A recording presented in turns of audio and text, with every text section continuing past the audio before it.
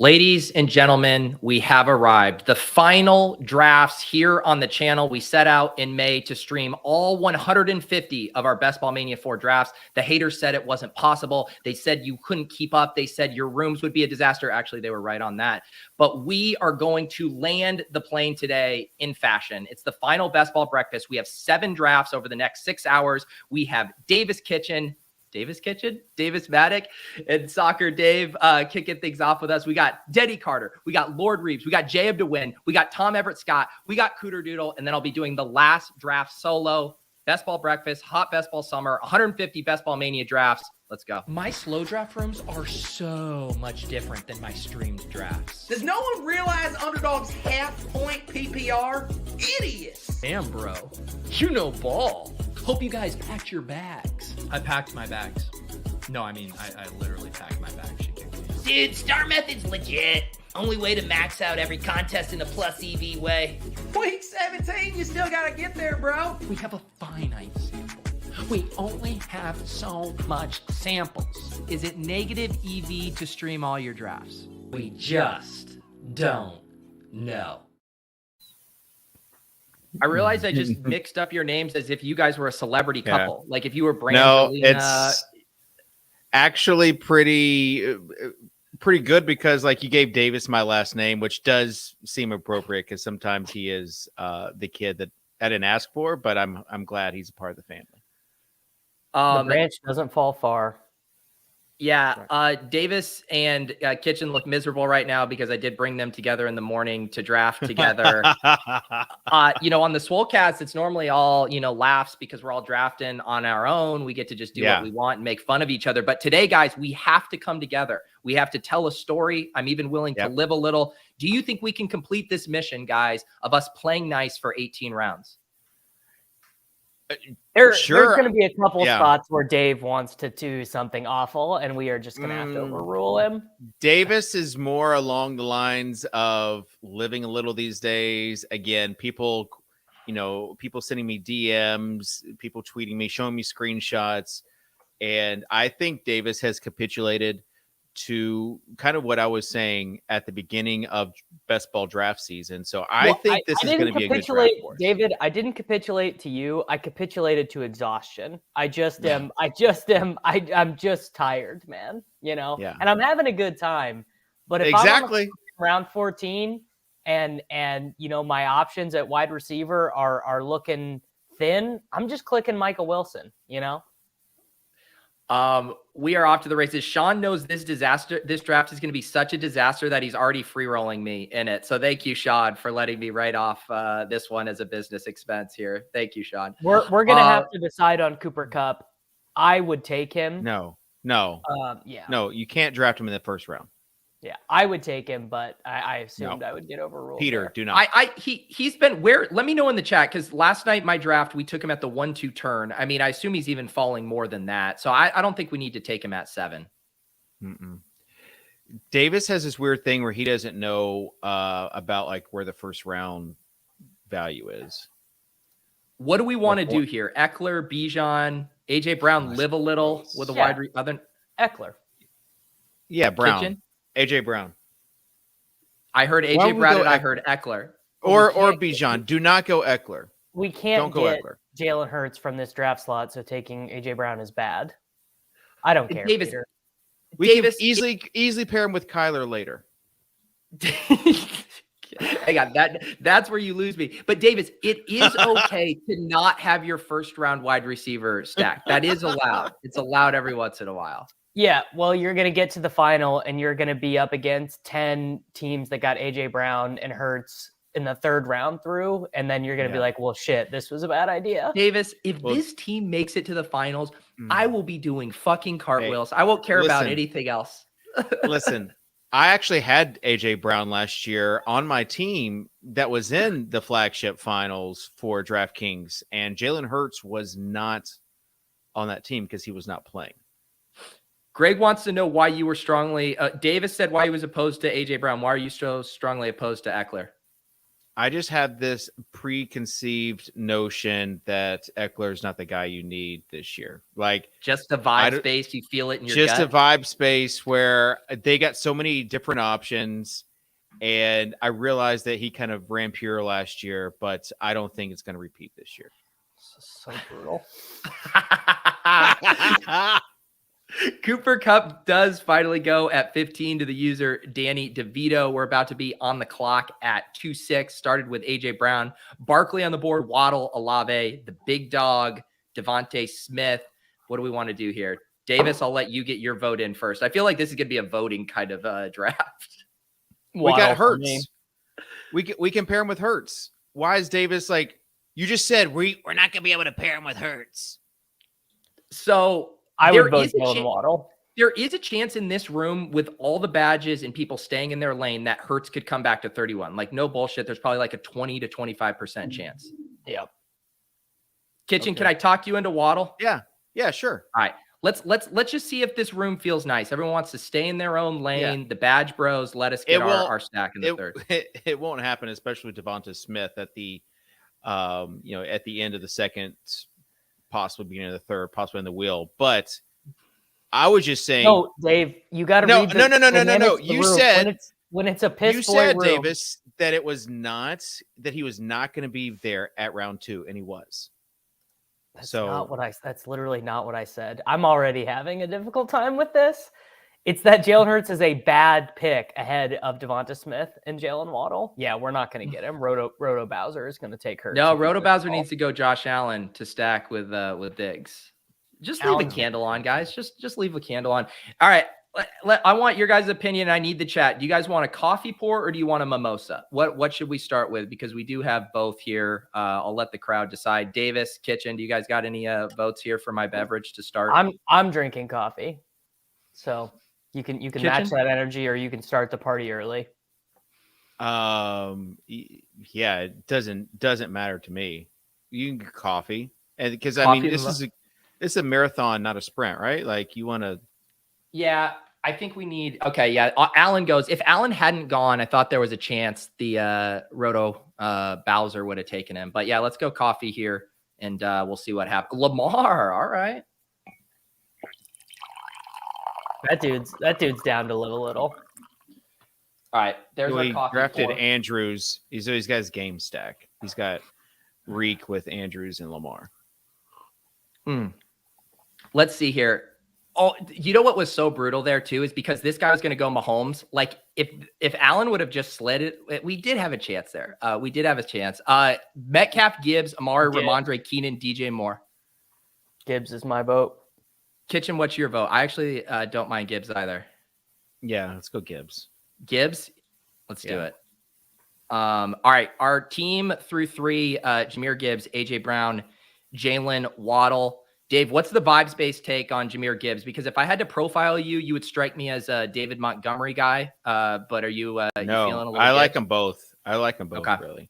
And they're not even a handcuff, really. They both serve different roles in that offense. But I like Gibbs. And they did, obviously they traded up to get him. You watch all those, off-season videos. You grind the tape. You see how much they love him.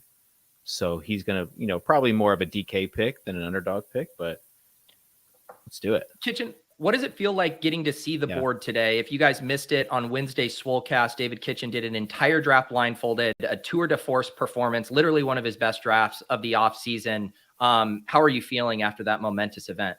Yeah, I'm dialed in. I feel like that was like I'm kind of, I only draft when I'm not like Davis. Like I'm not drafting if it feels painful. If I don't want to draft, I'm not going to draft. But there are going to be nights where like I'm drafting until I fall asleep. So I'm not at that space. I'm winding down. I'm getting ready. College football started last night. Like it's all happening. Yeah. Davis admitted before the show that he was in a DraftKings draft. He's probably reading Discord right now. All I asked for Davis for just I'm not. I do not have Discord up right now.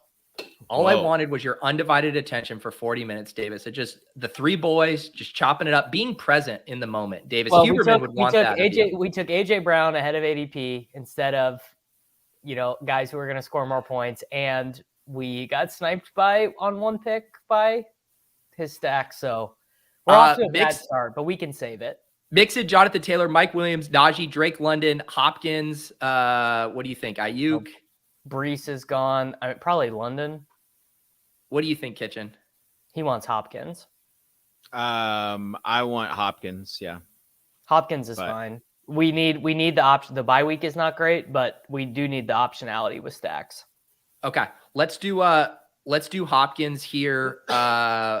We'll get Kitchen's guy, and of course that gives us avenues to building out just an Omega Titan stack, which feels like a fitting note when I'm drafting with the king of Tennessee himself. Yeah, we can take Tajay Spears on this team. I love some Tajay Spears. I heard you bumped into him at a Planet Fitness, so I saw that in the video. Who has better knee health? Tajay Spears without an ACL or David Kitchen?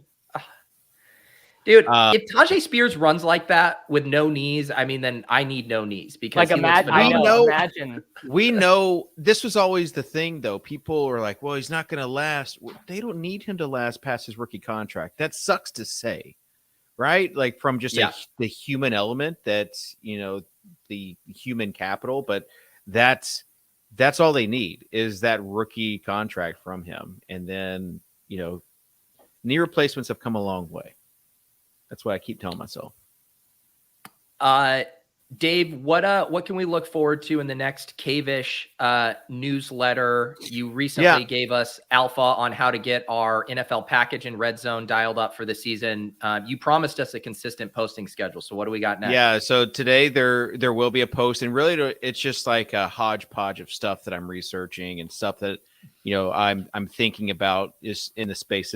Again, this is for guys that are in their 30s and 40s. And, there's lots of things that I'm looking to purchase or looking to view. I went down the rabbit hole yesterday. Dave's just running like an Amazon storefront affiliate. That's the eventual path it's gonna take. Yesterday, my search history had to do with penis injections. The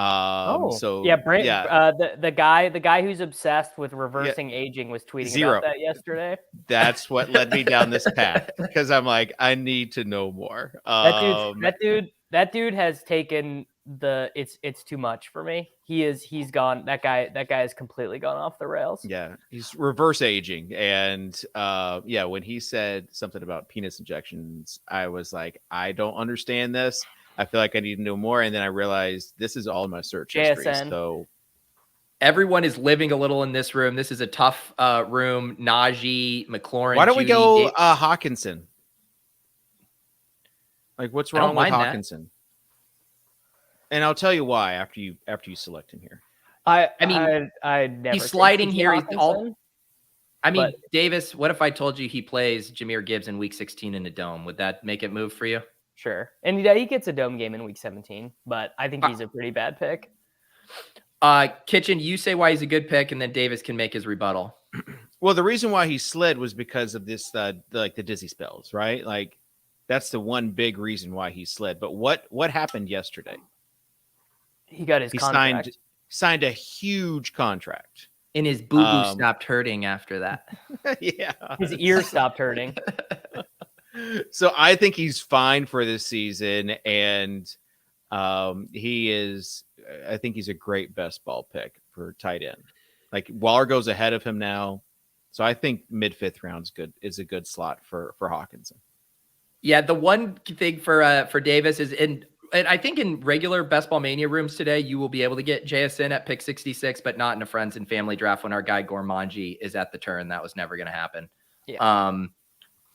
We can survey the landscape here through 5 rounds. Jahmyr Gibbs at running back, 3 wide receivers, A.J. Brown, Jalen Waddle, DeAndre Hopkins, tight end, T.J. Hawkinson, Jonathan Taylor sliding, Judy sliding.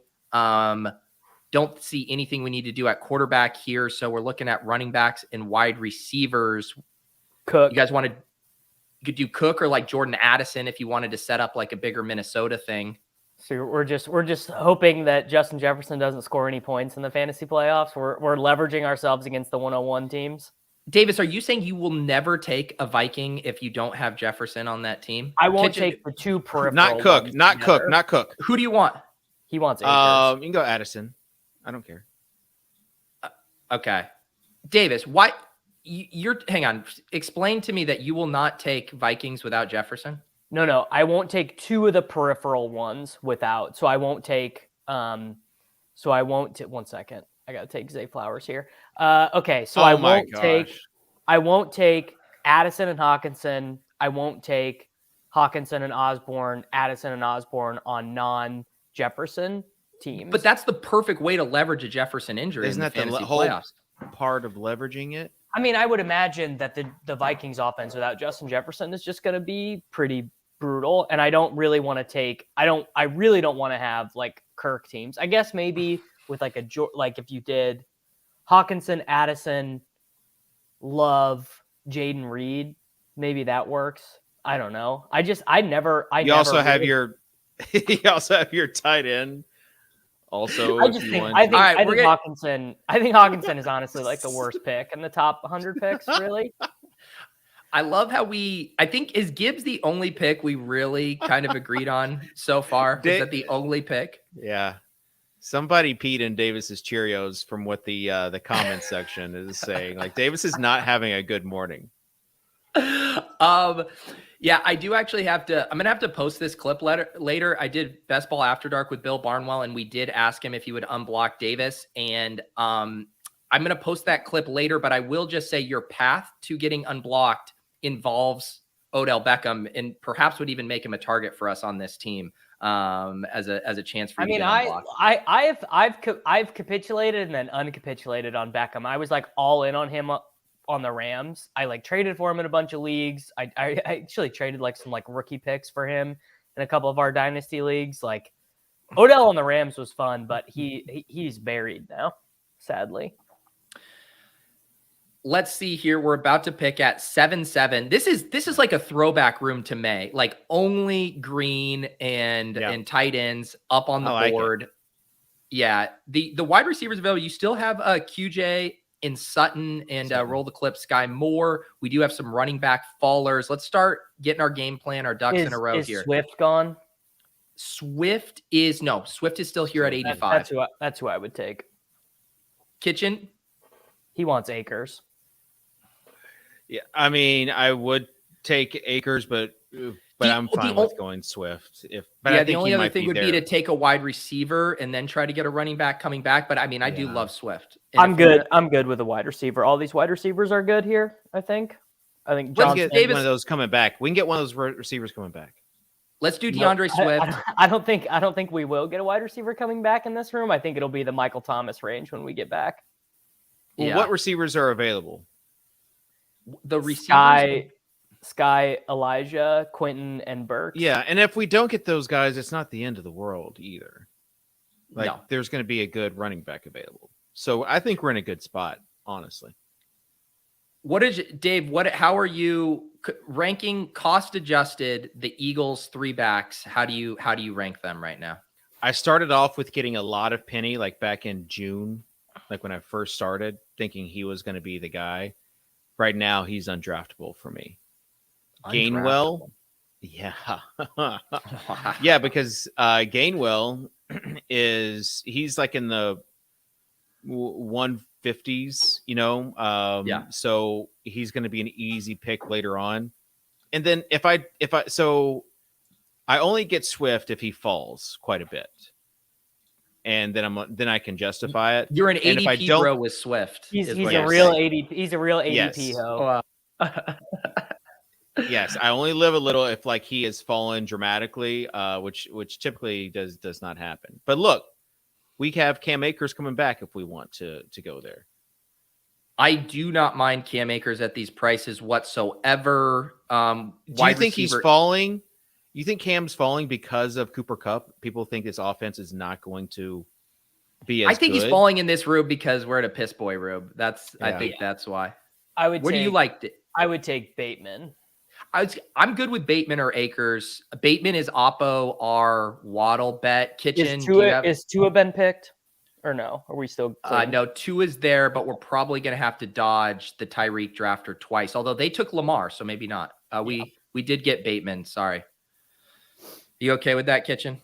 Yeah, we can draft Kyron later. I went through like a 10-day period where I drafted a bunch of Cam Akers, but they kept 4 running backs, and the Kyron Williams drumbeat is like enough that Josh Jacobsing, I think, is like pretty much off the table now.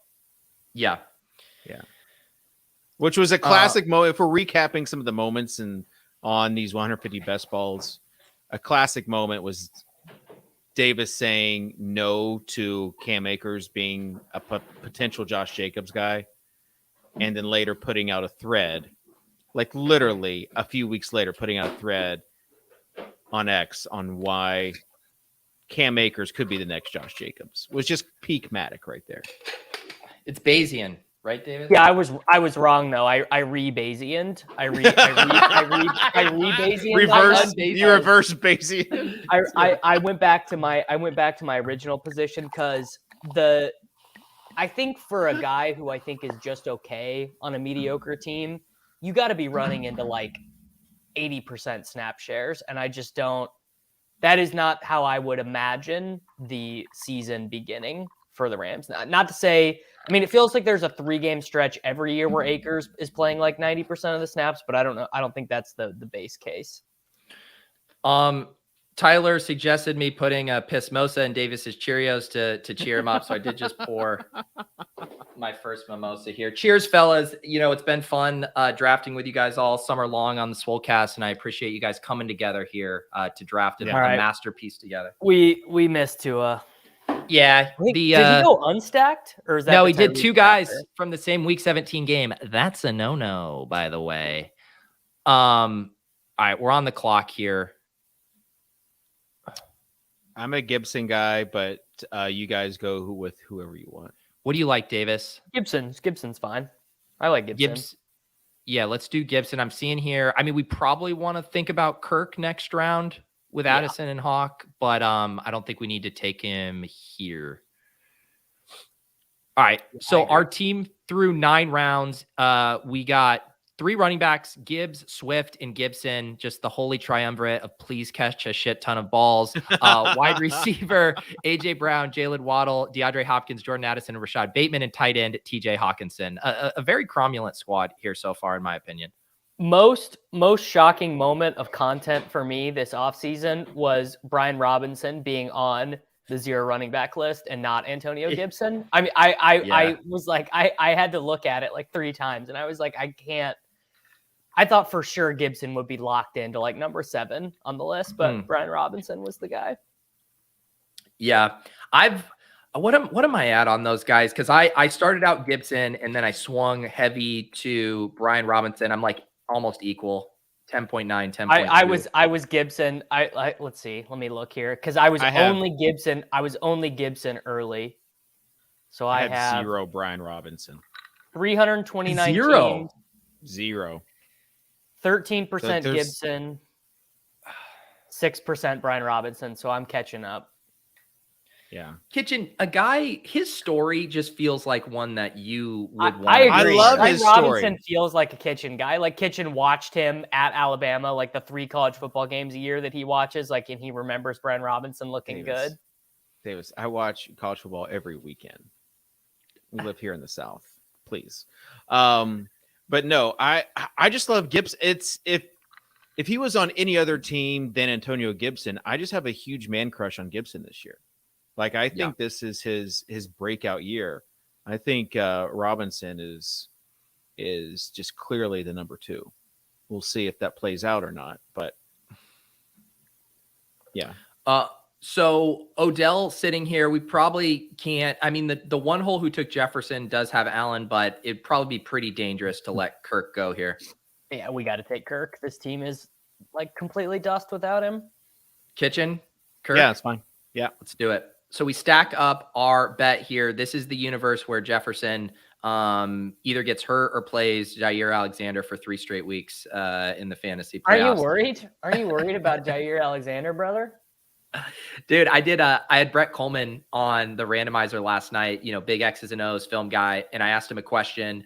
How do you rank the Chargers wide receivers for fantasy, just for the fantasy playoffs?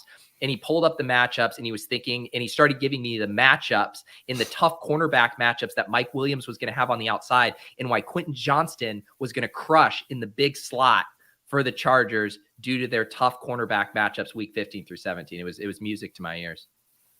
How does he feel about Keenan? Because that's a guy also I've been like shying away from, even if he's there well past ADP.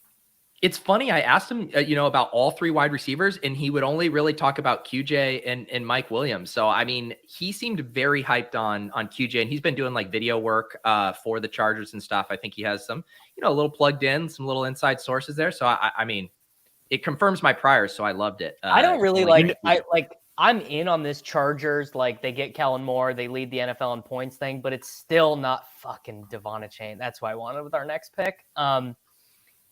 But it's still not enough. Being excited about the Chargers is still not enough to make me want to take Keenan Allen or Mike Williams where they go. Talking about like the video stuff, like that is potentially like the new edge. I was listening to a ETR pod, and Silva was saying that one of his connections helps with the hype videos for the Bears, and they requested to take out not have Donta Foreman in it. Donta Foreman. Oh, I did see that. Yeah. And so it's just like, well, if that's the case. That kind of stuff has had signal this offseason, because remember the Twitter banner for the Vikings where they took Dalvin Cook out of it and it was just Alexander Mattison? Like, those things have had a high hit rate this offseason. Well, and you have to feel like those decisions come from the top. Those aren't like the creatives making those decisions. Those are coming from someplace. Get Dalvin Cook off of our Twitter banner. I really thought Foreman was going to get cut. I was honestly kind of bummed he wasn't. Really gross range here. Algier, I think. I'm fine with Jacoby. Jacoby's fine. Jacoby. We could also just reach for Laporta too if we wanted to set up something with Goff and Gibbs. Sure. Well, it's anytime you can get your second tight end scoring more points than your first tight end. It's pretty Davis. Good. So I can't tell. Is that a ringing endorsement for Laporta, or are you still very angry with the Hawkinson pick? Oh, I love Laporta. I love Laporta. I think the if Laporta was if you got memory wiped and you didn't know he was a rookie and we didn't have all these rookie tight end narratives, I think he would be the tight end 7 for ADP. Yeah. Let's see. I mean, yeah, if Kincaid's going at 110 now, I think we can take Laporta at 127. That seems fine. Yeah, I mean, I thought I have Kitchen on wanting to live a little. Could we have taken Jacoby Myers? Davis and I took Jacoby on ship chasing the other night. It had to be done, but does it ever feel fun? Buddy, that Jacoby Myers pick literally saved our team. We are going to be starting Jacoby Myers in week 1. Yeah. We're at that range of guys that Davis said is in hell, like the 13th, 14th round. But what if Jacoby Myers, Tyler Boyd, Van Jefferson, what if these are the guys that you need in your draft? Dave, we just don't know. Matty G sniping us on Jared Goff. That's not cool, dude. I mean, I would handcuff Gainwell on my own team, but I don't expect that. I don't mind. I honestly don't mind it. Or we go like Roshan if we're just trying to get a running back. Roshan's fine. Tajay's fine. Yeah. Kitchen? Well, we got Gainwell. Roshan. Just too late. Gainwell. So I guess the theory, we've got to take the theory for these backup Eagles running backs, right, is that they're going to get up big in this game against the Cardinals, and then Gainwell's going to come up and clean up. The theory is that whoever wins the role, that they're all underpriced because of the uncertainty, and that any of the three of them could be. Are we sure? But are we sure there's going to be a 1A role to be won, or do they just keep on rotating players in? Let me tell you though about on DK yesterday. I had an unstacked Hurts, and in the 20th round, I almost stacked him with Alberto. Wow. It was like very close, and I decided not to because Fance was there. But like, if they traded for him, even though it's a throwaway 7th round pick, and something did happen to God, we know that he can, he can catch the ball. So I mean, positionally adjusted, the DeAndre Swift acquisition is like the same thing as the Alberto acquisition, like in terms of like what they gave up for him at the position that they play, and for what they cost in the actual NFL draft. Was it the tournament that Levy won on DK last year? Didn't he go 4 late tight ends, and Alberto and Donald Parham were 2 of them? I believe Alberto was the 7th highest scoring tight end in Week 17 last year. Oh yeah, because he had that touchdown against the Chiefs, right? Yeah. Yep. Yeah, that was so funny.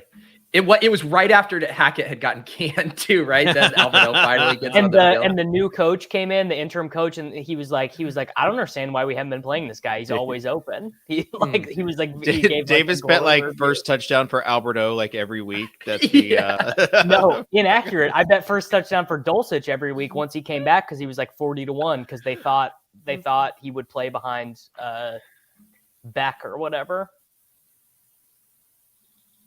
All right. Yeah, I was hoping Tajay Spears. This is one of these brutal rooms now where all of our friends got in here and take all the players we like. Jeff Wilson, Kendre Miller, bags down bad. What do you guys want to do here? Feels like a reach on Hyatt, probably. He might even be gone. Yeah, I would say Thielen or Jefferson. I'm honestly okay with either of those guys. I got to keep the 0 Thielen bit going. I got to keep that going. Okay. All right. Well, then go Jefferson. Davis, do we have a stack to set up at quarterback? Rondell not could really. be a bring back, but I'm not really loving Rondell. Sure. I mean, I hate this pick, but yeah, I just don't know what else we're supposed to do. I mean, what we could have done is just gone like 3 tight ends with Chig and just gotten our Tanny. I already made a mimosa, guys. It's almost done. I'm gonna need a stiffer mimosa the way this back end of this draft is going. This is the range where I start just taking guys. Like when the wide receivers are, when I see Isaiah Hodgins, Van Jefferson, Adam Thielen, DJ Shark, and Rondale Moore, that's when I start just taking whoever I want because I'm not missing out on the tournament winner there. This is like one of the friends and family room. When you look at the board in the 13th round, it looks like you've it looks like you've excluded running backs and wide receivers, but it's not. It's just sickness. No, they're there if you click them. My goodness. Was there any update on Kendre other than the hamstring injury post? I haven't been on Twitter. He just said. All Dennis Allen said was that they were not sure about week 1. That's all. Do you not show the board at all on these streams? Or I was just marveling, Kitchen. You telling me how to stream is rich. But you're right. No, I was marveling. I didn't know really. Like Justin Ross is a 14th round pick. Like we officially have license to live a little. Justin Ross. 14th round unstacked. Like just take. We could also just take Dalton Schultz here, 30 picks past ADP, and gives us another quarterback option, or we could make Davis's Luke Musgrave. And he correlates, Schultz also correlates with Hopkins. You guys down for this triumvirate at tight end? I mean, look at this. I mean, we should have just taken Musgrave, but every single draft you post has Musgrave in it. You have to be up to like 14 or 15%. Let's see. That's a good question. What do we think it is? Yeah. And I just had a bunch of slows finish. 13% Musgrave now. Yeah. I'll book. This is, as much as I know we're all excited about Musgrave, I like him too. I will happily book anyone Schultz versus Musgrave. No, points. You guys have lost the thread. If you're, I mean, the bring back on the Minnesota stuff. I get that. But Nathan Yonke officially has too much power when Dalton Schultz has been nuked 30 spots from a preseason tweet. Yeah. No, it's trust me, we all like rookies. We're all excited, but we've lost the thread on Schultz versus Musgrave there. If you had to. Honestly, what's insane is if I had to bet the 2 rookie tight ends who matter the most in the 3-week sprint, it would be Laporta and Michael Mayer because by the fantasy playoffs, the Rams are just the Raiders are gonna have literally no reason to be playing Hooper. That's the only concern I have about my Adams bags is that the Raiders might just be so dust by that 3-week sprint. Yeah, I was talking with Brett about that last night too, because he was like, Aiden O'Connell's going to start games this year for the Raiders. And then I'm like, I could totally see that. And then I'm also like, what does that mean has happened to the team? What does that mean for Adams and Jacobs at that point of the season if Aiden O'Connell is out there? I mean, it's like, I don't think that would be the ideal scenario that I would forecast for Devontae Adams, but he also put up 30 with Jarrett Stidham against the 49ers. Like Devontae Adams, he is Cooper Kupp level good. Like Cooper Kupp could play with Stetson Bennett, and I really would not be worried about. What was the Raiders' record last year, like heading into that game, though? 7 wins. I mean, they benched Carr. Yeah. I've got 20% Jimmy G, so on DK. So seriously, that is aggressive. Wow. Although he's just free there at the end. I will say that, the quarterback, like, so for example, on DraftKings now, Bryce Young is like a 16th round pick. So like Jimmy is the only quarterback that doesn't have this insane inflated ADP there. Yeah. Kyler's 18th round there. You can get him in the 18th round sometimes. Yeah, there was like a 3-week period where I was pretty in on Kyler, but like the vibes are just so bad that this is what I'm telling myself. They're tanking early, then they'll be playing late to showcase Kyler so that they can trade him. So he's going to be the perfect playoff guy for best ball. Do we have a quarterback? Wandale goes 15th round. This is probably going to be a 3 QB room. So like Stafford. Stafford I hate now. Honestly I would take Clyde here. We could also grab just Tannehill Tannehill and Stroud are our other two options. We need Tannehill. This team makes no sense without Ryan Tannehill. At this point, Kitchen, are you fine just locking up Tannehill and living a little? This room's out of control. Sure. Russ lasting till the 15th or 16th round. The Mims drafter. I bet on the board. I bet the Mims drafter already has 2 quarterbacks. That's got to be what it is. Where did Mims go? Went at 108 to Matty G, and he had Jones and Goff. Yeah. Yep.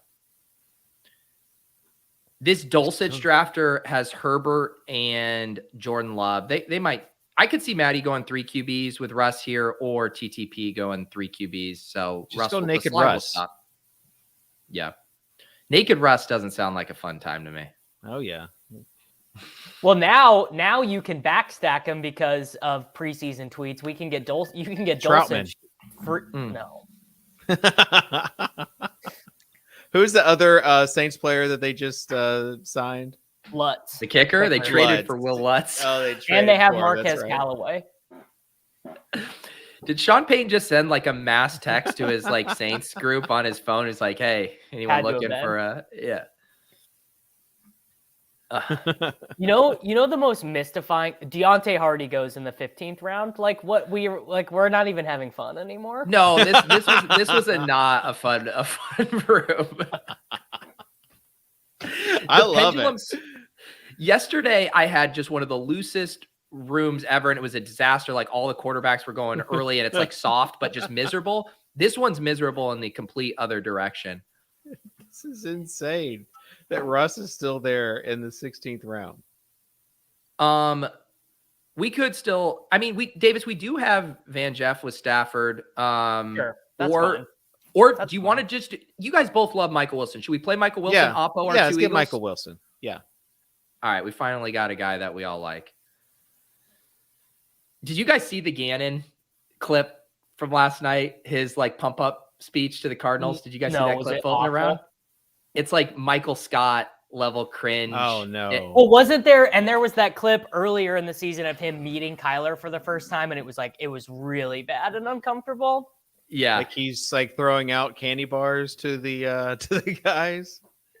You remember that in the office? Yeah. It was just, he was trying to do like this pump up speech, and it was just falling so flat, and they're showing all the players in the, in the conference room, and their eyes are glazing over, and the words he's saying feel like they should be really rah-rah, but the way he's delivering it is just like so monotone. And it's like, no one's buying this, dude. No one is rallying around this speech.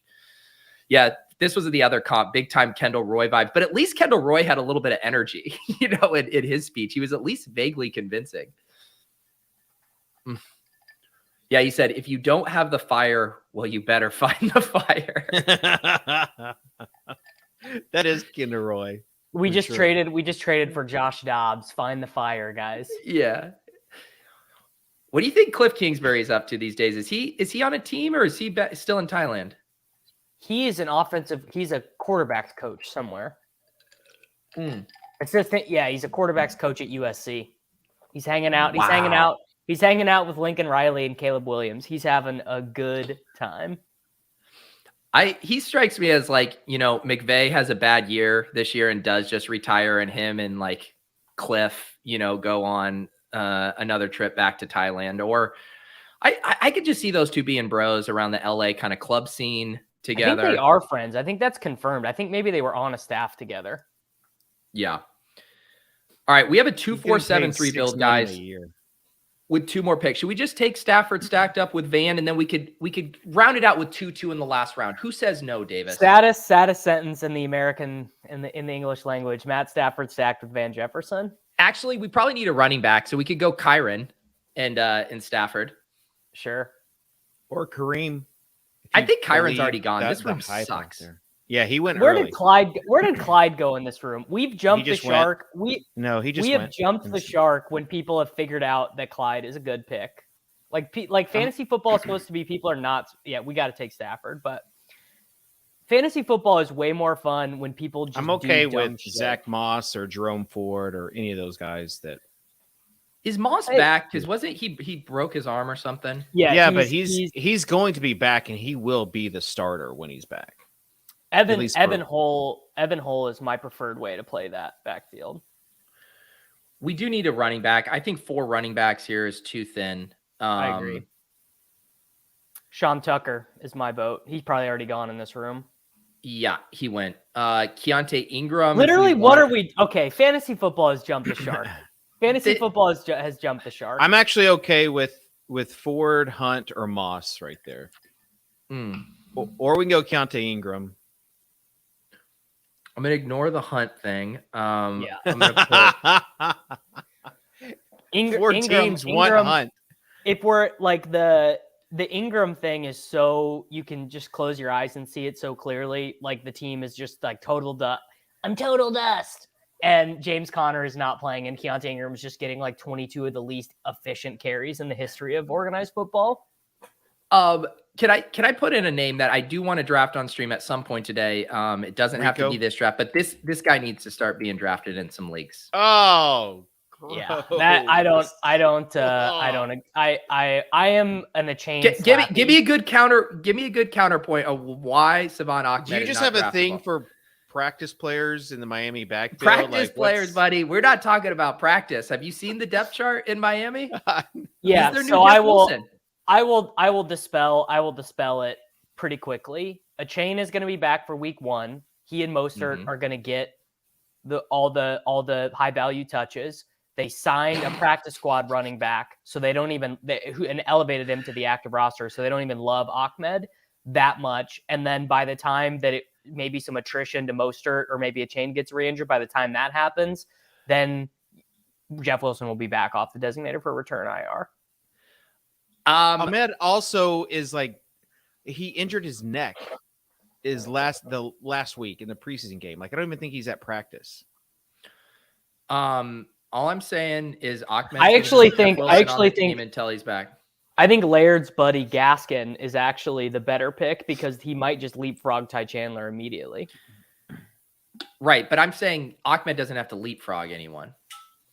He's got to leapfrog the 3rd-round rookie, the first pick that the Dolphins made in those the draft. Those guys aren't. They're not going to use those guys in the same ways. Like A-Chain and Ahmed essentially play different positions. I am an A-Chain slappy, and I am too. I love A-Chain, but it's like saying you're not going to take Gainwell because of Penny.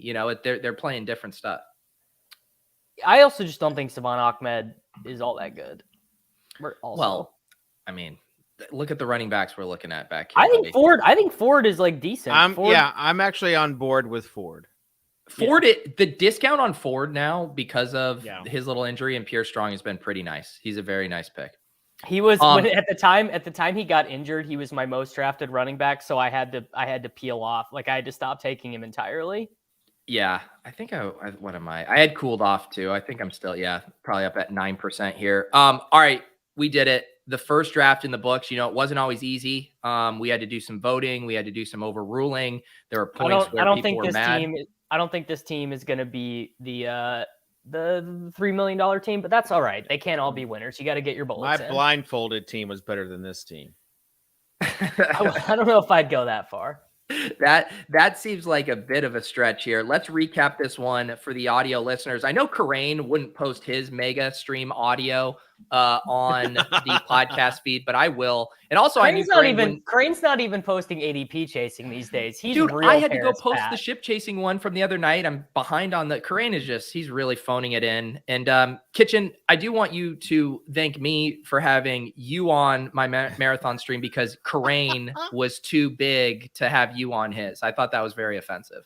I was about to say because Karain was busy and I invited you instead of him. Yeah. No, but thank you for having me on here. The growth of the Peter Overzet brand is something that I just enjoy seeing. It's one of David's great joys in life. Wow. Do you remember back in the day, I posted a picture of you and let's get this guy to 5,000 Twitter Twitter followers. It was, and now you're just blowing up. Wow, Kitchen. I love it. Hey, it all, you know what? I'm just merely a branch on your thick, hardy tree. I am going to recap this team before we bring on Denny Carter, our guest for draft 145. But boys, we did it. There were lots of disagreements along the way, but we did end up with a perfectly cromulent team here. Kirk Cousins, Ryan Tannehill, and Matthew Stafford, three of the funnest quarterbacks you can draft in fantasy. Running backs, Jahmyr Gibbs, DeAndre Swift, Antonio Gibson, Kenneth Gainwell, and Jerome Ford. Actually, a relatively fun running back room.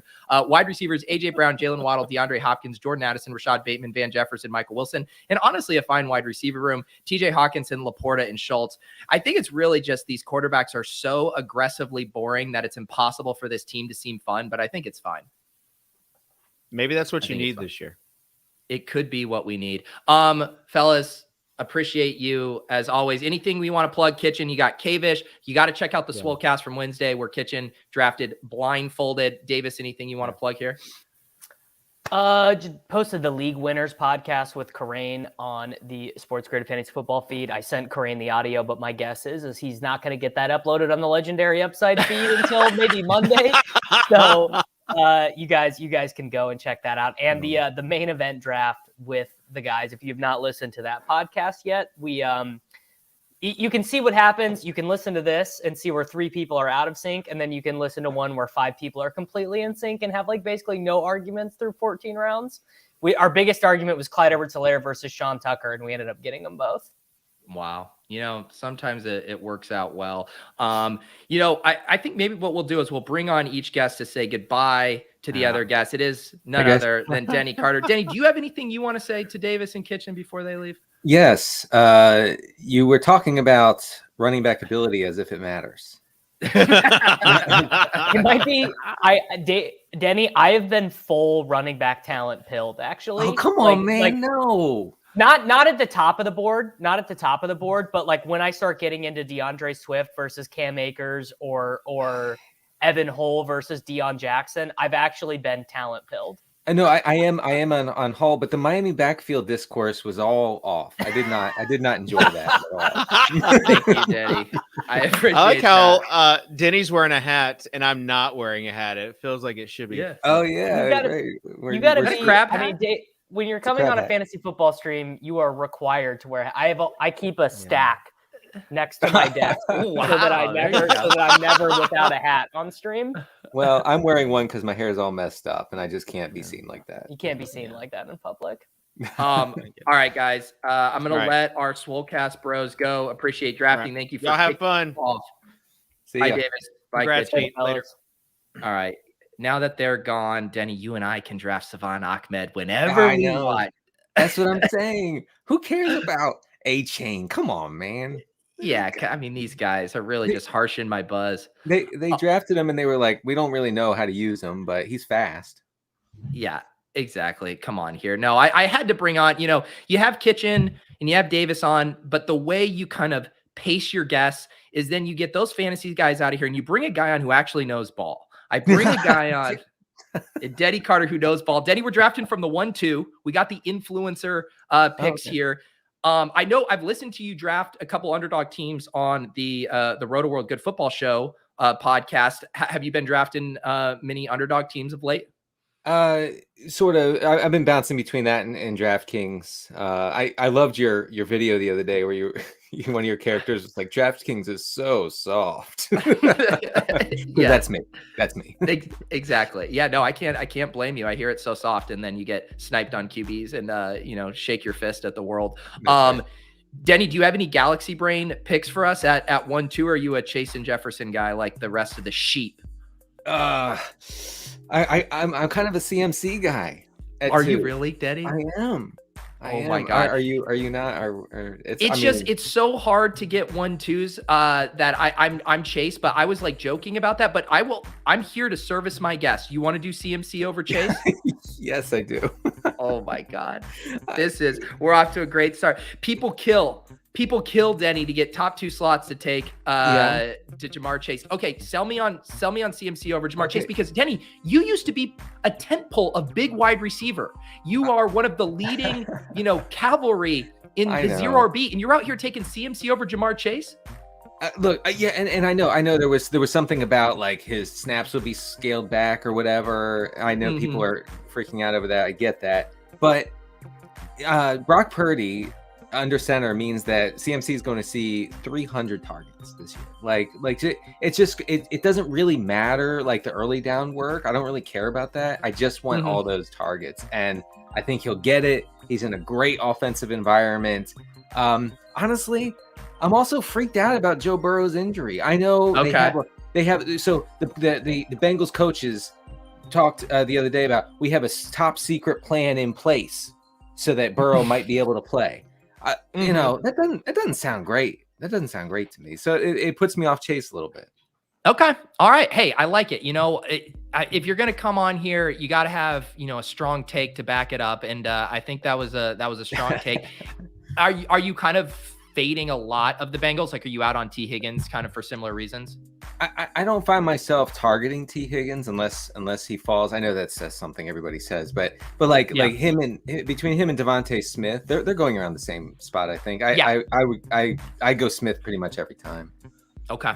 Yeah. And I will say that I always like to survey my room. I see a couple names I recognize. M Wolf in the chat, who just sent over a very nice super chat, said needed a super chat because Denny hitting 40 and the Wilson IR, he's finally been owned. Do you agree with this premise from Mark?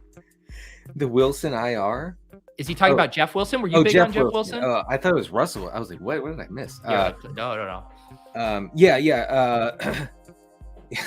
What was the premise? I'm sorry. He says you've been owned because Jeff Wilson was on IR. Oh, okay. I have Jeff Wilson in 25% of my drafts.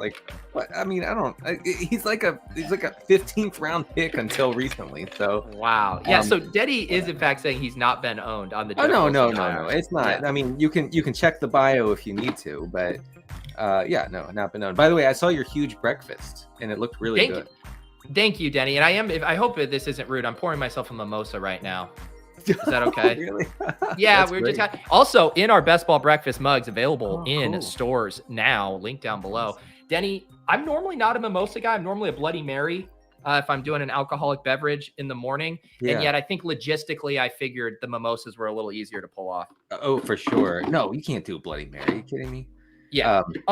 No, I'm a mimosa guy. Bloody Mary's actually kind of grossing me out.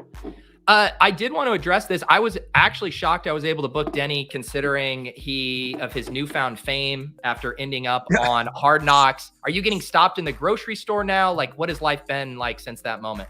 Yeah, it's pretty. I have people lining up outside my front door, just wanting to shake my hand. No, it's actually I haven't seen any sort of reaction to it, except for some old high school buddies texted and were like, "Hey, I saw you." So we are in the spot I knew we were going to end up in. Calvin Ridley, T. Higgins. Are you on the Calvin Ridley is him? I was recently converted by Rich Rebar. No. Okay, so, are you going to convert me here? Is that what we're doing? Are you going to go high T with Henry, Higgins? What do you like? No. Ridley. Okay, all right, convert me because I'm like one of the last remaining holdouts. Really? And so how did Reeves makes very convincing arguments. He's going to be on later, directly after you actually. But let's make this pick and then you can tell me why you converted to Calvin Ridley. We start with CMC, Calvin Ridley here with Denny Carter from Big Peacock. Had me draft Christian McCaffrey over Jamar Chase. He's living a little today. I'm going to pour my mimosa. What do you like for this next pick here, Denny? Oh, yeah. I like Jacobs. I also kind of like Hurts, but no. Let's go. You know what? We're gonna go high T today. I'm feeling the testosterone flowing. So let's go with Jacobs. Jacobs is the pick. The testosterone's flowing, but not so much that you're taking the big dog. It is kind of coursing through your veins, but more gently. It wasn't gushing through your veins. I mean, we can't ask for everything. Like the T pills work, but they don't work that well. So I actually end up with Jacobs and CMC from the 2 spot a lot, and I don't hate that. Hey, we know a guy who had 2 elite running backs last year, and he won some money. So I did, and when has it ever failed to just kind of replicate what someone has already done with billions of dollars? Oh, please! Everybody's drafting the same way anyway on Underdog. Exactly. Everybody does the exact same thing.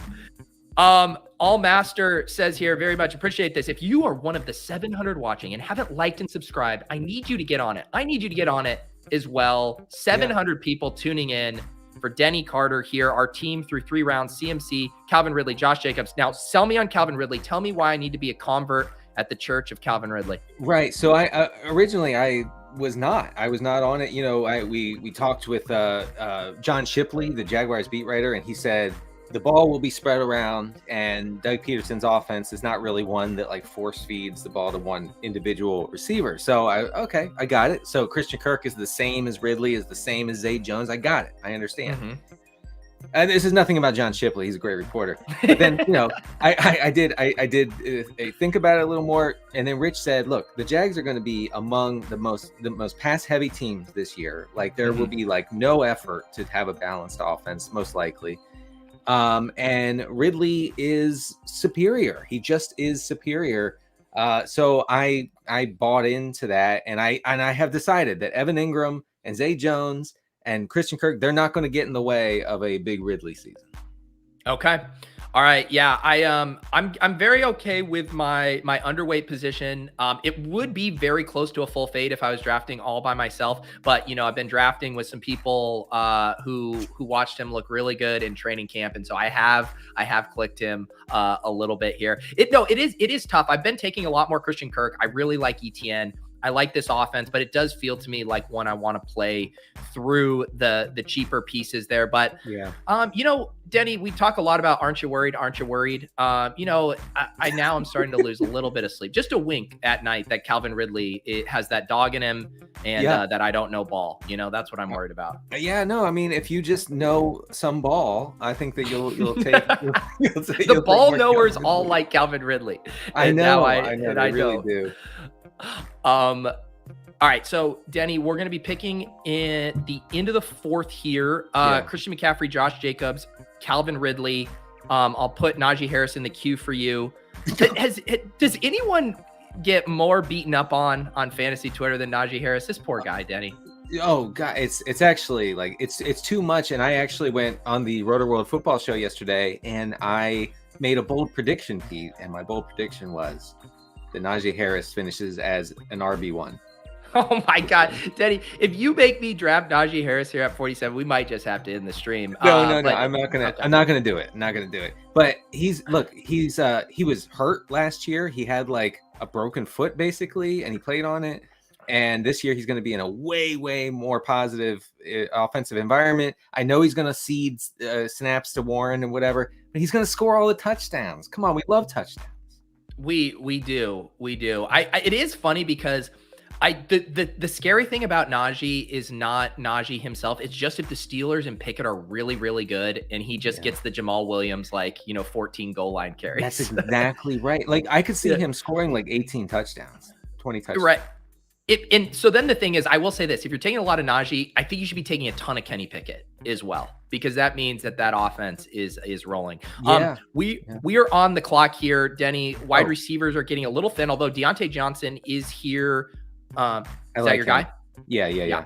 Let's do it. Denny, I don't know if you heard, but he didn't score a single touchdown. Not one? Year. Does that scare you? I know ball, and I will say that anyone who knows ball knows that Deontay Johnson should have had 7 touchdowns last year. So. Yeah. Cody, you did miss the champagne pour. I did it right on camera and everything. Eagle-eyed viewers noticed it. They've been raving about it. They've been whispering about it in their private chats. You got to roll back the tape, buddy. All right, Denny, we're back on the clock again. Is there another wide receiver we should do here? Do you want to try to stack up the Jags with Kirk? You want a tight end? How much time? 7 seconds? 5 seconds. Kirk. Okay, let's we'll set this one up here. Kirk. This room could go either way, right? Because we pick at 71. Lawrence's ADP is 63, so it may or may not happen. We shall see. Can I ask Pete, what are these prices popping up in the chat? What are those? This is it's kind of it's an auction to get to spend an evening with Denny in Maryland, and everyone is bidding right now. Right now, the top price is $9.99. No, this is just very kind people sending in super chats. There was one in here, Alex. I'm not gonna lie, man. This is just like a lot for me to handle right now, trying to read this team. Yeah. And it's like, normally I want to be able to see the positions and the board. But Alex, it looks like a decent team. You got a couple good quarterbacks there. Najee, James Conner, literally all the players I don't like. Jeff Wilson, who's no longer playing, Hunt and Lenny, who I never draft. Alex, I really appreciate the super chat. Don't love the team, but keep drafting. It's a lot of fun on underdogfantasy.com. Use promo code Pete. That's cool. Okay. That's cool. Yes. It is. I wasn't aware of that. Okay, so we have to get Trevor Lawrence or death here coming up. It is, and it's probably going to be death, Denny. It's probably going to be death. Really? Nez, who's been a YouTube member for 24 months, says rate my 14 team Superflex IDP standard draft. Denny, I remember for 1 year, one of my fantasy leagues, like my friend leagues, they were like, the defensive stuff is stupid. Let's do an IDP element. Yeah. Let's have 2 IDP players. And it was a Roto World article. There was someone who would do the write-up on there, and I'm like streaming linebackers. That was one of the darkest moments in my fantasy career, having to read an article for streaming linebackers, Denny. My first league ever was an IDP with like 5 IDP spots, like something crazy, right? And I had no idea, none, about like who to have. I was like, Zach Thomas, I guess we'll just take him. And and what was so messed up about it is, like, if you think of the equivalent, it was something where there was a 12-team league and everyone got 2 IDP slots, so it was 24. And it's like, imagine if it was the inverse and it was just everyone could get 2 wide receivers, and it's 24 wide receivers. It's like everyone would have really good wide receivers. Everyone had really good line. It was like, why are we even doing this? Like, there's no point. There's no skill. The skill is if I'm having to find the 19th, linebacker on the Broncos depth chart, and who wants to do that? So the key to IDP is finding the linebacker who inexplicably jumps on the pile at the end of a tackle and gets a half a tackle. Yes. Yes. There's lots of good people out there. I don't want to fantasy kink shame. If IDP is your thing, by all means, but I absolutely cannot. I absolutely cannot. No. It is a no-go for me. Like, yes. One of my leagues was like, should we do IDP? I was like, I will take this to the Supreme Court. Yes, Tyler, Denny, these are the Deposit Kingdom prices for the chat rats. They are only allowed to stay in here if they throw dollar bills at me every few minutes. for your deposits, I recently made a DraftKings deposit.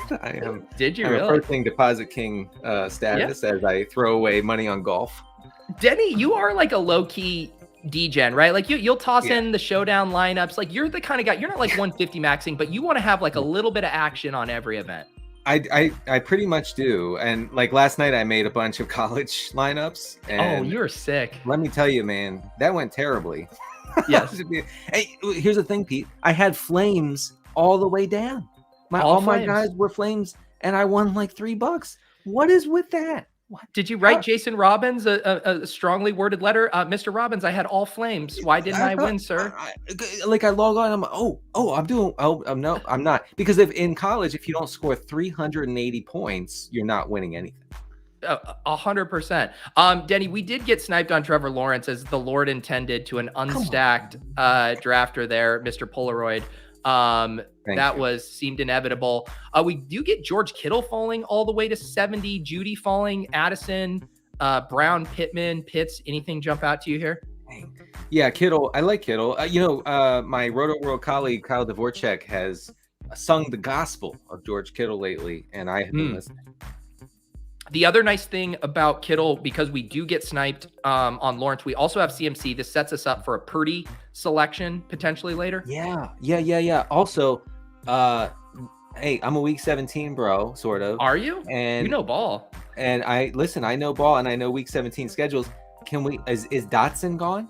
Denny, you were so close. Dotson is one of the trendiest picks in all of the land now, and he is in fact long gone. Okay. How about Gibson or Robinson?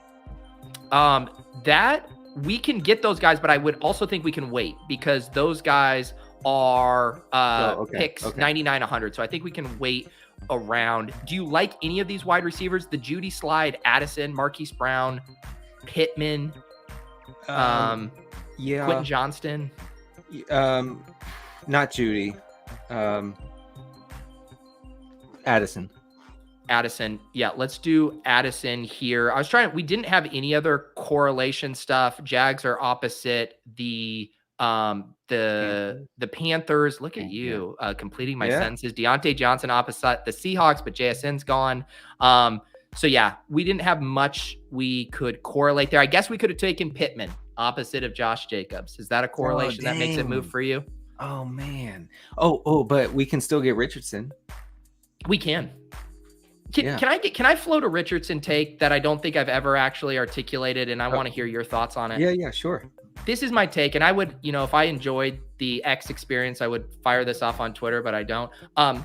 My take is that people are overselling the ceiling of Anthony Richardson and underselling the floor of Anthony Richardson when they select him. That's kind of my thing, because I feel like everyone has this like, I'm going to get like a 30, 35 point week from him, which sure, if he rips off a 60-yard TD run and does the Justin Fields impression. But I think what's more likely is we see like rookie year Lamar, where the floor is just rock solid, 18, 19 points, doesn't kill you, but isn't like delivering you millions of dollars. And that's the secret of the Konami code, like the true Konami code quarterbacks, is that they're floor options. They're not necessarily ceiling options. I mean, sometimes they will be, but you're getting almost nothing through the passing game, and you're getting 70 yards and a touchdown on the ground. That's all you need. Yeah. Sorry, my co-host, Chris Spags, the foremost truther on Anthony Richardson, is not happy with that take, although some people seem to enjoy it. I mean, I do think the difference, like Lamar didn't take over until the very end of the season. And so they were kind of running a dumbed down offense for him. I think the hope is maybe by, week 15, when it starts to matter, they're really letting him cook. He's a little bit more comfortable. But I think out of the gate, it's the floor that you're going to have there. Cody, I appreciate this, the super chats here. And you didn't make me rank your IDP super flex team. And Cody was at the spin class in Brooklyn. Let's get one more Cowboy stack in here. All right. Yeah. I don't know if we'll be able to get that one done here, but I will try today. Denny, our team through 7 rounds, no quarterbacks, Christian McCaffrey and Josh Jacobs, very high T of you. 4 wide receivers, Calvin Ridley, Deontay Johnson, Christian Kirk, and Jordan Addison, and George Kittle, who I've been told is a grown-ass man. He is. He's a great blocker, and that's what we want in fantasy. Yeah. By the way, I saw a clip from your cycling or spin class thing. And I don't know why cycling, that is like the actual term, but for some reason it sounds like when my mom would be like, how are your sketches going? Like, how are your little comedies? How was your little cycling event? But you saw the clip? Are you winning, son? Yeah. No, I'm not, Mom. And that looked like more exercise than I've had in the past 6 months. So congratulations on that. You have a kid and you're still busting your butt. Denny, I thought you were a big cardio bro, getting out there, getting in those runs. Yeah, I mean, sometimes, but honestly, the knees, Pete, they don't allow me to do it so much. That is the bummer part. I like running too, but I'll just do like sprints and short stuff because like the long runs with the knees, it's just like it's not worth it, man. It hurts. I don't know what it is. Every time I log on and complain about it, I have 15 people go, "You tore your ACL." You're Tajay Spears. You're effectively Tajay Spears. And I'm like, wait, I did? Really? I did. I don't remember that. I don't remember that. All right, Daddy, we're about to pick at pick 95. We have a couple wide receiver options here, Elijah Moore and Rashad Bateman. And then after that, we could do one of our Washington running backs as the bring back for the San Francisco stuff. I'm not a Bateman bro. Okay. Do you like Elijah Moore? No. Do you like any wide receivers? I like Dobbs. Dobbs? Okay, I am a Dobbs guy. This is a bit, I would say a slight reach for him ADP wise, but he's not coming back. And if we're doing actually he might be coming back because he's not playing week 1. Everyone's now scared about Dobbs. Looks uncertain. Are we scared, Denny? I'm okay. I'm okay with Okay, it. Denny's not scared. No, I know. I don't think too much. Let's not think. And then for this, are you Gibson or Robinson for Commanders? Oh man, that's a really tough call. I guess I'll go Gibson. Which stinks, but yeah, let's go. Why does it stink? You get to pick either. I know. What do you think? Gibson goes. Okay. Buddy leg out here.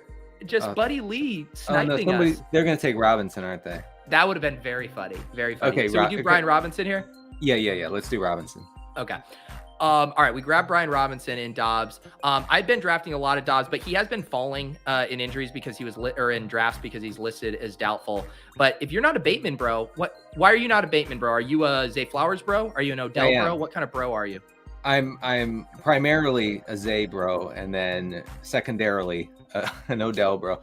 I'm the Bateman. Come on, man, Bateman. No, just give up the ghost. Yeah, it's always hurt. Like he's never there. He's never practicing. He's never like. What about Odell, who's kind of never been there for the past 2 years either? But isn't Odell going like after Bateman? He is. He is. Although it's much closer these days in ADP. Odell 109 and Bateman goes at 100. So they're definitely inching closer together. Listen, Odell's only been hurt for 4 years. So yeah, you got to feel good about that. I think Zay Flowers is just gonna emerge as the wide receiver one. Did you see the clip of Zay Flowers when Odell found out about his $7 million signing bonus and just fell over laughing? Well, I didn't get the context, so I saw OBJ fall over. Yeah. But what did he fall over about? What was it? That for when he heard that Zay Flowers' rookie signing bonus was $7 million. Oh, yeah. Is that a lot? I think so. Yeah. Okay. I actually don't know how I'm sure a nose ball bro in the chat can tell me how they do those signing bonuses or how those are laddered or whatever. But yes, Odell lost his mind over that. Well, listen, I know ball. I don't know contracts. There's a huge difference. I'm not one of these people. I actually am baffled in a good way. I'm impressed by people who can have a 15 thread post on Twitter about the intricacies of Mike Evans' contract. Man, I don't care at all. It has been, there's been lots of different. I did get one reference to the contract bros in the Best Ball Bros video, but that has become a new genre, because it was in previous years we had the rise of the Twitter doctor, right? That became a huge thing. And then this year we got the contract bro and the meteorologist bro. We now out here have people who could legit just get jobs doing weather for their local news station because they're looking at the wind patterns in Cleveland in December. That's what, hey, that's actually, that was part of your bit. That was part of one of your characters was talking about the weather in Cleveland, right? Yeah, exactly. I mean, Best Ball has really, that's the thing that gets underreported. People say we're just wasting our time. We're not contributing any good to society, Denny. We are learning valuable skill sets across multiple industries. And, the medical professional, we do it all now. I've read enough contract tweets to actually be an agent in the NFL. Yeah, I could do that. Exactly. Actually, the Jonathan Taylor contract stuff, I don't even engage with that anymore because it's so over my head. And also, I can't emphasize this enough. I don't care. Yeah, well, that's the fun one with the Jonathan Taylor and like the Hawkinson and the Dobbins is when the Twitter doctors and the contract bros come together to try to figure this out. Yeah. And the doctors are like, no, this is more injury related. And then the contract bros are like, no, this is more contract related. That's right. Oh yeah, I don't even know what to say about Taylor. I mean, who knows if he's hurt? Yeah. This is the other one. Sue-Ann mentions there's the fantasy lawyers out here telling us how long Kamara is going to get suspended because they've been reading the transcripts from the court. The briefs. The legal briefs. and then we got Dave Kluge up here calling up the Philadelphia Police Department to find out if DeAndre Swift murdered someone. I mean, we're doing it all. Dave is an old school reporter. I see him chomping on a cigar. Hey, give me the lowdown on Swift. Denny, are we going to do Odell at 119? I've never been so excited to do Odell if you're not a Bateman, bro. I guess. You got me so excited about Odell. You said Bateman's dust. You said Ravens to the moon. Who are we doing? Beckham goes, so we don't have. What about quarterback right now? What about? So we don't have any stacks yet. Oh, we could probably wait on Love, Pickett, and Purdy. Okay. Then let's do Odell. Odell's gone. Boyd, Penny, Mims. Do you want to chase up Mims? Mims. Yeah. Let's go. I like Mims here. I know he's on the cover of your graphic. Mims Moses. I forgot Mims Moses here. Don't you think though, like this lag, and again, this happens because of the ADP stuff. Like Mims should be going higher right now. Probably. Right? I mean, it just feels like he should. I mean, the Judy injury is probably serious. Yeah. Okay. And even if it's not, I mean, Mims is going to be on the field a ton, and he might just be on the field in 2 wide receiver sets for like the first 6 weeks if that Judy stuff lingers or gets re-aggravated.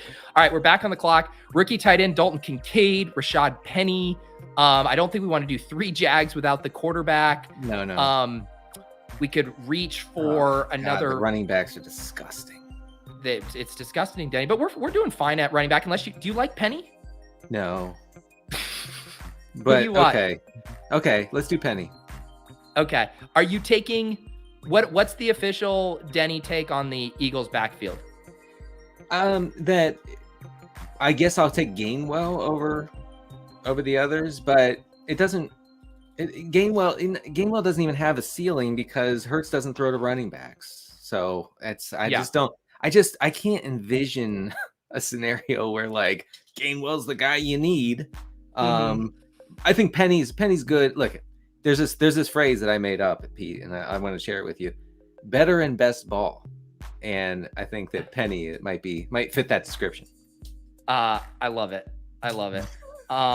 Well, lucky for you, Denny, we are playing best ball, so this works out.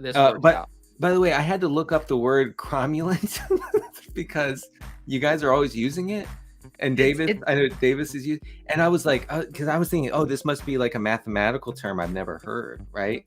And it just means the definition is acceptable or adequate. Yes. That's it. That's all it means.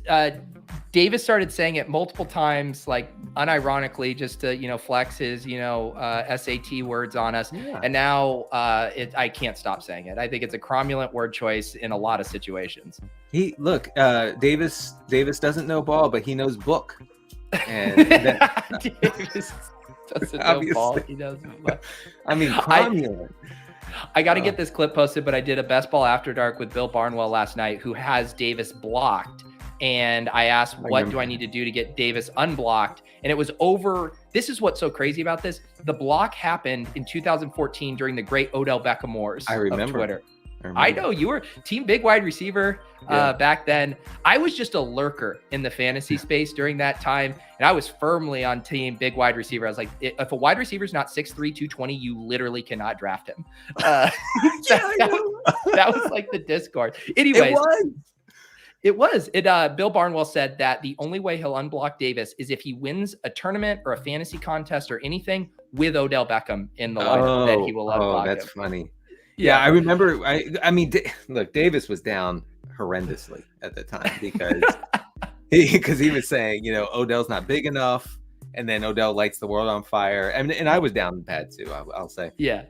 But yeah, we back then we used to be like Josh Gordon is just big enough. like to be acceptable. Like Kelvin Benjamin was our guy. Yeah, I remember. Well, Kelvin Benjamin was like a crisis of faith, right? Because he was big, but he was just so slow. He was like a tight end. And I remember Fantasy Douche was like, guys, you just got to take this guy in the 9th round. He's going to catch, 100 balls. You just got to do it. I remember some of those articles like vividly. Like I remember reading a Davis Maddock article about Ladarius Green that made me want to run through a brick wall and draft that guy on every team. Ladarius Green, because he went to Pittsburgh, right? Yeah, he was like Donald Parham on the Chargers before Donald Parham. He was Alberto before Alberto, just this athletic freak stretch tight end that was never going to actually play. And we're doing it again. Well, I'm not, but Chig Okonkwo, we're doing it again with Chig. Yeah. Yeah. It's not gonna happen. Yeah. Wow. Wait. I guess I won't float Chig here. Oh wait. How about some Algier coming up? I do like Algier. That seems nice to me. I'm just thinking through our quarterback stuff. We do have lots of options for quarterbacks. My guess is we take a quarterback with the pick at 146 here. Okay. Which who? So Pickett. Yeah, Pickett. Because our 4 quarterbacks are the next 4 in the queue. I think you could even, if we get sniped on Algier, we could make a case to get 2 here. Yeah, but that's fine. Actually, let's do that. I think we can probably sit on Algier just because I think we could get wiped here. So which of these, because all of the top quarterbacks in the queue we stack up with our guys, I think we can get whatever 2 we want. I think one should be Purdy with our CMC. Has to be Purdy, yeah. And then the other one, do you want to go Love or Russ or Pickett? That's a good question. I'm kind of a Jordan Love guy. Yeah. And we could potentially get Musgrave later. I don't know if it'll fall perfectly, but it might. Oh, that's a great thought. You've done this before. I have. The other thought too, and is you could go Russ and also get Dulcich later, who no one wants to draft anymore. I don't know. I'm more on the Green Bay offense. I feel like so this guy, Denny, I mushed us so hard here. They just took Jordan Love as their 3rd QB. Oh shit! Really? Unstacked. That just seems like a hurtful, mean-spirited click. Come on, man. Like that's unnecessary.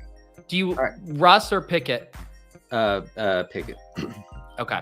Yeah, that snipe, that buddy, are you in the chat? That just feels like a pick someone makes to troll us there. Yeah, come on. Let's keep it above board here. Like that's not right.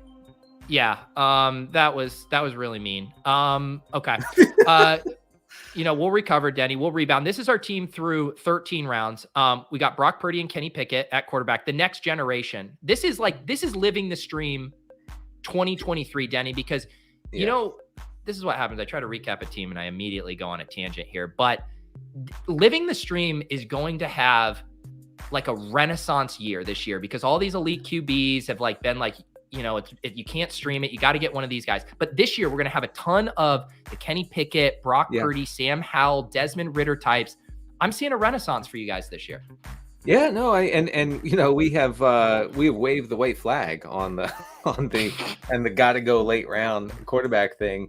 But I mean Anthony Richardson too. I mean you can still get him in I don't know 9th round, 10th round in 1 quarterback leagues. Yeah. So yeah, I could see that happening. I mean we had a couple hits last year whose names I can't remember, but Fields was a late round pick last year. Well, Fields, he was like a mid to late round pick, and then people were cutting him in fantasy leagues. Didn't you guys get to stream him one week because he was like on waivers? He was like 25% rostered. So yeah, we got to. that was fun. Nuts. That was definitely fun. There was another word that you guys use all the time besides cromulent. That I wanted to mention. I can't remember what weird word does Davis but mentioned. Denny, you're a fabulous writer. You're very well read. I mean, it feels weird for you to be impressed with words that Davis is saying. I mean, come on, Denny. I guess cromulent is just so unused that there was no reason for anyone to know that. I mean, that's you said it. It's an SAT word. It's a word that you have to learn for a test, but it has no application to real life. No one would use that except for Davis saying Tutu Atwell is a perfectly cromulent pick. Is it capitulate? Capitulate's been a big word this summer. Capitulate is a good one. I mean, I know what that means, but I've actually been using that myself because it's a great word. Here's the thing, Pete. I have capitulated bigly on Dalton Kincaid. Really? Yeah. So you're just basically every single trendy preseason player. You're not standing your ground. You're just capitulating left and right. I tried with Dalton Kincaid, and then the Bills came out in the preseason specifically to spite me and used him in a way that makes me think that I will be catastrophically wrong from back in May and June. So how are you playing Kincaid? Because he is like in my draft I just did, he went 110. This one he goes 125. Are you taking him only with Josh Allen, or you're like, I'll grab Kincaid, in any situation? I don't necessarily have to. Honestly, I don't find myself like targeting Josh Allen all that much, especially like on underdog. Josh Allen goes in the exact same spot every single draft. So yes, middle of the third round, early third. You're never ever gonna see him fall more than like 2 picks past his ADP. Why are people talking about The Simpsons in the chat? Is it from The Simpsons? Is it cromulent from The Simpsons? Cromulent isn't a real word. As someone who has looked it up when Davis first said it, and as Denny who's looked it up, it is in fact a very real word. Yeah. Well, it's according to a commentary on The Simpsons, the showrunners asked the writers to come up with two words that sounded like words that could be in actual use. Somebody named Cohen came up with cromulent as one of those words. So I guess it comes from The Simpsons. All right, there you go. All right, Denny, we're on the clock. Ferguson goes.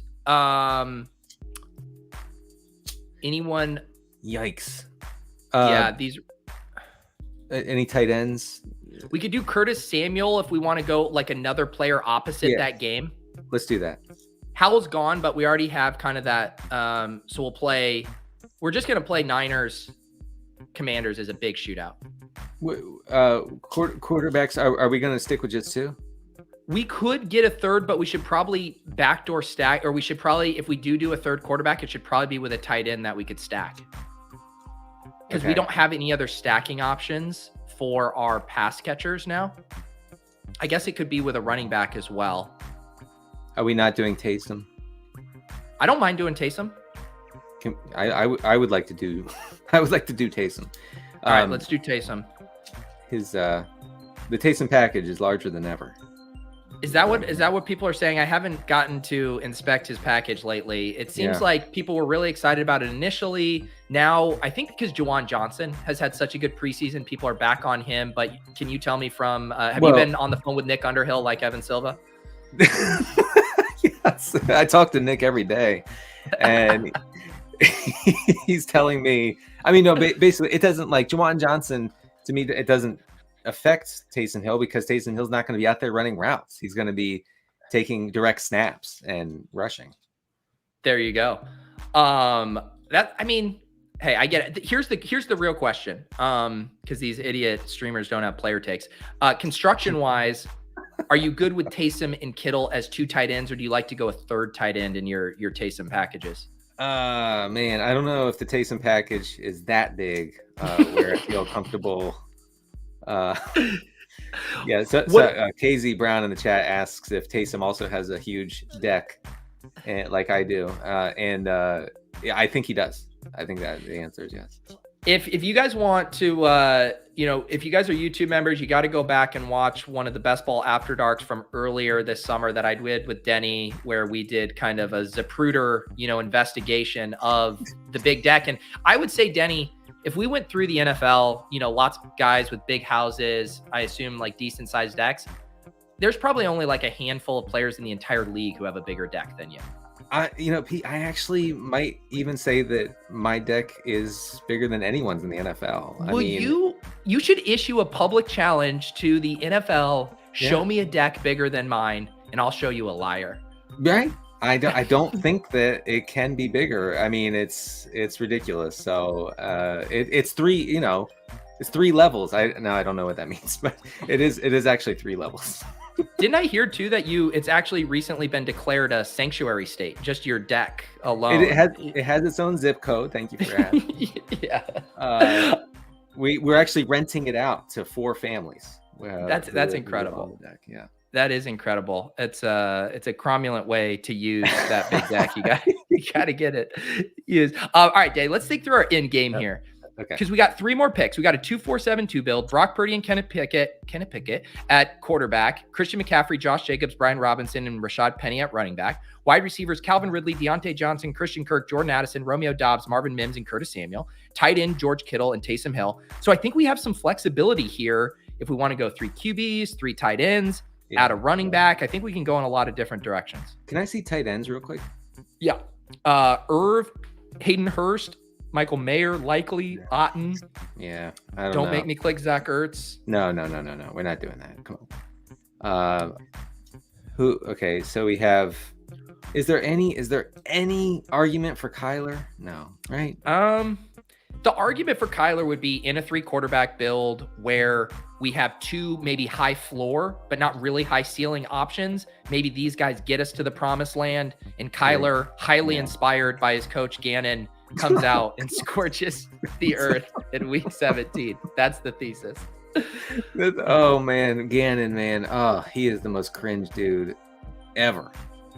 He really is.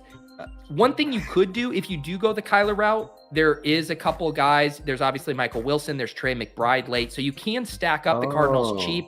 They're also opposite Rashad Penny in week 17. There's something there. There's something. Hey, Pete. Oh my God. You are unbelievable at this. You have done some drafts. This is what I'm understanding.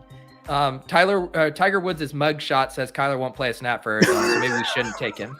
Thank you, Lemons 50. Yeah. What do you want to do the Kyler backdoor stack option? I actually kind of do. You make some good points. You make some compelling points. There's good people on both sides of this. Kyler's never going to play again, and he might play in week 17 for us argument. Wait, so there's as I understood it, the team wants to bring him back like mid-season. So yes, that is because the reason people are spooked is like the shutdown risk. But every report from the team, anyone plugged in, are like he is playing this year. So right. But if Lemon's 50, do you want to do like Kyler? Do you want to do Michael Wilson, or you want to get McBride? Now, Keontae Ingram could be a guy we take late too if we just go all in cards. Yeah. So right. So keep Ingram for a second. So I'm actually gonna get real sick here. I'm not on Wilson. You know who I'm on? I'm on Dortch season. Okay. So I did just put McBride in just because I wanted to make sure we got our guy. Dortch should be there unless someone really wants to troll us. Are you in on Dortch because you heard somewhere it's Short King Summer? Yes. Also, we talked to a Cardinals beat writer on the Roto World Football Show who was like, Dortch is a mainstay in the receiver room. Like he's not going anywhere. And like Rondale Moore is from the last coaching staff, and they don't really want to use him all that much here. So I kind of like Dortch. Yeah. You know what? Let me see. I want to say I've taken Dortch at least once this summer. Let me check my exposures. It doesn't look like I have. That feels like a big blind spot in my portfolio, Deddy. I think we rectify that today. Yeah. Huge blind spot for no Greg Dortch. Yeah. Okay. So we need running backs, don't we? We need. Well, you just sold me on Greg Dortch. But we do. I think we could get away with a 4 running back build, honestly, with CMC, Jacobs, Brian Robinson, and Penny. But I think it's basically either stacking up Kyler more or the Cardinals more, or grabbing just another running back that we like. I like Evan Hall. I'm with Davis on the Hall thing. Okay. Let's we can evaluate when we get on the clock here for our 18th round pick. For the audio listeners, we have a 3-4-7-3 build. Brock Purdy, Kenny Pickett, Kyler Murray, Christian McCaffrey, Josh Jacobs, Brian Robinson, Rashad Penny, Calvin Ridley, Deontay Johnson, Christian Kirk, Jordan Addison, Romeo Doubs, Marvin Mims, Curtis Samuel, tight end George Kittle, Taysom Hill, Trey McBride. Denny has confirmed he's a week 17 bro. We got this big San Francisco Commander stack. We got the Kyler stack with the Penny bring back. We don't have a Seattle bring back for Kenny Pickett, so they might revoke your week 17 bro card. Yeah, no, that's not ideal, I will say. You know what though, Pete, I have so much exposure to 49ers and Commanders. I don't know why. It just happened that way. So if that game's like 9-6 on week 17, like I'm actually gonna have to sell my house. Yeah. Well, you get to keep the deck at least. You sell the house, you keep the deck. Here's what I could do. I could rent out the house and live on the deck. Yeah. We're at the portion of the show where everyone in the chat names another random player who goes undrafted in every draft that we should take. Lots of suggestions coming here. Denny, it seems like we're honing in on a running back. Evan Hull goes because Lord knows you can't throw anything. Have you been Sean Tucker pilled? I have. You know, okay. Zach Kruger from Roto World, Tucker pilled me months ago. And can I sell you on this one from a week 17 bro angle and just watch this only to have our heart ripped out and him get drafted here? Sean Tucker in week 17, Oppo, Taysom Hill. Oh my Sean God. Tucker week 16, Oppo are 2 Jags wide receivers. Sean Tucker week 15, Oppo, Romeo, Dobbs. Denny, does that not tell a playoff story? That tells that story makes sense. I want to read that story. I would read that book and let's do it there. I mean, just an absolutely cromulent way to correlate your final pick of Sean Tucker. I love it. Oh, that's a great thank you for creating that story. I would read a novel based on those 3 weeks. Only best ball bros can read off a schedule and call it a beautiful narrative. That's the greatest trick we've ever pulled. It's funny because like you don't know anything about week 1, right? You have no idea. Yeah. Oh no, I did that with RotoPat. It was one of our randomizer prompts where I had to guess week 1 matchups and he had to guess week 17, and we both failed the other test. That's right.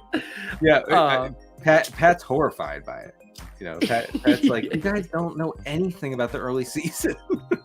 Dude, like I've like listening to you guys on the Good Football Show. It is one of my favorite podcasts to listen to. Thanks. I was crying, laughing multiple times this summer. You guys were doing that draft with Karain. And someone floated James Cook. And this was like before he even got like way steamed up. And I'm pretty sure RotoPat said, I would rather stop playing fantasy football forever than have to select James Cook in like the 9th round. That's right.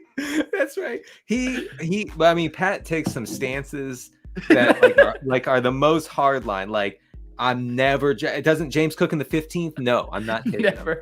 And he hates James Cook, and he might be, right to not like him. I turned into that a little bit like on Twitter because everyone after the Jonathan Taylor thing blew up, everyone was on Twitter doing their polls of like, where would you take Sean or Jonathan Taylor? And like, 40% saying never. And I'm like, you're not going to take Jonathan Taylor in the 18th round. You're going to take Savon Ahmed, who I like, over Jonathan Taylor. Come on, guys. Come on. Exactly. Oh, by the way, on the most recent Roto World Football Show, me and Pat and Kyle actually got into sort of a fight about Anthony Richardson because Pat is highly skeptical. And, when Pat's skeptical, it does make me nervous on a player. Yeah. And now you're skeptical, which is awesome. Now I have to deal with two people I respect being skeptical on Richardson. But, he was saying, Pat said, does Jonathan Taylor being out matter for Richardson? And Kyle and I were like, no, of course not. And Pat kind of lost it. What are you talking about? Of course it matters. It's the only thing that matters. Like you're taking away the league's best running back or one of the best running backs, and it doesn't affect the rookie quarterback. Okay. And Kyle was like going at him. I was like, Mom, Dad, please stop. Please stop fighting. Yeah. It happens. There's good people on both sides, Denny. And this is why we play the games. This is why we play the games. We can talk it all we want, Denny, but we play the games to find out. Let's recap this final team before we bring on both of our friends, Lord Reeves here for our next draft. But we finished with a 3-5-7-3 build. Brock Purdy, Kenny Pickett, and Kyler Murray, who we've been told isn't going to play an entire at all this season. So that was a bad pick. Running back, Christian McCaffrey, Josh Jacobs, Brian Robinson, Rashad Penny, and Sean Tucker. Wide receivers, Calvin Ridley, Deontay Johnson, Christian Kirk, Jordan Addison, Romeo Dobbs, Marvin Mims, and Curtis Samuel. And 3 tight ends, George Kittle, Taysom Hill, Trey McBride. Many people in the chat now saying that Sean Tucker, Taysom Hill is our generation's Ertz Algier week 17 correlation. Denny, how do you feel about this squad? I like it. And I couldn't have done it without your prompting and your help. This would have been a horrible team if it were up to me. So thank you for guiding me on this team. I think we have just enough correlation to get there. I think we do too. Denny, as I bring on our friend Rich Rebar here, do you want to say anything to Reeves on the way out? Let him know what he's in for here. I do. Rich, listen, if Calvin Ridley is not the wide receiver 1 overall this year, I'm going to sue you. So. Fair enough. Happy late 40th, Denny. Oh, thanks. Yeah, I appreciate that. I needed to be reminded that I'm 40. I took glamour shots for Roto World. Did I tell you this? No. Yeah. Did you really? That's so good. Like makeup and like somebody like did my hair for me. It was crazy. Denny, before you go, anything you would like to plug here? We got a nice crew watching. What can they go check out? Yeah, Roto World Football Show. Check out the Roto World Draft Guide, which you can find on the site. Lots of great stuff in there. We're updating it constantly, so it's not like a static thing. We're updating it every day, looking into that very strongly. Check it out. Awesome. Appreciate you, Denny. Great drafting with you. I will Venmo you the 1.5 million when we ship it all here. I appreciate you, Denny. Thank you so much. Guess I'm drawn dead. Yeah, you know what, Rich, we can finish in second place here. We of course have Lord Reeves joining us. Have not gotten to draft a team yet with Reeves this year. I said that has to change today. Rich, how you doing? I'm doing good. Yeah, you listen, I don't know what I've done. I'm never invited on ship chasing, even though I literally hit like 1,000 when the couple times I've been on. I've dropped nothing but just amazing takes. No one even talked about Jaden Reed until I was on ship chasing. I said Will Levis wasn't going in the first round on ship chasing. Never invited back. Rich, you can't say I'm never invited on ship chasing and then I was the first one to tout Jaden Reed on ship chasing. That story doesn't add up. Yeah, well, that was like 6 months ago. There you go. Well, Reeves, it's better late than never. One of my favorite analysts, one of my favorite people, and now we're going to build a juggernaut team from the 1-5 slot here. Did hop into the BBM draft. This is draft number 146. I need to update. You are fucking wired right now. You are hot. Well, I've been drinking coffee and mimosas and, I'm not even halfway done through this marathon stream. So, but Rich, if there's anyone who can come in and match my energy of being shot out of a cannon, it's Lord Reeves. Oh man, excellent, dude. Yeah, that's gonna be hard for me to hit the pace you're on. You're operating at high levels here. I'm in the 11th hour. Like I've already started to write the week 1 worksheet. I'm already starting to feel the burn.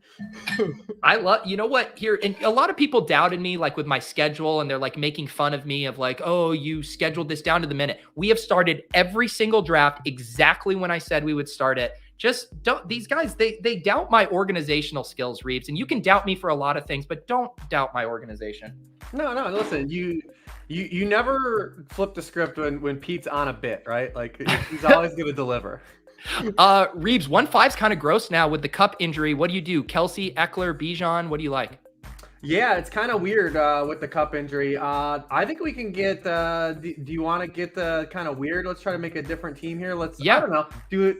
I don't want to say Kelsey. Let's do a wide receiver. Do we want to get aggressive and do like AJ Brown early? Let's do AJ Brown early. Okay, good. I got it in there. We were burning the clock down to the end. Is anyone in this draft room that's in this chat? Yes. Mark M. Wolf here is in this one. Do I see anyone else?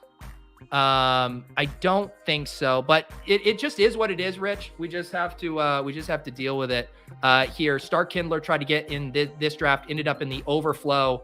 I'm sorry. I just want to give out my takes here to the draft room. I will say this is nice. Mark, how about this? First of all, one of the rules in best ball streaming is if you are in the draft, you do have to announce yourself in the chat. So first, everyone announce. I do know the one person watching, Mark, is on the other side of us. He's at 103. So we kind of have him blocked on that side of the board here. Everyone ended up in the Roto, the overflow draft, but permission to speak freely, Rich. Let's get the takes going. Well, I think what's interesting here is, in this spot of trying to take the AJ Brown early, is it gives us an outside shot at the double. Yes, which is very hard to pull off. And the only way to do it, I think, is taking AJ Brown ahead of ADP. Correct. And the other thing, even if you miss out on the double, it means that the Devonta Smith went before you, and it means there's a better chance Hurts comes back around to you at 29. Right. Yeah. So I love that. And I saw someone in the chat, say I make you work. And yeah, Pete's got to get on me. So anytime I'm on like a live draft, I tend to talk through the picks. So I'll try to do a better job myself.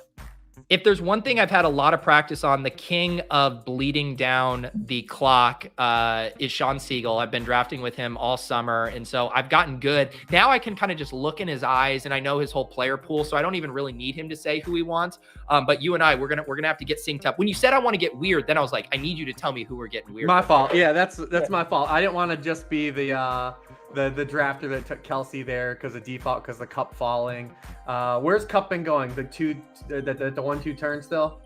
Yeah, I took him last night with Barnwell at the 1-2 turn. He goes at 14 here. I think I haven't seen him slide in my drafts yet past 14, I don't think. All right. Well, listen, Wolf is after us. So, Wolf, if we do get Devontae Smith, you are obligated to not take Jalen Hurts in the 3rd round. Mm-hmm. Here's the nice thing about Wolf is even if he snipes us, he normally sends over a little super chat to just apologize for it. So that is the one nice thing about Wolf. All right, Mark. Yeah. So I will say I don't think I've pulled it off yet. I would have to check my my Best Ball Hub for the premium. It hasn't been a thing I've been going out of my way to do, but we got to try to set this up, right? We got the cover of Mahomes, Devontae. Yeah, you want to try it? We got to go for it. All right, we're gonna try it here on Best Ball Breakfast. Mark. Okay, Mark has promised us. He has promised us he's not. So that's one drafter here, but we're gonna have our heart broken. Just deal with it, Reeves. It's gonna happen. It's gonna happen. Yeah, let's try to make it happen. If you said you haven't pulled it off yet. Mm-hmm. Listen, Mahomes and Allen are still out there. We need people to be aggressive. The thing is a lot of people, the Hurts, Brown, the triple or whatever, it's happened in my stream rooms a lot. It's not like, I think it's unique across the overall Best Ball Mania landscape, but in my rooms, it is not super unique just because of the way people have been aggressively targeting wide receivers and some of these running backs. The quarterbacks end up getting pushed. We do see Travis Kelce slide all the way to 110 in this room.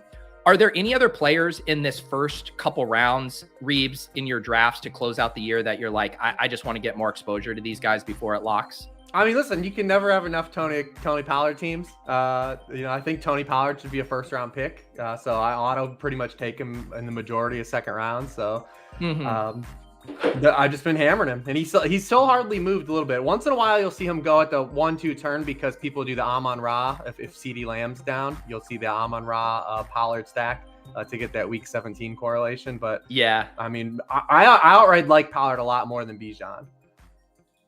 Yeah. And that's a spicy take, just by ADP, but it's not actually that spicy of a take. There you go. The dream dies. Blown it. Yeah. Hurts goes there. It was always a chance to get sniped there. Although Hurts going ahead of Mahomes there, you don't normally see. What do you like now here in the early 3rd? I think we just continue to let's continue to go wide receiver. Let's do DK Metcalf, man. Okay, let's do DK Metcalf. We'll just draft the grown-ass man team of AJ Brown, DK Metcalf, all the Ole Miss alums. Yeah, we'll here. get Mingo. We'll get Mingo later. Who else was on that team? Dawson Knox. Yeah. Who is their quarterback though? Elijah Moore. We'll get all. It was the dude that plays for. He was on the Chiefs. Gosh, I forget his name. He was on the Chiefs practice squad for a little bit. I don't know where he's at now. He was like in the. Was it AJ McCarron? No, that was Alabama. No. He's Bama. I know who it was too. He's got a weird, like a 2-syllable name. Gosh. Yeah. It's eluding me, but he was on the Chiefs practice squad. It wasn't Corral. Corral was after. Who was it? Yeah. Someone needs to help us out here. Yeah, I'll find it. Yeah. Because it was a pretty big indictment of that player that he wasn't that good after having all of those wide receivers. Yeah, literally. Oh, Tiamu. Tiamu. Yes. Tiamu. I thought it was a 2-syllable name. It was the hyphen name. Yeah. All right. The chat's loving it that I took DK Metcalf. Guys, when I bring guests on, of course, we're going to be taking players that I don't always take. That is literally the thesis of the play. If I wanted to draft all the players I want to draft, I would be doing this solo. I want to draft who my guests want to draft. We start DK Metcalf, Devontae Smith, and AJ Brown here. Have you done a lot of 0 RB builds this year, Reeves? Yeah, I mean, naturally an underdog, especially think from the front 5, especially that it's kind of worked out that way. It's weird because, you've been doing these since February and the kind of the ebb and flow. Like Nick Chubb was like a guy you premiumly could get there early on. And then he just made like a seismic jump when everyone got on board, and he's like a 1-2 turn guy now, but he was like a 2-3 turn guy for like the opening 2 months of the offseason. So I would always get him. But I've never been in love with the running backs there. We've had like the weird contract stuff. Like remember Saquon fell for like a week. We were waiting to kind of see what Jacobs would do. I've never really been huge in Derrick Henry this offseason. Jonathan Taylor's been kind of a weird spot. So like I've been doing a lot from the front 5, more wide receiver heavy, because underdog is just going to force you to take wide receivers anyways, because the avalanche hits so quick. Like I did one last night on a We're on stream. the clock, Reeves. Oh shit, are we? JT, Najee, Breece Hall, Hopkins, Burrow, Jones, Ayuk, Herbert by ADP. Anything else you like? No, I think this is probably a good spot for Breece then. Yeah. I mean, I'm never going to say no to Breece. That 4.8 seems pretty ridiculous to me. Yeah, I like that. And then... Have you been taking a lot of Breece Hall? I know that Crane's like super into him. Yeah, I have he's one of my most drafted guys. This will put me over 18%. So double the field on Breece Hall here. Like in some of these drafts, I think he went in the 3rd round of the draft I just did, or one of them. It's already a blur. But man, when you're getting back at the back end of the 4th round and you're comparing him to Najee and some of these other guys, like he just seems like by far the best pick. Yeah, I think even and Jonathan Taylor kind of fits the same corollary now, though he takes a little bit more work to kind of more of a step of faith. But when you're looking at that group of running backs, like I'm just looking at it from like a list of players. I'm like, Cam Akers isn't going to beat me. Like Rashad White's not going to beat me. Miles Sanders isn't going to beat me. But like when you look at Breece Hall and John Taylor, you're like, yeah, those guys can beat me. For sure. So that's kind of how I equate it when you're in that run of guys. And again, like the thing is Breece's ADP hasn't moved up. If anything, it's still like kind of falling when all there has been is good news. Like he's been practicing longer than Dalvin, all the benchmarks he's hitting. The Twitter doctors still say he's going to take a little time to ramp up, but like all the benchmarks you want him to hit, he's been hitting here. So yeah, I don't and have this too many is concerns. the best format, because you talk about people drafting this weekend that take Breece Hall, like they're going to have the conundrum of, do I put him in my lineup? Do I start him? Like, right. We don't have to. We don't have to do that. Yeah. So what do you think structurally here in the mid 5th? We got where are the quarterbacks at right now? Just the monitor. I assume Fields is gone. Yeah, we're in I think we hold tight. I think we hold tight on quarterback for a little bit here. And where's wide receivers? Wide receiver would be looking at McLaurin, Judy, Kirk, Lockett, Godwin, Pickens, Dotson. Let's do this. Let's go. Let's do Lockett and see if we can't get a reverse double. Let's see if we can't do an unintentional double that we set out to do. Yeah, let's see here. I'm just gonna check. I always like to check Gino's ADP relative to where we pick. Gino at 114. We pick at 116. So we'll have a choice. We'll basically have at 101. The thing to keep track of is where the JSN drafter takes him. Mm-hmm. We might have some cover to feel good about Gino at 116. Let's get him too. JSN? I'm down. I mean, dude, JSN and Breece Hall are my 2 most drafted players, so I'm never going to say no to that. I wasn't drafting a lot of JSN at all, and I've been hammering him the last 3 weeks, not just for a correction, just because I think he now is like, it's overcorrected, right? Like it was, I think he was a little pricey, because I'm still big. We didn't talk about it when I said I'm high on DK Metcalf, how they used him last year, and his touchdown potential. So like I'm still really high on Metcalf this year. Yeah. And it's certainly, I'm worried about Metcalf because I think JSN is that good. And yet I do really just want to be excited about the Seahawks offense. And I do think it's within the range of outcomes. He has a ton of touchdowns, but I do really think that JSN is just going to be dominating targets down the stretch for this team. So that's what's kind of pushed me on a bit of a Metcalf fade. But yeah, I worry about him impacting Lockett a little more actually, because of his slot role where Lockett kind of excels. And Lockett is also a guy that kind of, I know he's, the narrative is he always outkicks his ADP, but he was a guy that ran kind of pure last year in his opportunities. So I think there could be some regression to the mean for Lockett in general, while there is regression to the mean positively for Metcalf in terms of scoring touchdowns. And then you factor in kind of like JSN being so good in the slot. Like, what does that do, making Lockett a full outside player? So I think there's a little more volatility in Lockett. That's why I think he's more of a best ball pick than where he goes in season long stuff. For sure. Yeah. Who did you guys take in your main event draft? Because we did take Lockett. It was kind of it wasn't my favorite pick there. Me and Davis kind of wanted Breece Hall there, but we knew we weren't going to get him because obviously Breece Hall's on Evan's shy away list, and like we knew going in we weren't going to get him. So we kind of just like accepted like this was a main event team that wasn't going to have Breece Hall. That makes sense. I will just say how crazy different each of my rooms have been this morning. The first draft was just this wide receiver avalanche bloodbath where everyone was gone. And now we're going to wake up at 6-8 here. You got Godwin, Pickens, Dotson, all available past ADP. We'll see what these next drafters do here. Look at it's just all wide receivers at the top of the board, which is a rarity for me. McLaurin goes. Do you have any favorites here? Yeah, I mean, I like Pickens the most out of those guys, especially for this format. I don't have a problem with Godwin. I think he is more of like a safe glue guy. But I do like Pickens for this format and the upside. Well, and not to mention, opposite our big Seattle stack in week 17. So everything coming together there, Betty. Is this the ultimate grown-ass man team? AJ Brown? Oh, we got some grown-ass man. Like, our guys are in the field because they're going to throw some blocks for you. Your coaching staff loves these guys. There's a lot of dog in these guys. Lot of dog. Are you in on Steelers? Are you in on Kenny Pickett being good?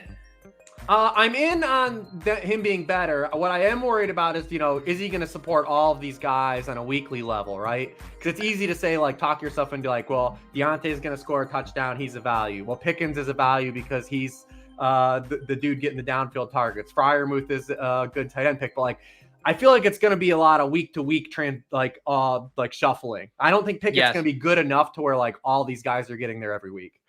Yeah, I think that's very fair. And man, they just have, I mean, I hate the cliche mouths to feed, but I've even had a little pause on Pat Freiermuth because I'm like, Darnell Washington might just be a problem. Like he might just be good enough to get on the field a little bit there. He's going to be in the red zone a ton. You saw him in that Falcons game, just like maul a dude. Like he's an offensive lineman.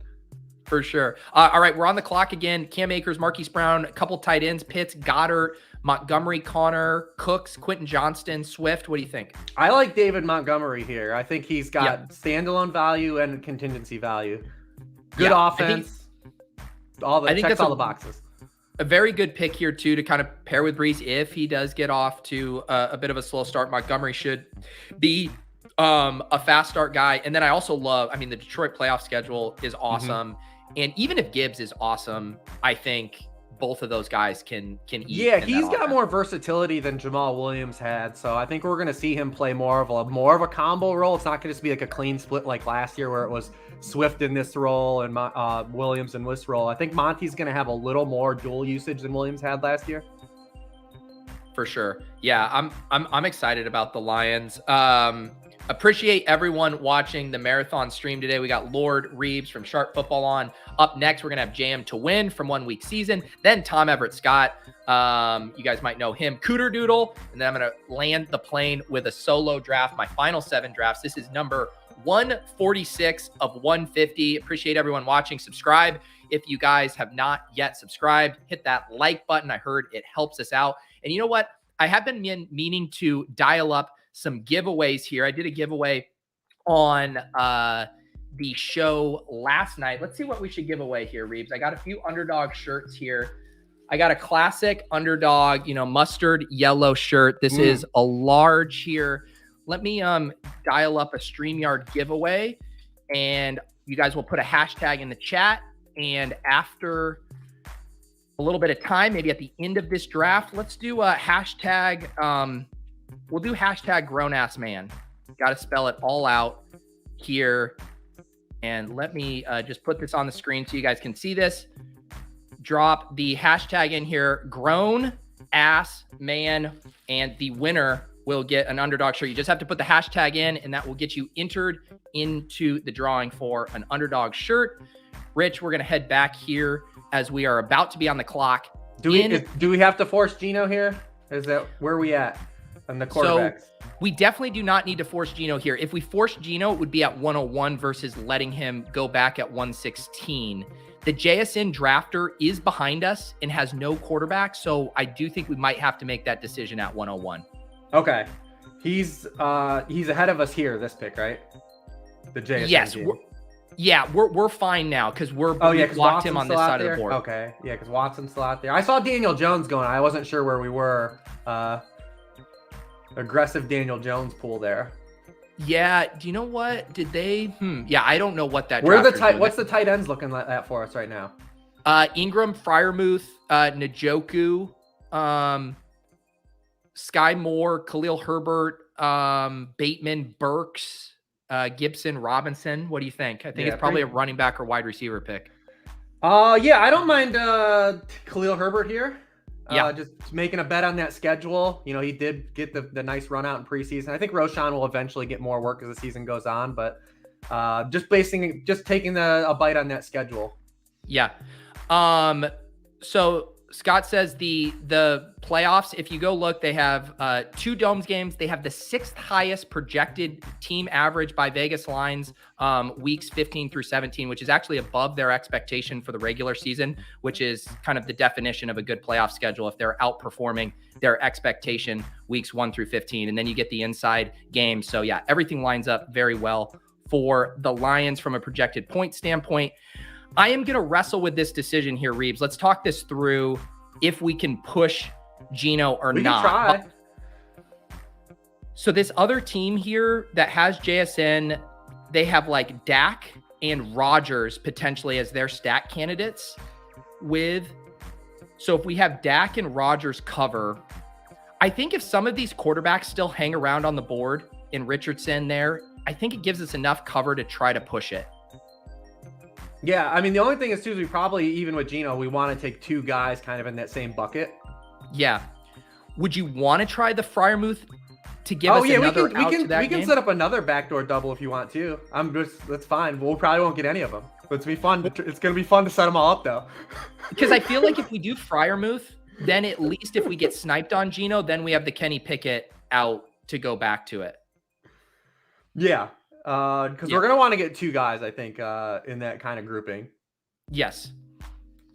All right, here. Let's see. Our team now through 9 rounds is no quarterbacks. We got 3 running backs: Breece Hall, David Montgomery, and Khalil Herbert. The past and present Chicago Bears running backs there. And then we got the Ole Miss thing going here: AJ Brown, Devontae Smith, DK Metcalf. We got the Seattle thing going: Tyler Lockett, and then George Pickens and Freiermuth. We're just twinning in this draft: Freiermuth and Pickens, definitely. Lockett and Metcalf, AJ Brown and Devontae.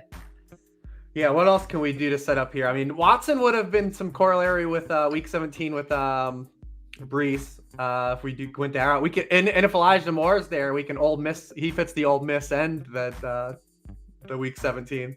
Yeah, Elijah Moore already went. We probably should have taken him just going all in on the Ole Miss bill. Let's see here. So we'll watch the sweat here. So the drafter who had JSN, yeah, we're probably screwed. They took Charbonnet. Geno goes over here at 108, unstacked here. So it's not the Sharps JSN drafter. It's the Amon-Ra St. Brown Devontae Adams drafter. We should have known. Everyone's just living a little these days. You know what? I have noticed the last couple of days too, like the quarterbacks have gone higher. And I don't know if that's because more like casual drafters are starting to draft underdog teams that weren't drafting in February like lunatics. And then maybe that's why. But I have noticed quarterbacks are going a little higher. Yeah, they are. Yeah, I've been Tyler says I'm too much of a coward to pass on Geno and push lately. That would have been the smart move there. But man, I have a couple teams where I've gotten Geno in like the 125s, 130s with these guys. And so it's hard for me to stomach, but I probably should adjust to how out of pocket these rooms are with quarterbacks right now. So how do you want to play this? We'll go naked Richardson. Richardson's gone. He's gone. We're all quarterbacks. We're dead, man. Do you want to do Jalen Warren and then just really commit to Kenny Pickett? I don't know, man. There's Odell here, Kincaid, Pirine, anything else? I think we got to take a quarterback, right? No, there's nothing for us to take here yet. Oh, yeah. Jesus. Who do you want? I don't want any of these guys. I'm going to put Warren in. Yeah, that's fine. So we could have taken Bigsby to go. So my thought, Reeves, is Pickett is the only guy that we have that could stack. But beyond that, we should maybe be trying to set up a couple backdoor stacks. We could also do something, another fun thing to set up, I think, with Montgomery would be like a Laporta Goff thing, potentially. Oh, I do like Goff a lot, too. Yeah. So that's another thing we could do here. Pickett has an ADP of 148, so I don't think we should take him at 125. If Pickett goes fucking whatever at 125. Yeah, I mean, yeah. The other like backdoor stack stuff, you know, we can do. There's lots with the tight end stuff we can do. Schultz, you can backdoor stack Laporta, Higbee. Well, yeah, put some of these Dulcich. guys in the queue then. You can hit Laporta. Hang on, Rich. I got to tell you, Streamer 101. I can't ever put anything in a queue. It's like putting on a billboard the players you're begging the chat. Oh, that's true. My bad. Yeah. Yeah, that's true. I think. Are we on the clock yet? Oh, we're not. We're about to be on the clock at 11:05. And we have a 4-5-1 build here. Let's get. Is no one took Nico, right? No one took Nico. Yeah, let's grab Nico. The only other thing would be if you do want to do Goff here and then try to catch Laporta coming back. But Laporta's yeah. I think we might have to force QB. I don't mind doing a quarterback here just to give us a chance at it. All right. I do like Nico. I'm not going to get wedded to Laporta because he's probably going to go. But I think do you have any love for Jameson Williams? I mean, he's basically a what the hell pick at this point. Yeah, it's hard to have like any conviction because he kind of seems like a knucklehead and like it's just been like a negative feedback loop like for 2 years. Yeah, yeah. What the hell, right? I know. We like the offense. They're gonna have to play him, right? Like when he comes back, like. Yeah, and at least the prices on him have like adjusted, you know, to where it's kind of like Kadarius Toney's been dropped down. I do think where he was going before was a little rich, and now it's basically you got the double discount, right? Because it's like he was always going to miss those games, and then he got hurt, and then people were like, I'll double count what was going on. And so now you're getting like a 30 pick discount relative to where he was going before. So I'm fine with him. Mm-hmm. And he fits a lot of that because a lot of people are building that Cowboys Lions stack. He's just like cheap access to it. Yeah. Let's do this giveaway here. We got 100 entries. This is for a underdog shirt, hashtag grown ass man. We are going to draw this now. You can message me on Discord or Twitter if you win with your address, and I will get these shipped off. Stephen Rooney, Stephen won the $500 giveaway for that we did, Reeves, when we hit 1,500 subs on the channel. So Stephen Rooney is running hot right now. Congratulations, Stephen. We will do a couple more of these, guys. Don't you worry. We'll do a few more giveaways later. All right, Rich, we are about to see how this is shaking out. I like what I'm seeing on the board right now. Rich, I'm feeling superstitious, so I'm not going to share the board until we're on the clock because things have been going well since it's been I have no idea what's happening, so we'll wing it. I mean, that's kind of what we've been doing. I mean, we got it. Laporta came back. All right, there it is. Laporta came back. Beautiful. We did it. So we get the Jared Goff, David Montgomery, Laporta, which feels very good there. And now we can see. And I don't know where you've been, but I've had the take that people are underestimating, I think, how good the rookie tight ends are going to be this year. When you look at last year, like under the defensive meta with the middle of the field being more open, a lot more too high stuff, tight ends as a position unit had their best year in almost a decade in terms of like league-wide share of receptions, yards, and targets. It's just the position was just so injured. And anytime a rookie tight end the past years has actually played, he's been good. So I think that we're going to see like Kincaid, Laporta, Musgrave, like those guys probably be a little bit better than people had, because the rookie fear, right? Like, what, a rookie tight end's never good, like, right? But literally all these guys have been good that have been playing. Did someone take Pickett? Nope, the plan came together, baby. It came together. This and like we didn't this get team, Hurts in round 3, but hey. I love that. I love when you get the quarterback and stacked up with the tight end both ways. So we get Goff with Laporta, we get Pickett with Freiermuth. We got our double stack, we got our double bring back. We're hitting all of our notes here. I feel good about this now. Yeah, no, this is especially if we're getting boned on the 2 like initial doubles, like we're looking good here. Yes. Because the great thing about the 2 doubles that we tried to build out earlier is that those guys have standalone value playing together anyways. Devontae Smith and Arthur Juwan, and then Lockett Metcalf. Yeah. I think this has worked out really nice. And then kind of the next question I'd ask you is Goff Pickett, is that a 2 QB or a 3 QB build for you? It's dicey. I don't want to say we have to force 3. I think we can chance it, but if something comes together where we have a quarterback we like, I think we can take it.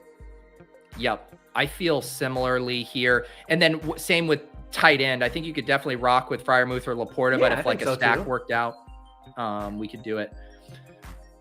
Let's see here. Yeah, we're really balanced positionally. So our running backs, Breece Hall, David Montgomery, Khalil Herbert, and Jalen Warren. Our wide receivers, A.J. Brown, Devontae Smith, DK Metcalf, Tyler Lockett, George Pickens. Probably going to be hunting for some wide receivers here. Yeah, there's a guy I want here. Let's see if he gets here. I don't want to jinx it because we've been running pure the last couple rounds after we got sniped a few times. Yeah, I know. It's I would much rather get sniped in the early rounds when the options are far more palatable than when you're like, I really need this pick to complete the story this lineup is telling. Yes, it's absolutely 100%. Where did Mostert go in this draft? I've been kind of following to see how aggressive like the board has moved on him. Oh wow, yeah, good call out there. Raheem Mostert went at 109 and then A-Chain went at 141. Okay. Yeah. How are you thinking about the Dolphins backfield? That's Gallup was the dude I wanted for the Lions corollary. Yeah, I was eyeing him as well too. Gallup at 164 would have been fun. We are about to be on the clock. We're seeing a huge Rashee Rice fall here. But that dude's not going to play. Like he's getting the Sky Moore this year treatment. Like he's a 2024. He's the MVS replacement. Jalen Hyatt, are you in on him? Alec Pierce. Wow, is that where we are at wide receiver? Yeah. Ooh. Running backs, you got the 2 injured guys, Jeff Wilson and Kendre Miller. It's gotten bad there. I like DPJ. He fits with Breece Hall too. What running backs do we got? Is there another one? Jeff Wilson, Kendre, Singletary, Deuce Vaughn, like running back got wiped out. Yeah, Chuba Hubbard, Gus Edwards. Were we on the clock? Oh, my bad. I grabbed DPJ for us there. I like. Yeah, that I think that's fine. I don't mind it in these rounds. I don't mind taking guys a little ahead of AP anyways because we see what's been going on. Yeah, running backs are pretty smoked. I'd like to have another guy to throw at the board here. Yeah. All right. I've been mixing up my beverages here. Angelina wants a coffee pour. I can give you a coffee pour. We'll shift back. Oh, just got the pot. Just got the pot out. Yeah, Reeves. This is what we do around here. But people, the ASMR freaks, they want to hear the coffee pour. So true story that the listeners don't know. I've only had one coffee in my life, and it was with Pete Overzet in Tampa Bay. Wait, it was in Tampa? We were that hungover that you needed a coffee? Was that what the story I told you I don't drink coffee, but you want to get coffee? And I said, well, I'm hanging out with you. And we went, and I got a cold brew. I don't know if you remember this, but, I do. It was the only coffee I've had in my life. That's incredible. The fact that I was there for your only coffee there feels extremely special. We're about to be on the clock again here. Still probably in running back, wide receiver range, unless you want to look at a third tight end. But even tight end got wiped out. This is still probably running back or wide receiver. Anything here you like. It's gross. Yeah, I mean, Gus Edwards is kind of the only guy that jumps out to me. I think Alec Pierce is a fine pick here too. And actually, let's go Alec Pierce because here's why. So my Alec Pierce take for best ball is pretty simple, right? You look at the way teams are going to have to account for Anthony Richardson's rushing, right? The Colts are one of the few teams in the league that they're going to get a lot of single high stuff this year. And Anthony Richardson throws a good deep ball. Obviously, Alec Pierce is not a guy you want any part of, like in a weekly lineup, but like we're going to run into kind of like him just luck boxing into one of these vertical shots connecting. Because he had Matt Ryan last year throwing vertical balls to him, and Sam Ellinger, and I forget who ever else took. Nick Foles took some snaps there too. But the way team structure they're going to have to defend the Colts is going to give Alec Pierce some chance to make some plays downfield this year. For sure. Yeah, he has been my favorite stacking partner with Anthony Richardson when I pull that lever. And, you know, there seems like a lot of weird stuff going on with the tight ends now too, a little banged up. Like Alec Pierce just seems like when you factor in the price, and granted Pittman has gotten a little cheaper. I don't necessarily mind it, but Alec Pierce at 173 feels like a lot of the risk is baked out at that price. Yeah, we're just looking for like 2 to 3 games he luck boxes into like a 60-yard touchdown. Yeah. By the way, folks, we do have in the store, we got the Best Ball Breakfast coffee mugs. We got the mimosa vehicles, aka pint glass, tumbler glass there. If you guys want to pick up your Best Ball Breakfast merch. Lord Reeves joining me here on this marathon stream for draft number 146. We did 144 with Kitchen and Maddock, 145 with Denny Carter. Up next, we're going to have JM to win from 1 week season. But Reeves, we are going to start landing the plane here. 3 more picks: Jared Goff, Kenny Pickett, Breece Hall, David Montgomery, Khalil Herbert, and Jalen Warren. Wide receivers: AJ Brown, Devontae Smith, DK Metcalf, Tyler Lockett, George Pickens, Donovan Peoples-Jones, Alec Pierce. Tight ends: Pat Freiermuth and Sam Laporta. Any other structural things you're thinking about here at this point? Is Jake Ferguson still available? That's a good question. He went. He's been getting a little trendier. Where did he go? That's because of that Lions-Cowboys game, right? Like, I feel like it's just moved him up.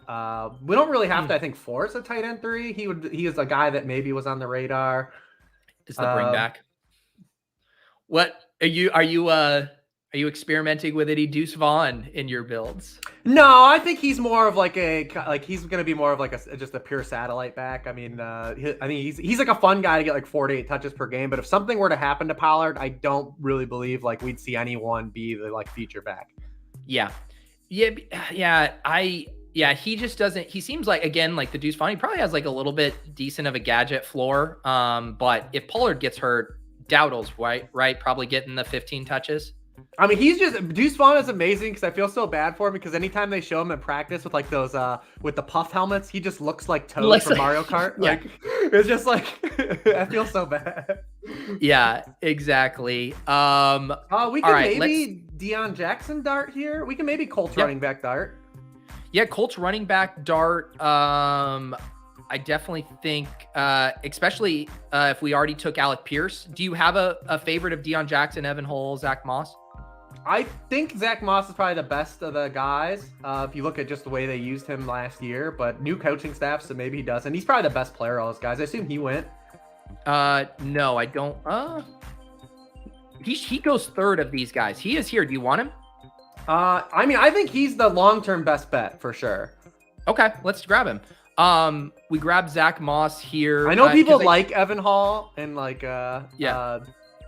you know, he's kind of like a trendy pick, but I think Evan Hall's a very ham and egger, right? Like, you know, I know he's got some steam out there, but if you look at like his actual usage profile, like he did nothing but get volume. Like he was not really good on his touches. Well, I mean, isn't Zach Moss kind of a ham and egger too, though? Yeah, but I mean, but he's like he already is like going to be ahead of Evan Hall. Yeah, for sure. And is he back now? Because he had missed time, right, with like the broken arm or whatever? He's in the mix to be available week 1. They just talked to Steichen yesterday, and he said he's hopefully plays week 1 to make it way worse on all of us, right? Yeah. All right, I appreciate these super chats. Tyler, win brunch merch. I'm not even going to bring up Best Ball Brunch to Reeves. I would never do that to him. ATX says, thanks for the season of Stream Speed. Good luck to the Deposit Kingdom. Yes, I appreciate you. Thank you for that very nice super chat. I have a feeling we're going to keep it rolling. Someone from the Deposit Kingdom is going to win Best Ball Mania this year. Reeves, we got 2 more picks here. Structurally, what is the quarterback? What does the quarterbacks look like? Just in case we do want to. Kyler, Jimmy, Ritter, Stroud, Mac Jones, Baker. Yeah, so nothing really stands out there. Yeah. the tight ends would be Hurst, Mayer, likely. That we can go further down as well. Turner, McBride, Smythe. Grab another running back here. Yeah, I kind of like Gus Edwards. Yeah. You mentioned him before. What's the deal? Because it's Justice Hill that's getting all the hype right now, right? Yeah, but why would they play Gus Edwards a lot in the preseason? Like, yeah. Why would they play any of those guys? I mean, it's just a bite. I think the Ravens offense is going to be really good this year. Yep. And, we have actually tangible proof that Gus Edwards is good at football while he's playing. Mm-hmm. So the thing here too about, Gus Edwards, and at these prices, right? Like, we don't have to lie to ourselves about standalone value, right? It's just like a contingent play. The same thing with Zach Moss, right? Hurt. Like, I saw some of the chat. Like, I'm not trying to blue pill anyone on Zach Moss. Like, we're just literally trying to say, hey, maybe Jonathan Taylor doesn't get traded. It can't be resolved, and something dumb happens. Yes. I am with you though on the Ravens. Have you been selecting a lot of Dobbins? Not so much. He goes in a weird spot. But I've been. This is where I drafted more, is on underdog. I think the underdog is made for J.K. Dobbins. Mm-hmm. Yeah. I want pieces of that offense. However I can get it. I realized it was a couple weeks ago, I had a decent amount of Lamar, decent amount of Andrews, but none of them together. So I started reaching for that a few times just to make sure I had that in my portfolio. Corain's got me fully hyped on Mark Andrews this year. So yeah, I want as many pieces there as I can get. Yeah, I always feel like the Andrews drafter, you immediately know what they're doing the next pick. You're like, all right, we know what. See what's happening here. Yeah. Positionally, what do you think we do here? 2-6-7-2 for this last pick. I don't think we need to force anything at quarterback. We don't have any stacks that make sense. I mean, this is probably a Zamir. Maybe we have a week 17 Zamir Alec Pierce correlation. You were just betting on the Jacobs injury at this point because he had so many touches last year. Yeah. Michael Wilson, I think, is fine because of all the Eagles, but we don't really need to go receiver, I don't think. Right. What about Keontae Ingram? Would that fit that bill? I don't know if he is even the next guy up, right? Okay. Yeah. I like the Zamir White call. He does go, though. The chat asking about Ty Chandler. Do you have any thoughts on him? Oh, no one's taking Ty Chandler? Mm-mm. Really? Are they that scared of Myles Gaskin? I guess so. Because he's now fallen back after that Gaskin signing. Did Gaskin already go? Good. I doubt it. No. No, he did. He did go. Oh, so Gaskin was just outright drafted over Chandler. Yes. I think that's an anomaly, though. Oh, okay. I mean, I have no problem with taking. Oh, do Jerome Ford because of Breece Hall. Jerome Ford. Yeah. Because Breece Hall week 17. There you go. So we'll go Ford and I like this because we do Ford with DPJ, we do Alec Pierce with Zach Moss, and we continue our little twinning theme on this. Yeah. I like it. I like that. All right. This team. This team actually kind of fucks. It's fun because it's a 2-7-7-2. Normally when I do 2-7-7-2, it's like a 0 RB build with an elite quarterback and elite tight end. And we did it with the mid-tier quarterbacks and tight ends, but it ended up being super fun. Jared Goff, Kenny Pickett, Breece Hall, David Montgomery, Khalil Herbert, Jalen Warren, Zach Moss, Gus Edwards, and Jerome Ford. Wide receivers, AJ Brown, Devontae Smith, DK Metcalf, Tyler Lockett, George Pickens, DPJ, Alec Pierce, tight ends, Freiermuth, and Laporta. I mean, this bet is just saying if Goff and Pickett are the breakout offenses, we're smashing. Yeah, I mean, it's a fun build. I could generally say that that this was a fun draft, man. This was a fun one. Yeah. The chat, the reviews are coming in. The chat likes this one. King Coakley says, congrats on completing this. Here's an entry on me and says, what's up, Reeves? Didn't you guys become best pals in Nashville recently? You and Rob? Yeah, Coakley is an awesome dude, man. I love hanging out with him. My wife had a great time with him. We had a good time, man. That's awesome. We didn't swing, but we had a great time. I know. I was bummed. It used to be an annual tradition getting to make it out there for the RG party. Wasn't able to swing it this year, but always a good time. And thank you, Rob Coakley, for the super chat as always. Rich, this was a fun team here. How many more drafts do you got in your in your bag here before the season locks? I'm gonna jam in a few more Best Ball Manias. I think I told you the story that I didn't even know I was in the Best Ball Mania finals last year. You see, I haven't heard this. What? Yeah, I logged into Underdog for in the off season, and I had like $3,500 in my account, and I was like, oh, where'd that come from? And I had a live team because I had a Viking stack, and KJ Osborne got me there I didn't do shit in week 17, but I got to week 17. Oh, because you had Jefferson and he got blanketed. So I had like a Viking stack, and that week before where they all went kind of nuts got me there. But I didn't even know it existed, and I logged in the offseason. I was like, where did this money come from? I was like, oh shit. Reeves, you're telling me you didn't? How many teams did you have in Best Ball Mania? You're not one of us sickos that's going in and looking and seeing. So I never check. I never check into the end of the year. My best balls. I never just let it be. So I used to be. So my normal thing was I didn't check until the playoffs, but I look at week 15 and then I see what my teams advance. I don't sweat it much in season, although that's going to change this year because we stream these all. But you not looking until after the season. You're telling me you wouldn't want to know heading into week 17? Anything. But Reeves, I know, but no, it would have been way worse if I would have known. If I was in Corain's shoes, I would have been dying that entire night. I would have just been dying. But what if is your username a public username on Underdog, or is it obscured? Is it Lord Reeves? It might just be Reeves on there. Okay, because I was saying I would have let you know. I would have messaged you hey Reeves. Yeah, but I figured if I was in the finals and was cooking, someone would have tagged me. Okay. Right, someone would have let me. It's the same thing in DFS. DFS I do check because you got a late swap, but no one's gonna if you're in third in the millie, people are gonna start tagging you. People are gonna be like, hey man, you got something cooking. But as Suan says, that's fun. Open up the account and find money there. You basically covered your. I've been playing with it all year. I've just been drafting with it all off season. Yeah, everyone's different on the sweat spectrum.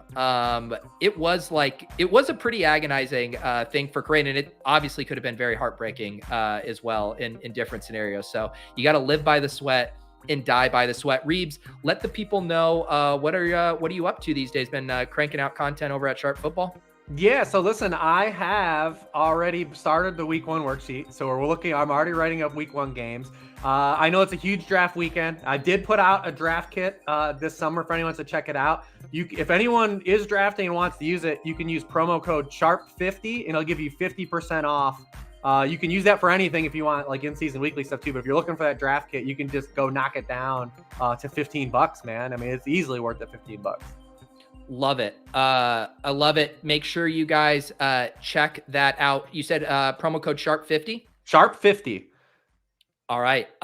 Love to hear it. You SHARP50. Reeves, it was a pleasure drafting with you here. Really like this team. One final time.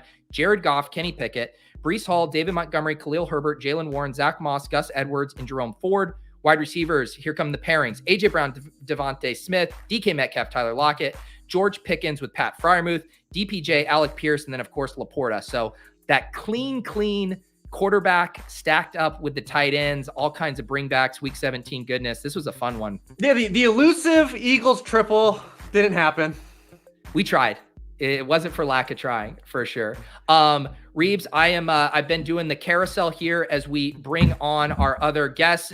Reeves and JM to win. Have you guys ever met before? This is awkward. I got to introduce you guys. Not in person, but we are doing something together this season. Not him and I personally, but I am doing something with 1 week season. I'm going to be doing a weekly DFS show with Hilo. With Hilo, yeah. We got we got the dream team coming together this year. So yeah, Reeves and I have talked on Twitter for years, hooked up on email this year and set that up. So this is how this show is working. How you're just pulling the next guest up. This is how we're doing. I have a tight. I don't know if you saw the schedule. Reeves was at 11:40. You're at 12:30. We're hitting my notes. I know what my punching in and punching out time is, and we're just keeping this car wash rolling. What a machine. Reeves, I appreciate you. It was great as always seeing you. Check out Sharp Football. Use that code, and Reeves, we'll catch you soon. Yeah, good luck to you guys the rest of your day, Pete, man. I'll be following along. All right, we'll see you later. All right, guys. All right.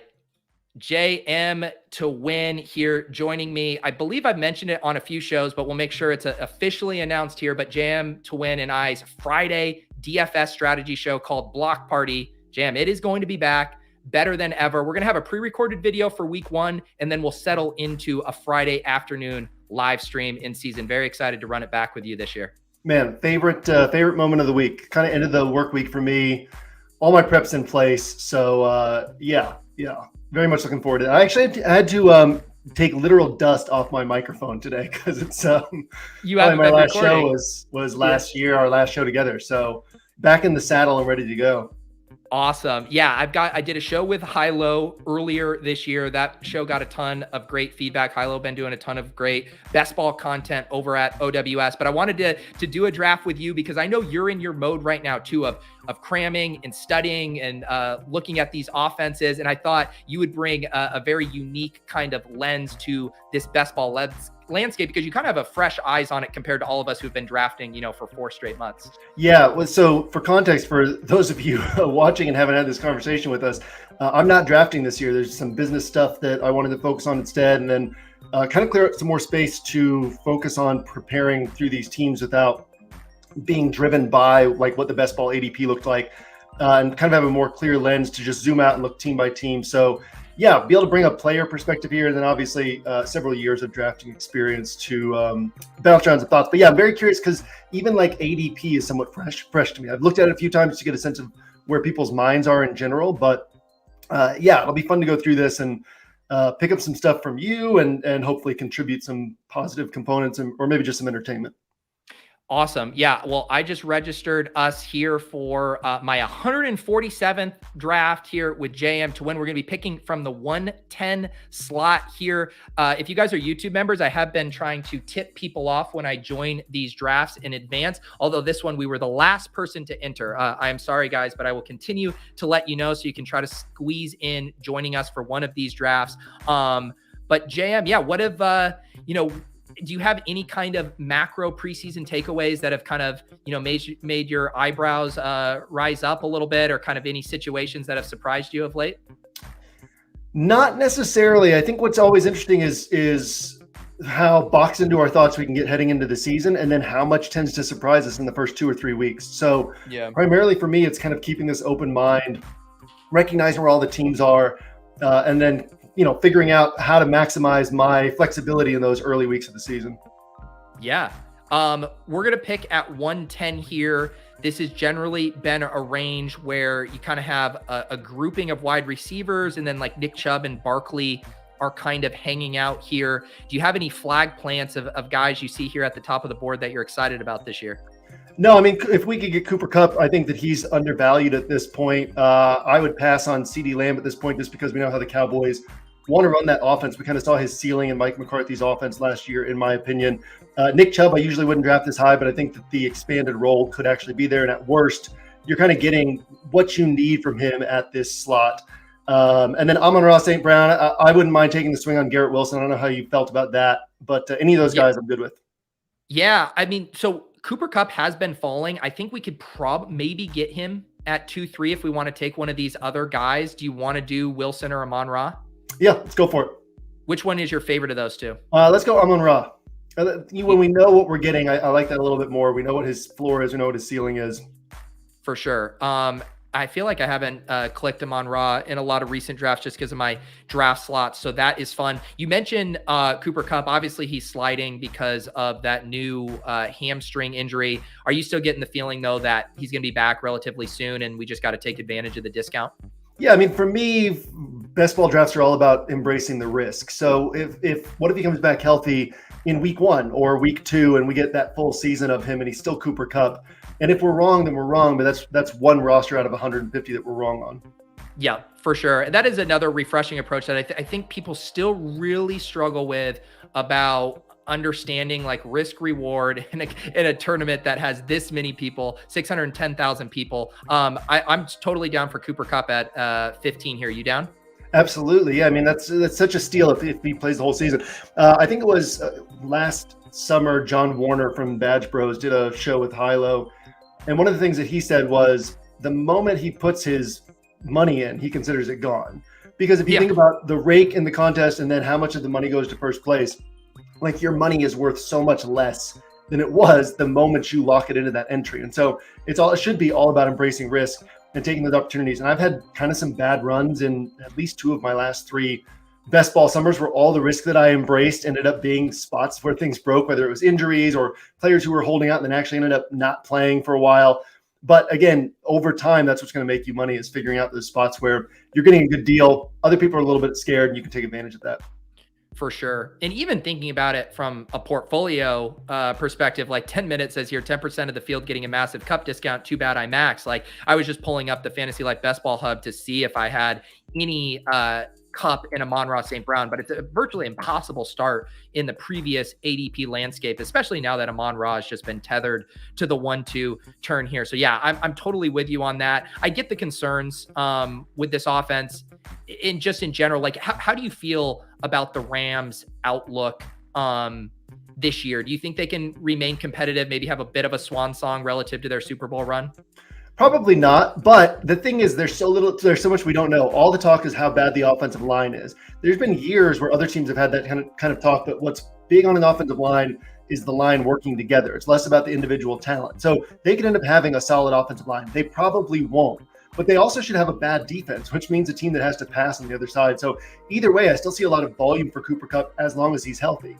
When we look at last year, he was still putting up those 30, 40-point DraftKings games. His bad games were like 26 points when he was healthy.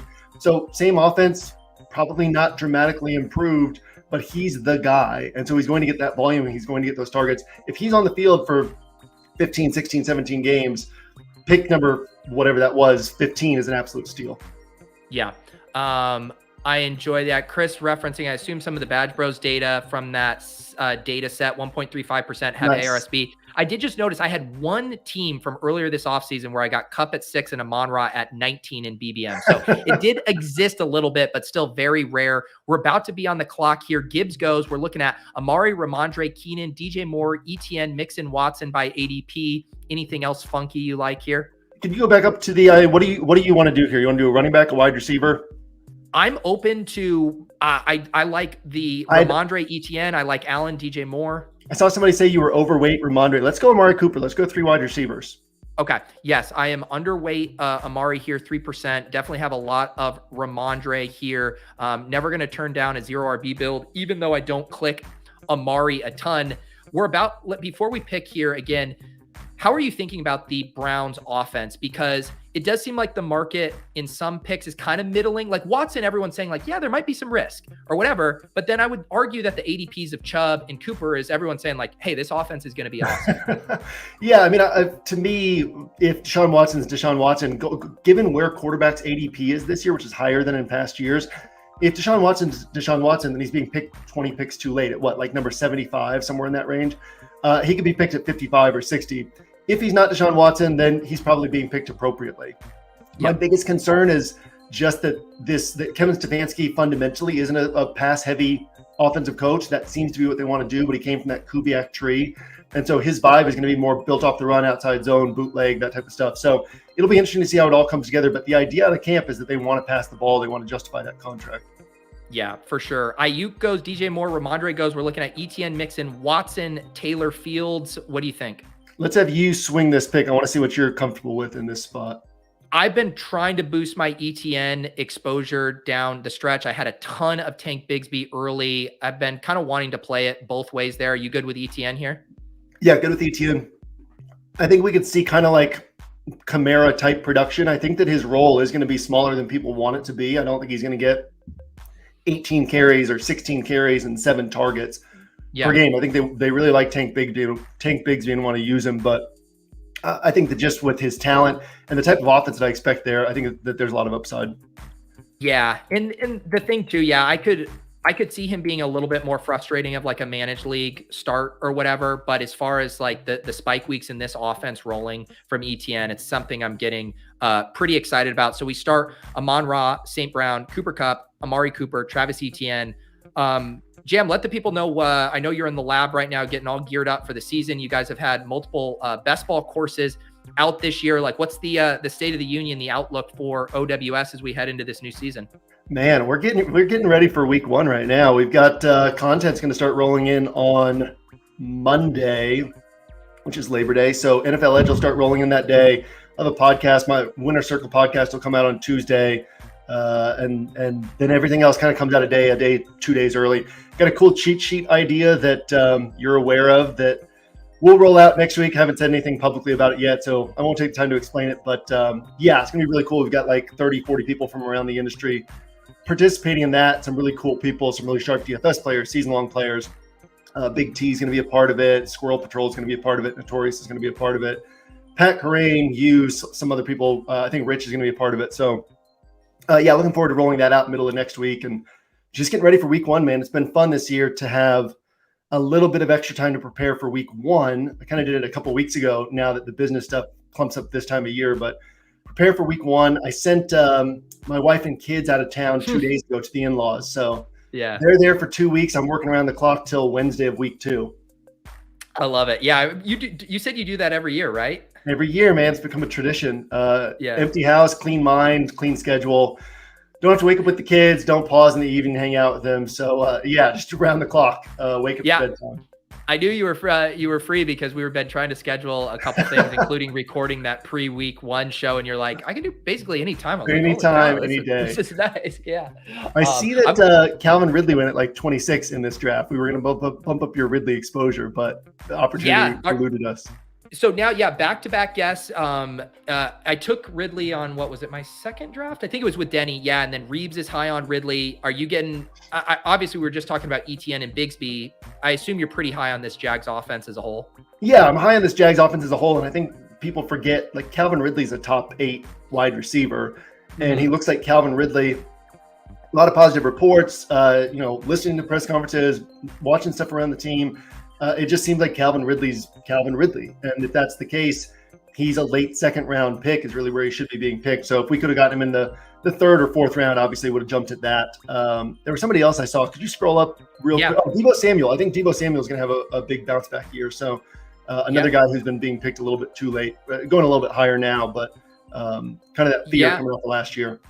It's funny because Calvin Ridley and Deebo for, I would say, most of the summer, before training camp started, were always kind of together at the 3-4 turn. Like those were kind of the wide receivers you could choose from. Ridley's obviously rocketed up, goes at 21. And Deebo, I feel like he still kind of has a range. People are kind of split on him. I know I was hitting Deebo a ton early, and then I was like, I'm kind of light on Ayuk. So I kind of swung back and started taking more Ayuk, but I'm excited about those guys. We are about to pick at 5'10". I am curious how you're handling Jonathan Taylor as he slides, here a good bit. Is he that swing for the fences pick, or is there too much risk there relative to the downside? I mean, I think you can swing for the fences. We got to know that we don't have him the first 4 games, but his contract starts tolling if he misses beyond week 7. He doesn't want to be stuck with the Colts next year, so he's going to play this year. But you can see these guys hold out for a long time, come back. They're not really in NFL game shape. So definitely some risk, but I don't mind taking the risk if we're swinging for first. I think we can push him again around the turn. Is there a Herbert, McLaurin, Judy, Lockett, Godwin that you like? You go. I'll go ahead and just grab Lockett there as we run out of time there. That was kind of a panic click, just seeing McLaurin and Judy continue to slide as well. Do you have any thoughts on the Lockett pick that I just kind of autoed, basically? No. I think that offense is really interesting. I think that Jackson Smith and Jigba is going to be a superstar, if not this year, then by next year, the next year. Geno Smith proved that he's competent. He's not a game changer, but he's a really fine quarterback, and that's all that they really need in that offense. The one downside is Pete Carroll's still going to be Pete Carroll. He still wants to keep games close. He wants to win in the 4th quarter. They're not going to be throwing the ball all over the yard unless they're giving up points. They'll have games where they give up points, and there's going to be a lot of upside on that offense. Sorry, JT does go. It happens. Judy, Pierce, Godwin, Dobbins, JSN. If we wanted to try to set up the double stack there, Dobbins, Godwin, Pierce, let's go JSN. Let's throw him in there. Beautiful. You know what? My most drafted player this year. I'm never going to say no to him. I do like Lockett and JSN. Reeves and I got sniped on a Seahawks double stack last draft, so we'll have to make the decision. Probably have to take Geno at 111 if we want him, but we can cross that bridge when we get here. We got a 1-5 build, ETN anchor out of the 4th, along with Amon-Ra, Cooper Kupp, Amari Cooper, Tyler Lockett, JSN. Pretty fun wide receiver room there. Yeah, I mean, if we're just looking at players, which is where I'm going to be most helpful because I'm not nailed in on the strategy this year, but I mean, that's an excellent group of players in terms of I like to look at it as like, where could these guys be drafted next year? You know, next year, could you get an ARSB and Cooper Kupp roster? Probably not, right? If they have the season that we want, then they're both going in like the top 8 picks. ETN, if he ends up having a bigger role than I'm thinking, then he's maybe going in the second round. And JSN obviously has opportunity to ascend up the draft boards next year. So yeah, from a starting point, just a ton of upside. Probably would love to get like some sort of upside quarterback, and then also add in Geno, so that Geno's not the only guy we're relying on. We get the steady like 15 to 20 points from Geno, and then a guy who can spike us for 30 points here and there. But yeah, and then we've got kind of a little bit of pick flexibility in between here and there as well. For sure. One of the things that I think you do particularly well at the beginning of the season, for DFS, is kind of identifying, new trends or new realities that maybe people don't see coming, or that maybe it just takes people too long to catch up to, even after they see it.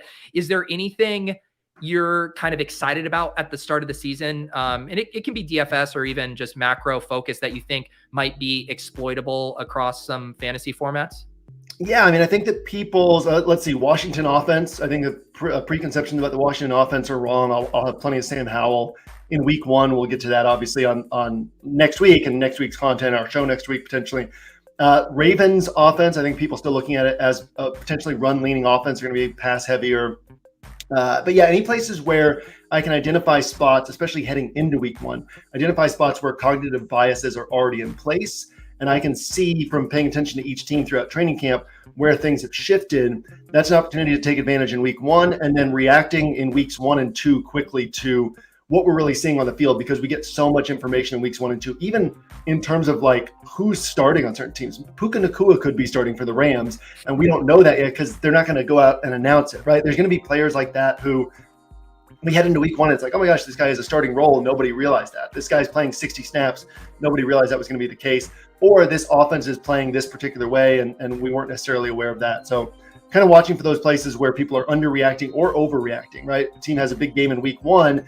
Everybody holds on to that the rest of the season, but it was because of these factors that people aren't really paying attention to, and it's not likely to happen again. So yeah, early weeks of the season, tons of edge early weeks of the season. I see Zay Flowers is zooming up yes. Draft boards 65. as well. Yeah, 65 is definitely, I've been seeing him go ahead of ADP. That's really ahead of ADP there. Let's check out the board here as we head to our pick at the 7-8 turn. We do got ETN, and then these 5 wide receivers: Amon-Ra St. Brown, Cooper Kupp, Amari Cooper, Tyler Lockett. In JSN, we see a couple running backs at the top here: Javonte, James Conner, tight end, Kyle Pitts, Brandon Cooks, Quentin Johnston, DeAndre Swift. Any guys you like here?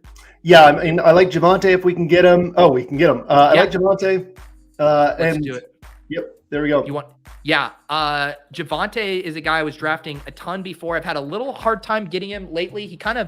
He has a wide range. Like, there are people who would be like, I'm grabbing Javonte in the 6, which I don't even think is crazy considering kind of what the high-end outcomes could look like. But getting him at 82 here seems like a very fun pairing with ETN. And then we'll be back on the wrap here quick at 8-3. Any of these other names stand out to you? Yeah, I mean, we could go Sutton and go with that offense.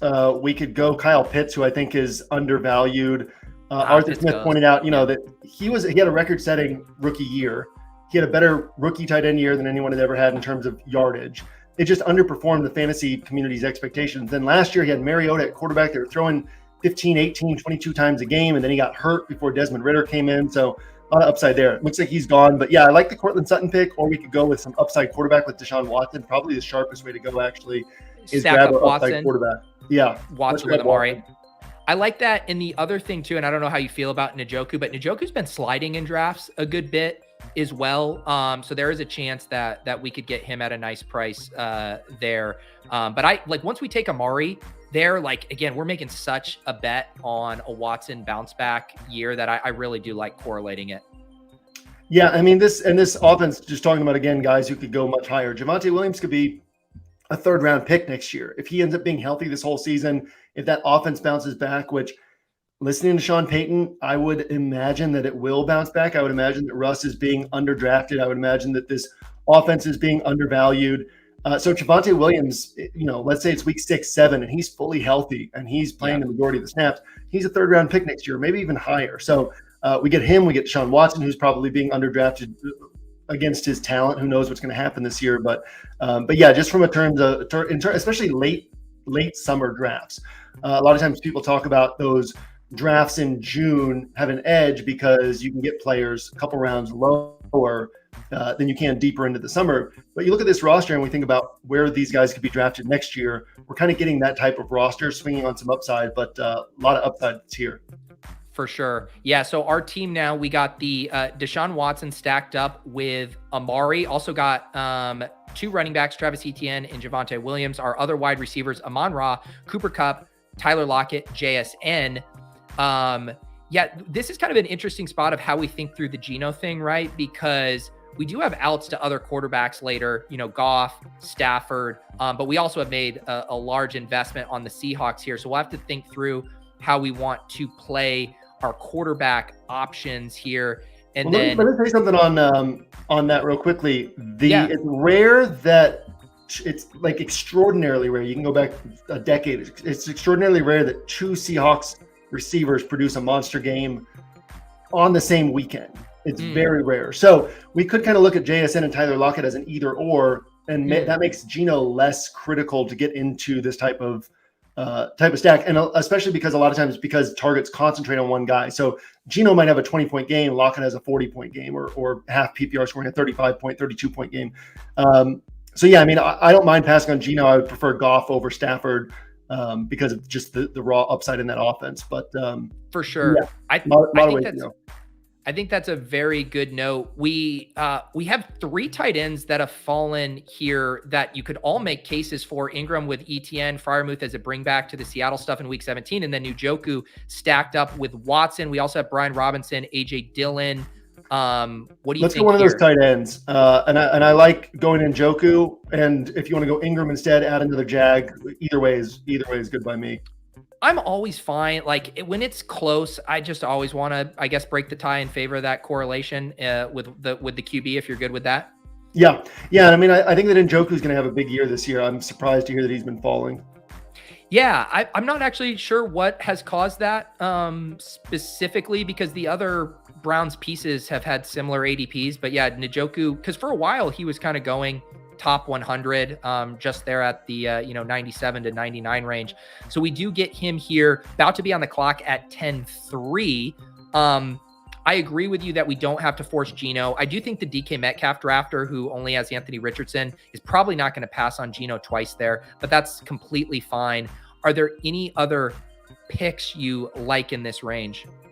I mean, obviously Dalvin's interesting from an upside perspective. I'm not super excited about him, so it's just taking a swing at the risk. Jaylen Warren is the kind of guy who could force his way onto the field a little bit more, and obviously he's an injury away from being a difference maker. So I don't mind taking a pick like that. I also don't mind taking a pick like Kincaid and swinging for some upside here at a second tight end. So yeah, among those guys, I don't think we need a wideout. We can get some more wideouts deeper.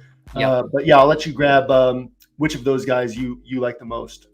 I think we might get one thing I've noticed in these rooms is all the premium running back targets are all getting pushed up now that we have like more clarity on depth charts. And I've woken up in like the 15th round of some of these where I used to just always click Tajay Spears. He was just like always there. Now all of a sudden you're staring at Jeff Wilson, who's on IR, and all of these scrubs. So I wanted to grab another running back there. So I did grab Jaylen Warren as giving us a Pittsburgh piece opposite of that Seattle game too in week 17. If we're getting a big game from one of those Seahawks, maybe we play it with Jaylen Warren as the mini correlation on the other side.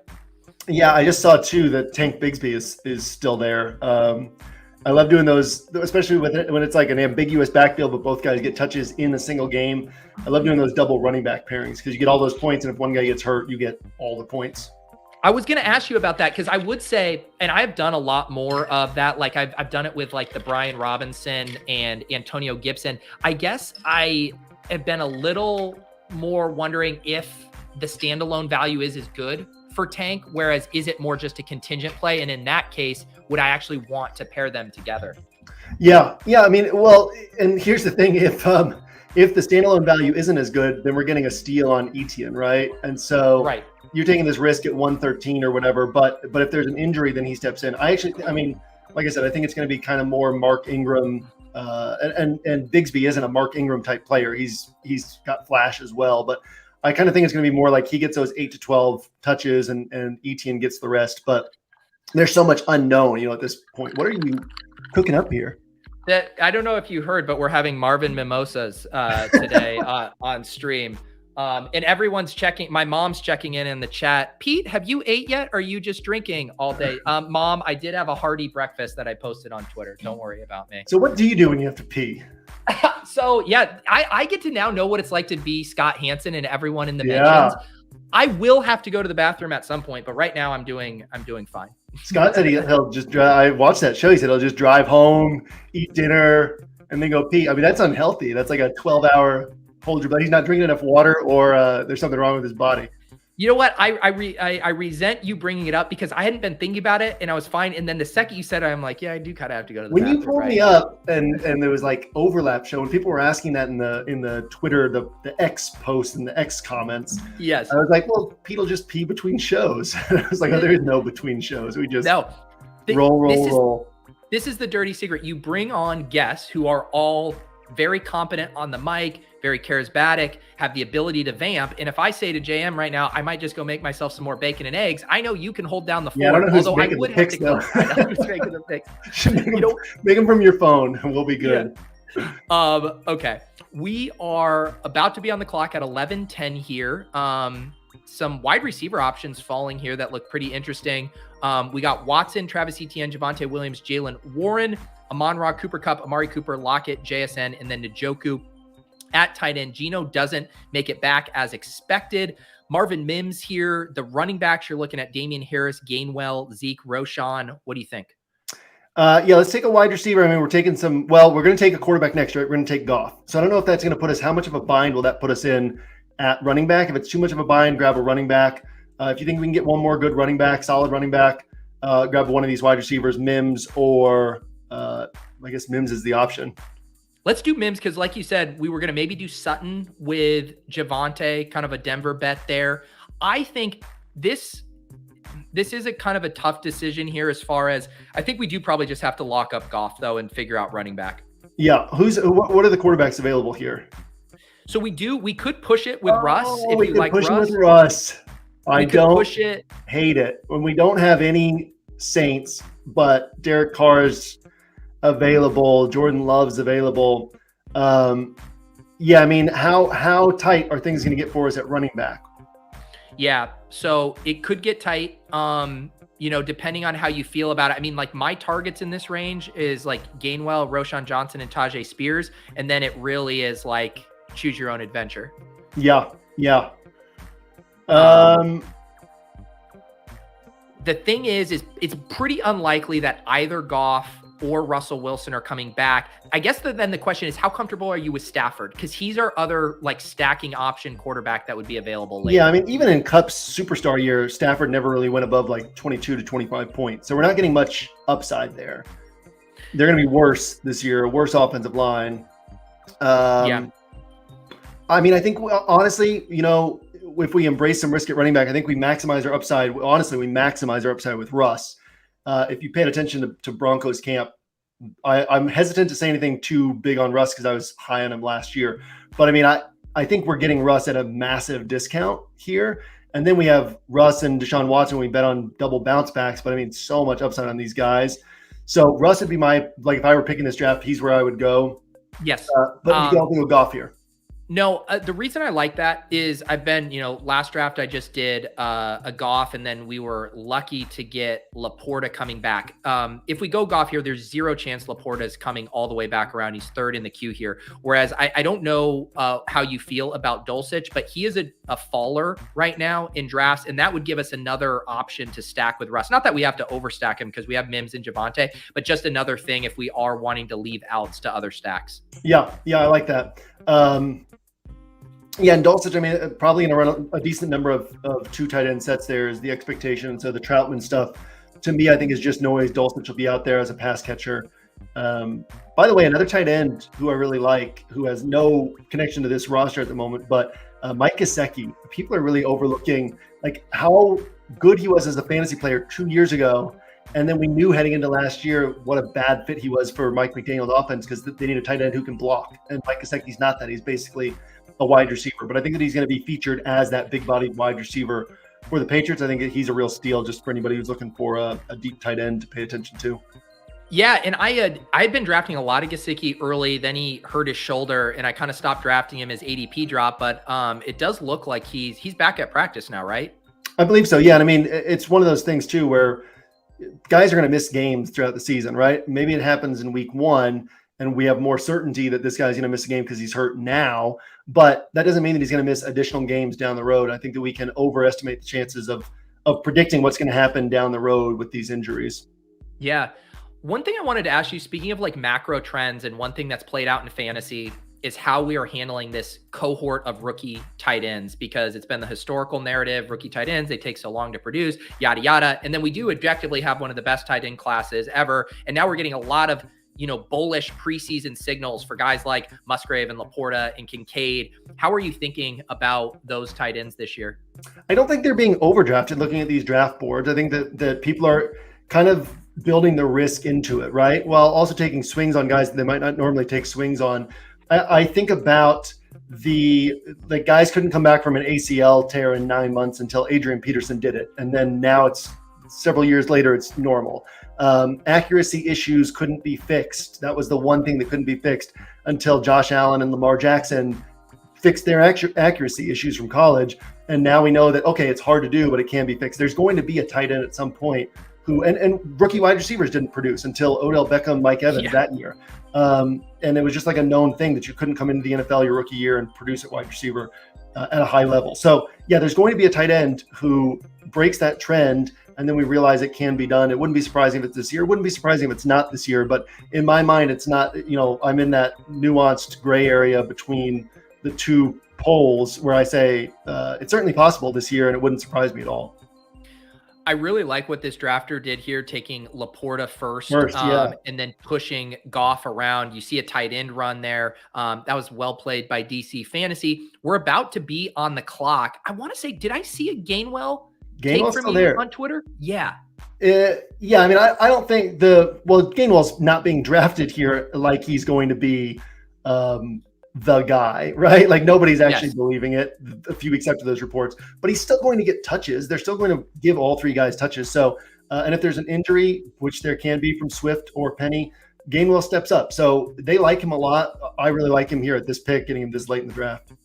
Yeah, this is when we were kind of thinking through that quarterback selection. I was worried that a guy like Gainwell wouldn't be here at 154. So I feel a lot better about our decision getting Gainwell there. Yeah, absolutely. So our team here through 13 rounds, and we are about to pick at 14-3. We got Deshaun Watson and Russell Wilson. We got Etienne, Javonte Williams, Jalen Warren, and Kenneth Gainwell at running back. Wide receivers, Amon-Ra St. Brown, Cooper Kupp, Amari Cooper, Tyler Lockett, JSN, Marvin Mims, and then tight end David Njoku. I really like how this is setting up for us here. Yeah, it's unfair. We could take Spears as kind of another swing at running back, understanding that we embraced, a lot more risk at running back, a lot more certainty at wide receiver. I'm not really in on Damian Harris. Well, good, he's gone just because he's not good. But Spears goes. Funhouse is in the chat. He wasn't going to let that happen. And then now you're down to kind of some of the injured guys here. You could do I'm fine not forcing that other running back at this point.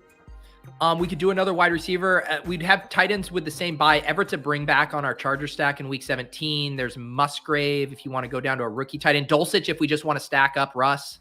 Yeah. I mean, we could grab Dulcich. He might still be there later. You got to pick. Yeah. Yeah. So Dulcich has been sliding, and yet when you look at where he's picked, 178 might be pushing it. And I didn't see anyone else I was just running. No. Like I was looking at Reed, and I was looking at Alec Pierce. Like these are guys with upside. They're interesting plays, but these are guys with upside. They're interesting plays, but it's not like we're giving up some clear value here by taking Dulcich. For sure. And this is fun because this is exactly what I did on the previous stream with Reeves. We had Kenny Pickett and Jared Goff stacked up with Freiermuth and Laporta. Here we got our two tight ends stacked up. Here, Deshaun Watson, Russell Wilson with Njoku and Dulcich. I want to say I was listening to Hilo talk about this a little bit too. And I'm curious, it was, you never want to set hard and fast rules for any slate. But one thing I'd said to myself was like, I want to just correlate my tight end position this year in DFS more with my quarterback than I think I've previously done. Like it is it's such a volatile position, and those guys are so tethered to each other. It's like, note to self, do that more. Yeah, it's such an easy way to fill in that tight end spot if you don't have a clear guy you're going for. Because, I mean, we saw it with both of Fields' 40-point games last year. The touchdowns went to Kmet, and so Kmet had his 2 biggest games of the year. And when that happened, you feel this really tough to fill position. And then worst case, you know, the guy's probably having a slightly better game than normal if his quarterback's having a good game. And most other people are having a bad game at their quarterback, at their tight end spot. So yeah, finding those. And I also really like what we did here with what I call these backward stacks, where you take the quarterback first and then you add in these pass catchers, because in these backwards, I think we got we got Njoku after we got Watson, we got Dulcich, and I think Mims after we got Russ. Maybe we got Mims first, but these backward stacks are less common because people don't think of taking the quarterback and then taking the stacking partner. They think of taking the pass catcher and then taking the quarterback. Yeah, for sure. And that's how you see, the stacks too. Yeah, I think it's a really good way. I've been razzing Davis because he always loves getting his stacks locked up before round 10, which is fine in that you're getting, you know, the top pass catcher with the quarterback. But I do like the creativity and the flexibility that the backdoor stacks offer you. Obviously, you can play with fire, right? Like you can burn a few lineups, or as I like to say, JM, you got to crack a few eggs to make an omelet if you're trying to build a nice best ball mania portfolio here. We're about to be on the clock at 15:10. We could end up kind of triple stacking Deshaun Watson with DPJ, if that's interesting to you. I don't know how you are feeling about Kendre Miller in general, much less after the hamstring injury. Anything else? You could set up another backdoor stack there if you like, you know, like Devontae Parker, Mac Jones, Gesicki. There's stuff there. What do you think looks fun here? Ooh, I kind of like that Patriots idea. That's pretty interesting. In a vacuum, I like DJ Shark this year.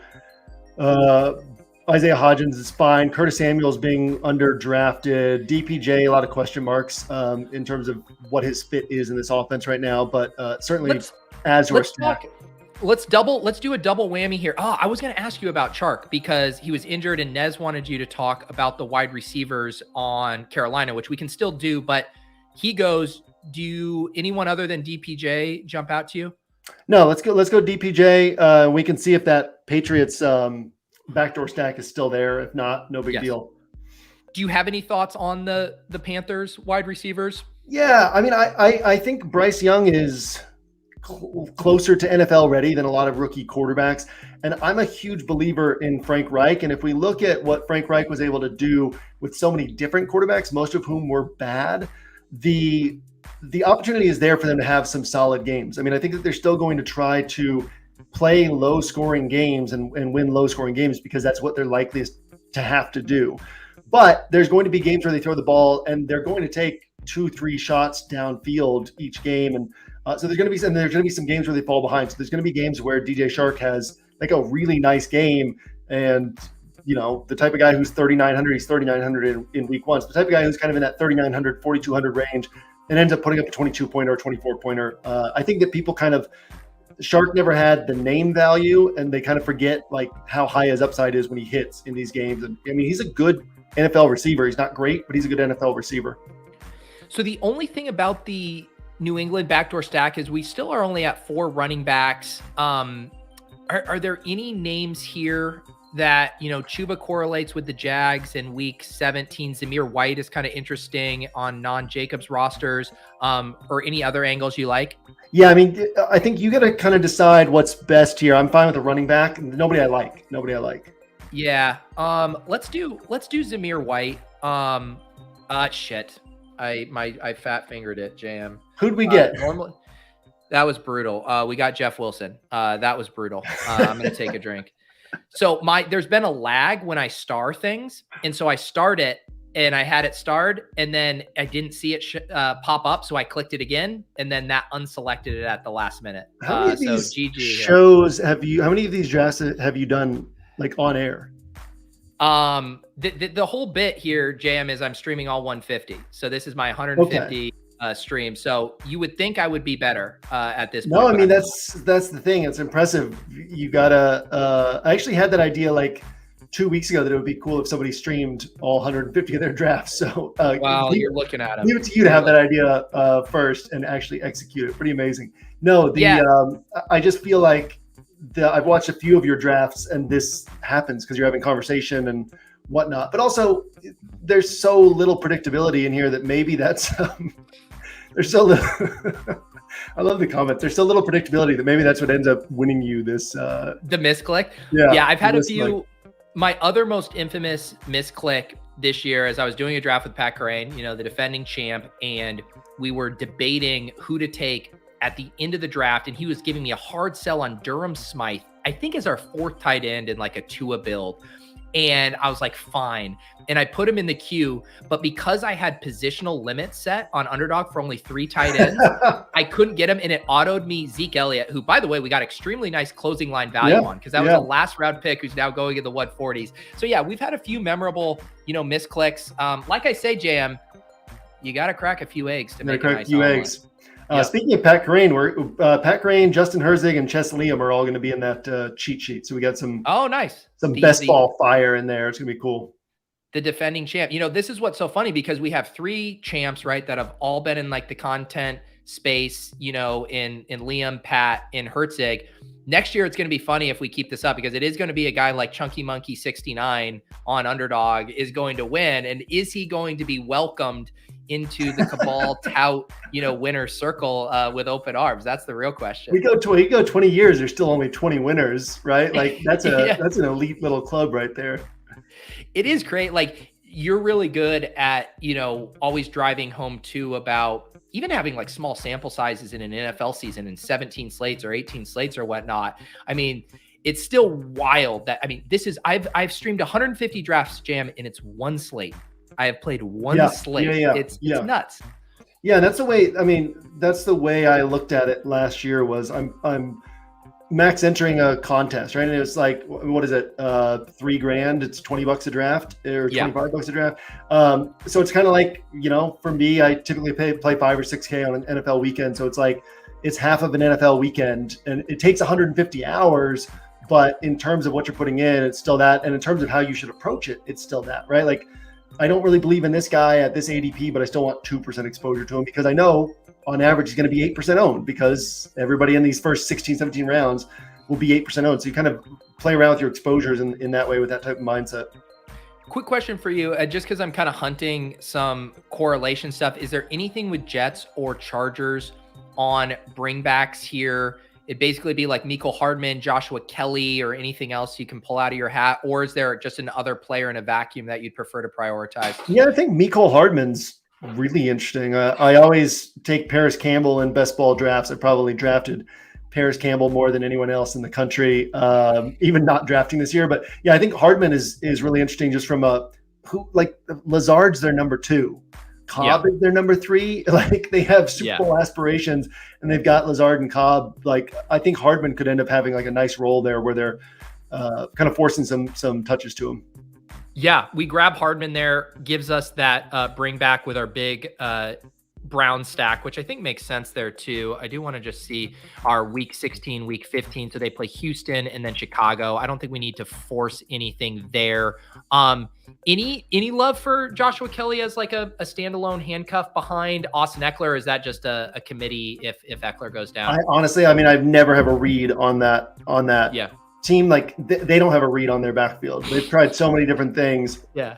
And it just never works. So, but yeah, Josh Kelly's as good of a swing as anybody else. We could always grab another tight end. We could grab another wide receiver, but we're pretty set there.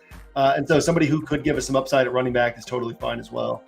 Yeah, I guess after the bad click of Jeff Wilson, if Jalen Warren isn't giving us as much standalone value, if Javonte's slow start, I just wonder if we could use another body here. But I'm open to names. Kyron Williams, Josh Kelly, Sean Tucker, Keontae Ingram, Dowdle has been a buzzy guy. Any Bengals backs? Anything you like? Yeah, Dowdle is interesting, and I think that Kyron Williams is interesting. Again, bad offensive line, but Cam Akers is such an unknown.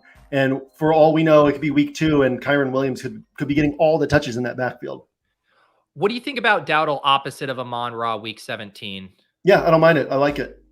I was open to either, but I was like, might as well break that tiebreaker. Yeah, because I mean, if he's the 2 and Pollard's hurt week 9, all of a sudden he's winning the league for us, or winning the whole BBM for us on his own. Yep, that one pick that did it. We did it. Man, I'm sick to my stomach, JM, because the Jeff Wilson pick is going to really upset me. Not that it's like egregious at 183, whatever, we can live with it, but everything was just smooth sailing. I feel like we were getting our stacks, we were getting our correlations, and then I misclick on who are we going to try to take instead of Jeff Wilson there? I don't know, some other running back. Let's see who went after Zamir White. I mean, Zamir White. So all right, I mean, whatever. what's the difference there? Yeah, Jeff Wilson probably outscores him, but Zamir White definitely has more upside in case of a Josh Jacobs injury. We got the Dolphins trying every week to trade for a new running back, so let's go ahead and draft their running backs. Real quick, I want to get another giveaway going. I've been doing these throughout the show here. Let's see, for this one, I have this underdog shirt in the Denver Broncos colorway, a little orange and blue here. We got the underdog logo here. For this one, hashtag do you know ball? Hashtag do you know ball? JM knows ball, but the question is, do you know ball? This is a large. It's a large. Use hashtag do you know ball in the chat, and I'll do the drawing in a little bit. JM, I'm going to get this team pulled up here so we can recap it. Like I mentioned to everyone, JM and I are going to pre-record a week 1 show. It'll probably be a little bit more evergreen in nature. I certainly need to get my bearings on DFS. Have not been playing DFS, haven't been thinking about it. I've obviously been in full best ball mode, so excited to catch up with JM on that. And that show will probably post later in the week next week. And then, like I said, JM and I will settle back into a routine of doing Friday streams. I think we'll do the same this year if it works for you, JM, like 2 p.m. Eastern. That's what I've got in my notes. Made my schedule last night, so that works perfect. Perfect. Yeah, so that'll be a live stream. And what's going to be super fun, you guys might have heard us mention it on the Badge Bros, but I'm going to do a double header. So I'm going to do the show with JM Block Party, and then I'm going to head over to the Underdog HQ channel where the Badge Bros have been hanging out making content, and we're going to do a happy hour TGIF daily pick'ems type show there. So that'll be a back-to-back Friday offering for you guys regularly in season. Looking forward to that. JM, before we bring on our next guest here, Mr. Tom Everett Scott, we are going to recap this team. Draft number 147 in the books here. JM, I love that I invited you on for my 150 marathon stream, and you didn't even know that I had been streaming all 150 of my drafts. That's how I know how dialed in you are to your process and not paying attention to the noise out there. I knew there'd been a few. 150 is extremely impressive, not just from a standpoint of doing it, but also the conceptualizing that and putting it all together. Impressive as always, Pete. Well, I appreciate you, and I really like this team we drafted. Watson and Russ at quarterback, our running backs, Travis Etienne, Javonte Williams, Jalen Warren, Kenneth Gainwell, redacted, Enrico Dowdle. Wide receivers, Amon-Ra St. Brown, Cooper Kupp looks rare, Amari Cooper, Tyler Lockett, JSN, Marvin Mims, DPJ, Mecole Hardman, and then we got David Njoku and Greg Dulcich at tight end. Pretty fun team, JM. It's a winner. That's the winner. That's it right there. It's an absolute winner here. JM, as I've been doing on the show today, we've been doing a bit of a car wash here as the guests come in and out. JM, are you familiar with one Mr. Tom Everett Scott? Tom Everett Scott, do you know JM? Can you guys introduce, play nice, all that good stuff? Tom Everett Scott, I'm JM to win. Nice to meet you, man. Hey, JM. How's it going, man? It's going well. Next up in line, huh? Keep it rolling. That's right. I am the next person on Pete's show. Yes, that's right. Yeah, he's not special. He's just the next person on the show. I just spit him up and chew him out. I have this group of friends that we normally visit once a summer, and they when they're out, they have all their friends come on different days. And I always call it the conveyor belt of friends, and they try to never let them. They're like, you guys get out of here. Our new friends are coming in. So I have my own conveyor belt of friends, but I'm letting everybody meet and hang out with each other. Not so bad. Well, that sounded like a pretty good roster you guys just put together. Yes, it was a fun team. JM, real quick too, before I let you go, let people know over at 1 Week Season, we still got promo code Pete going on over there. If you guys want any discounts on any of the best ball courses and obviously the DFS packages, anything else people should keep an eye out for before we do our next show.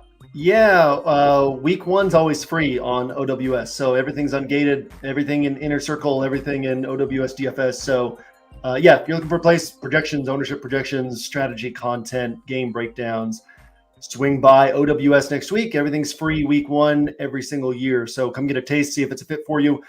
One of the things I always say is we build the site for the people that it's a good fit for. So you'll know pretty quickly if it's not a fit for you, and then you move on to the next thing. But if it is a fit for you, it tends to be a really good fit for you. So check out OWS next week, see if that's a fit for you, see if that's where you want to spend some time this year. For sure. And I think even you can go to the channel too and scroll back and find some of Jam and I's videos last week too. And I recommend if you just sort by most viewed on my channel and go to the first JM video. It was the first show we did last year that was pretty evergreen, and it will give you a very good idea about obviously how JM and OWS think about DFS and fantasy. It would be a good primer there. But like I said, you're going to see plenty more of JM on the channel. JM, I'll sync up with you next week. It was great having you today. Excited, man. Thanks for hanging out. All right, we'll see ya. See you guys. All right, we got Tom Everett Scott here. I appreciate you making time. You said you're in New York, right? I am. I just dropped my kid off at college. Wow, is that first kid off to college? Second. Okay. I was gonna say, I imagine that's how I'm gonna feel when I wrap up streaming all 150 of my drafts. That sense of accomplishment of now the kids are all grown up. That's right. Just done. Empty nester. You will be an empty nester. How many of these are you going to do? 150? 150. So this is going to be draft 148 that we are doing right now. Tom, Woo. You are going to help me stick the landing here. I'm so honored. Yes, and this draft is already filled. I've been letting people know in the Discord when I hop in, people piling in to draft with us. And look at this. There's influencer 101s. And then there's movie star 101s. That's what we just did. Tom Everett Scott. 101. We did it. We did it, baby. I'm excited. I can't believe that. Must be me. Well, it's 100% you because you see my exposure here. 6.6 Justin Jefferson. Average would be like around 8.3%, which means have not been a true influencer. They don't give me the 101, but when Tom Everett Scott is on, the randomizer gods say, hey, we're giving this guy the 101. I just want to give that to you, Pete. I want to give my juju to you. Not Juju Smith-Schuster, but Juju. No, please, when we're on the clock and we're talking about the 101, do not say the word Juju Smith-Schuster. Do you have any Galaxy Brain hot takes? Denny made me take CMC over Jamar Chase at 102. Do you do anything wild at 101? No, I would stick with Justin Jefferson, but Denny did that? That's crazy. It really hurt my feelings. I thought I knew Denny. He used to be the champion of zero RB, of wide receivers, and now he's out here taking CMC over Jamar Chase. What happened to that boy? I don't know. He changed. He really changed. He did. Well, I would honestly wonder if you should, as a strategy, take somebody that you wouldn't expect to take there so that your lineup could be different. But what do you think about that? So now look at Tom, you're in the right spot here. If you're talking about galaxy braining, unique combinatorial pairings from the 101, yes, here's the thing though. I think Jefferson and Chase are in such a unique tier ahead, especially now that we have question marks about Cooper Kupp, who does go 3 overall here. I think you can get unique in round 2 and 3. More so of you just don't want to pass up the chance. Now look, if I just got the 101 every time, I'd start being like, yeah, why don't we take Garrett Wilson here instead and just see what happens, get something unique. But I never get the 101, and so I just want to select Justin Jefferson. That makes sense. And when it comes back around, you have often gone with Mark Andrews there, or are you trying to get more of him?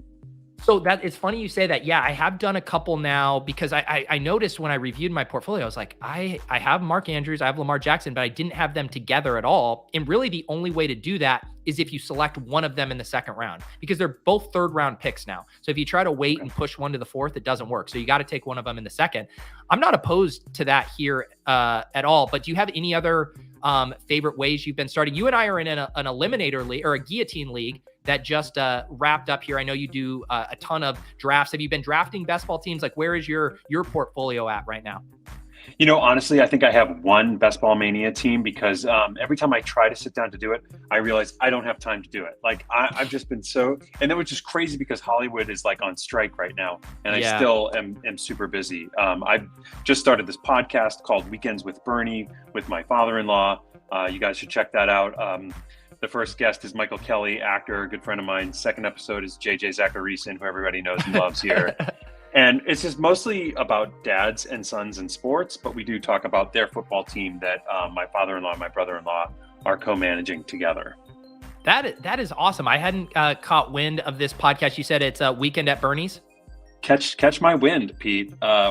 Weekends with Bernie podcast. Weekends with Bernie. Yeah, if you Google what I just said, you'll just find the movie, I imagine. Yeah, and that's a nice watch. That's not a bad thing to watch either.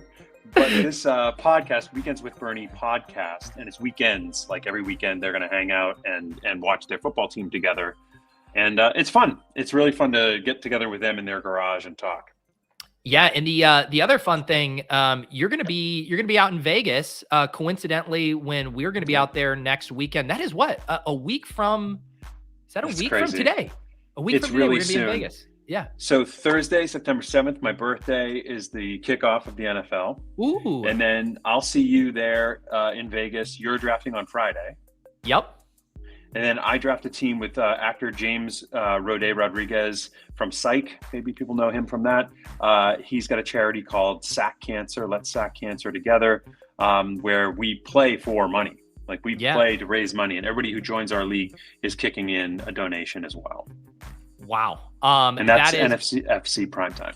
Yeah. And what's so cool about that, I didn't know about this until I was reading Greg's email that you were going to be out there. And lo and behold, this is a little spoiler alert. If you guys are going to be out there for our ship chasing party, Patty Carrane's footing the bill on that one. Tom Everett Scott, VIP guest, swinging by the ship chasing party there as well. So if Patty Millions wasn't enough of a draw, how about Tom Everett Scott? Tom, we're about to pick at the 2-3 turn here. Mahomes, Jacobs, Higgins, Allen, Andrews, Metcalf, Gibbs. What way do you want to go here? Oh boy, I really do like the sound of Andrews here in some capacity. Yeah, I love Andrews. So let's put him in the queue first, and then the decision is: do we grab another guy or do we stack him up with Lamar? I'm good with either avenue there. Let's take Lamar. Let's do it. Let's do the Mark Andrews, Justin Jefferson, Lamar. I mean, the thing that's so fun about that is you can get, if the thesis hits, right, you're getting the top scoring wide receiver, the top scoring quarterback, and the top scoring tight end. That's the play. Yeah. And what do you have for correlations towards the end of this season as your favorites? Well, I do love that Baltimore-Miami game. I mean, there was one game last year that went absolutely nuclear. It was week 4 or 5, Baltimore and Miami played, and it was like 40-34 in like every single guy, Reek, Waddle, Andrews, Bateman, Lamar, Tua, they all went off. So I have that one fondly in my mind. Great. Okay, cool. So that's something to target, right? Yes. We can put that on our radar here. I did want to pull up John, who's drafting with us. He's right next to us at pick 2. This is his 150th BBM. Wow. Thank you for the nice super chat, John. We're going to have to be careful because he seems like a nice guy, but also someone who would like to snipe us. Sounds like it. How have you been? I've been good, man. It's, today it will legitimately feel like this is 148. I got 2 more drafts, one with Cooter Doodle after, and then I'm going to do my final one solo. And you know that meme that's like Jimmy Butler, resting on the like scores desk after the game, and he's just, that's what I feel like I'm going to be like tonight. Head into Labor Day weekend, hopefully go to the beach this weekend and decompress a little bit. So it's been fun, Tom, though. I get to draft best ball teams for a living. Like, how am I supposed to fucking complain? You can't complain. That's the only complaint. No, and I'm drinking mimosas out of a pint glass that has a logo for the show on. I mean, we're doing fine. Wow. I wish I had something I could mimosa with you. I don't really have that available. I could celebrate. How about you? Do you get emotional when you say goodbye to your child for college, or is it just old hat at this point? No. Yes, my daughter, we dropped off, whatever that was 4 or 5 years ago. Definitely cried like a baby. This time dropping off my son, I knew I would get emotional. I did leading up to it, certainly. It's tough because it really is this moment. But he kind of did what I did when I got dropped off by my parents. I got angry and said, "Get out of here!" You know. Yeah, they're already embarrassed. Yeah, and so he kind of was that way a little bit, but so part of me was like, "All right, buddy, you're on your own now." But out of spite, but no, I miss him, and we stayed a couple extra days in New York here. I'm in the hotel, and we're just kind of hanging out, waiting to make sure that he's all good up there. He sounds like he is, but yeah, we'll go back home and be empty nesters. I don't know, it's crazy. You should do the thing where you're like, you're going to the cafeteria or, loitering in the dorm room lobby and just catch you like that. That would really strike the fear. I remember once in high school, my dad I just saw him in the hallway and he had to like drop something off. And I almost had a heart attack where I think I was a freshman too. And I had just gone to this big new public high school. I'm like, what the fuck are you doing here right now? Do not die. You are such an embarrassment. Yeah, exactly. Which, man, I tell myself that all the time when I hold April and I'm playing with her and she laughs at all my dumb stuff. And I'm like, I savor every single moment because I know someday I'm going to be the biggest cornball in the world that she wants nothing to do with. And I'm just going to savor every moment until then. Not you, Pete. It won't happen to you. But no, it won't. But it happens sooner than you think, where they're just like rolling their eyes and so sick of you already. That's right. Yeah. So, we're going to enjoy it while we got it here. She turns 9 months in a couple of days. Yeah. You got a newbie. Yep. Although, man, she's been doing good with her sleeping. She slept until 6:30 a.m. today, and you would have thought that it was 11 a.m. because she's been up at like 5:15, 5:30. And Lauren nudges me in the morning. She goes, "Look what time it is." And I was like, what? Oh, 6:30 and she's still sleeping? It was the greatest gift. It's like being on vacation. I know. All right, Tom, we are about to pick here all the way back around at the 4-5 turn. A couple guys, running backs that no one ever wants to take. Brandon Ayuk, Deontay Johnson, Kenneth Walker, a couple of injured wide receivers, McLaurin, Judy. What do you like to do here? Oh, I like Ayuk this year for sure. Who are the running backs nobody likes to take? Is it Najee or Etienne? Or Taylor's falling a good bit right now because of the obviously the ambiguity there. Najee is a guy in my rooms, people. Why don't we take Ayuk first? We'll put him in the queue. And then, I will say I haven't been taking a lot of Aaron Jones, but he does play opposite of Justin Jefferson in week 17. That's a little fun. Do you like Aaron Jones? I do. I think he'll be great. He did fall a lot for a guy who's going to probably be the main pass catching back in that offense that could be better than people think. Yeah, let's do that. We'll grab Aaron Jones and we will grab Brandon Ayuk there. Very fun start here. Lamar Jackson stacked up with Andrews. We got Jefferson and Brandon Ayuk at wide receiver and Aaron Jones at running back. Now, Tom, a lot of people have been asking me, how are you going to do this stream? Are you going to have to go to the bathroom? I've reached the point, Tom, where I have to go to the bathroom 3.5 hours in. Do it. But here's the thing. I saved this moment for you because if there's one person that I knew that has well, not like that. It was because I knew you had the gravitas to hold the audience's attention, that I'm going to put you full screen. You're going to handle the chat rats. And when everyone gets all riled up and, there's all hell breaking loose, you are going to be the voice of reason and calm. Can you accomplish this mission? Yeah, I'll give it a shot. Okay. All right, Pete. Good luck. Should I put you on the screen? I think I should. Let me try this again. Here we go. Hey, everybody. Okay, so Pete's going to take a little break, a much needed bathroom break. And hi, I'm Tom Everett Scott. I'm going to be the host of the podcast, live stream, marathon, whatever you want to call this, for the next couple minutes, however long it takes Pete to empty his bladder. We're all proud of Pete. We can all agree that he's doing so well. And let's all just say a little prayer to whoever we pray to that he wins, I think that'd be nice. I can't see anybody's chats here. I don't know. If you're typing away, I have no idea what you're saying. I just assume it's all positive things. Yeah. What have I been up to during the strike, you ask? Wrote a feature trying to get made. Have a podcast called Weekends with Bernie podcast. I do with my brother-in-law and my father-in-law. Currently on the show Samurai Turned Pretty season 2 is out now. People can check that out. I'm not supposed to promote things during the strike, so just forget I said that. Wow, you went full scab.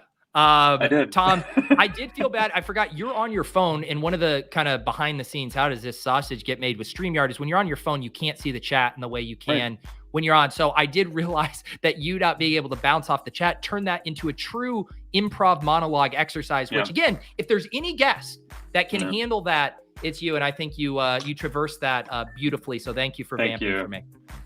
My pleasure, Pete. Anytime. As a reward to the chat, as a reward to Tom, we are going to do this giveaway that I had put in the chat earlier, the Do You Know Ball. We got 104 entries. This is for, what is this for? This was for the Broncos shirt here. We got the Broncos underdog shirt here, compliments. We got Chunk the Deuce. Chunk the Deuce. It's not Chunky Monkey 69. Chunk the Deuce. Congratulations. If anyone wins today, you can DM me on Twitter or Discord, and we will get your address and ship these off to you. Congratulations to Chunk the Deuce. Yeah, I'm taking that down. Let's take Deuce Vaughn in the next pick just for that. In honor. Who have been some of your, we're now through 5 rounds, so you can speak freely about your top, 50 players. Who are some guys that you just don't want to leave a draft without, I should say. Yeah. I think the guys that I like are Christian Watson. I tried to draft him. I think he's going to have a big year. Who else do I really like? Bijan, I think is going to have a huge year. Yeah. I've only really done like 2 or 3 drafts so far. Yeah. Who do you like this year? So I've been, I've drafted 150 of these. I draft them with guests. So a lot of my exposures are kind of smoothed out in round 1. I don't have a lot of like flag plants. My 2 highest drafted have to be probably Breece Hall and JSN. I was basically, I was drafting them a lot when they were expensive, and then they got a lot cheaper. And I said, you know what? I'm going to keep drafting them. So that's how it's broke for me. Now you're talking best ball. What about season long? Season long. Now it's funny you say that because now we've been doing our season long drafts on Ship Chasing. We've been doing our NFFC drafts. I know you're doing a prime time. We have been taking a ton of Breece Hall there too. That's been a big change for us. Like these running backs, Breece Hall, Travis Etienne, Ramondre, these guys that we like that maybe in other years would be 2nd round picks, early 3rd round picks. You're able to get them in the 4th round now. So a lot of those guys on our drafts this year. Got it. Yeah. Home league stuff. I've got the 8th pick in my home league that I'm the commissioner of, and that's the one with the most vicious emails and text, stuff going on. The ones that are more important than anything. And with the 8th pick, I don't know. I'll probably be looking at like Travis Kelce or Bijan or somebody like that there. Yeah. Bijan is a fun click. Speaking of fun clicks, let's find one here at the 6-7 turn. I definitely like the idea of stacking up Lamar with Zay Flowers here. Let's do it. I'll put him in the queue. And then I think there's a couple different ways. James Cook is always a fun click. John Vontae Williams is a fun click. Do you like Marquise Brown, Michael Pittman? What do you think? No, I like Zay Flowers for sure. James Cook. I think he's going to have a huge year. I think that's great that he's going this late. Yeah, he has been, obviously a buzzy player a lot of times. I guess I should say a lot of times because I don't ever pick at 101, so I don't know if he's ever here. But this is right at his ADP, but he's been a guy that people kind of aggressively like to target. So I am stoked for this turn here. We grab James Cook and Zay Flowers. That gives us Lamar stacked up with Andrews, Aaron Jones and James Cook, and then Justin Jefferson, Brandon Ayuk, and Zay Flowers. I think we're crushing it, Tom. Hey, I agree. Wait, so you think that at ADP is good? You try not to reach. Did we reach for anybody yet so far? Well, the only, again, these are the final drafts. I'm going to say, as my friend David Kitchen says, we just got to live a little. ADP is just a social construct. By ADP, the most we've reached for a player is like Lamar. We took 7 picks ahead of ADP. Okay. Everyone else has been well within the ballpark of ADP. Okay, cool. Yeah. All right. Shout out David Kitchen. Yes, shout out David Kitchen. Also, shout out Tim, who says he's in this draft and having an awful time. Oh, that's the selling point. Come draft best ball teams on Underdog. You'll have an awful time. Tim, by the way, if I know a lot of people watching this stream are sickos who have been drafting all summer long. If for some reason you are new to Underdog, if you are new, sometimes I take for granted that, in fact, when 700 people are watching, some of them might be new. We're drafting on Underdog. We're drafting in Best Ball Mania 4, where there is a $3 million top prize. My friend Pat Carrain won BBM4. We're all chasing him this year. I decided to stream all 150 of my drafts. This is draft number 148. Only 3 more, 2.5 to go, essentially, here as we chase 3 million. And you can always sign up on Underdog. Promo code Pete, get you a $100 deposit match. Put $100 in, get another $100 matched by Underdog with promo code Pete. Tom, Everett, Scott here joining us. Low-key fantasy sicko. Every year I start hearing, oh, Tom's in this league. I'm like, we're in the guillotine league. Then I see you're going to be out in Vegas drafting primetime leagues. Then I'll hear you on Living the Stream doing that draft. I'm like, how many leagues is this guy in? I don't know. It's usually too many, to be honest. I'm usually way too stressed out and wishing that I had about half the leagues that I'm in. I love it. Yeah. I got started in college and never stopped.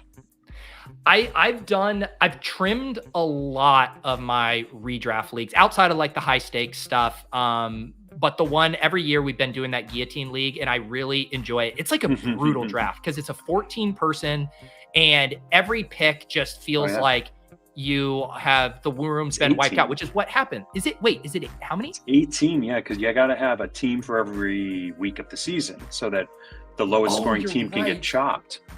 It's no wonder it feels more brutal. It's 18, not 14. Yes. And do you get the email notification each time somebody picks?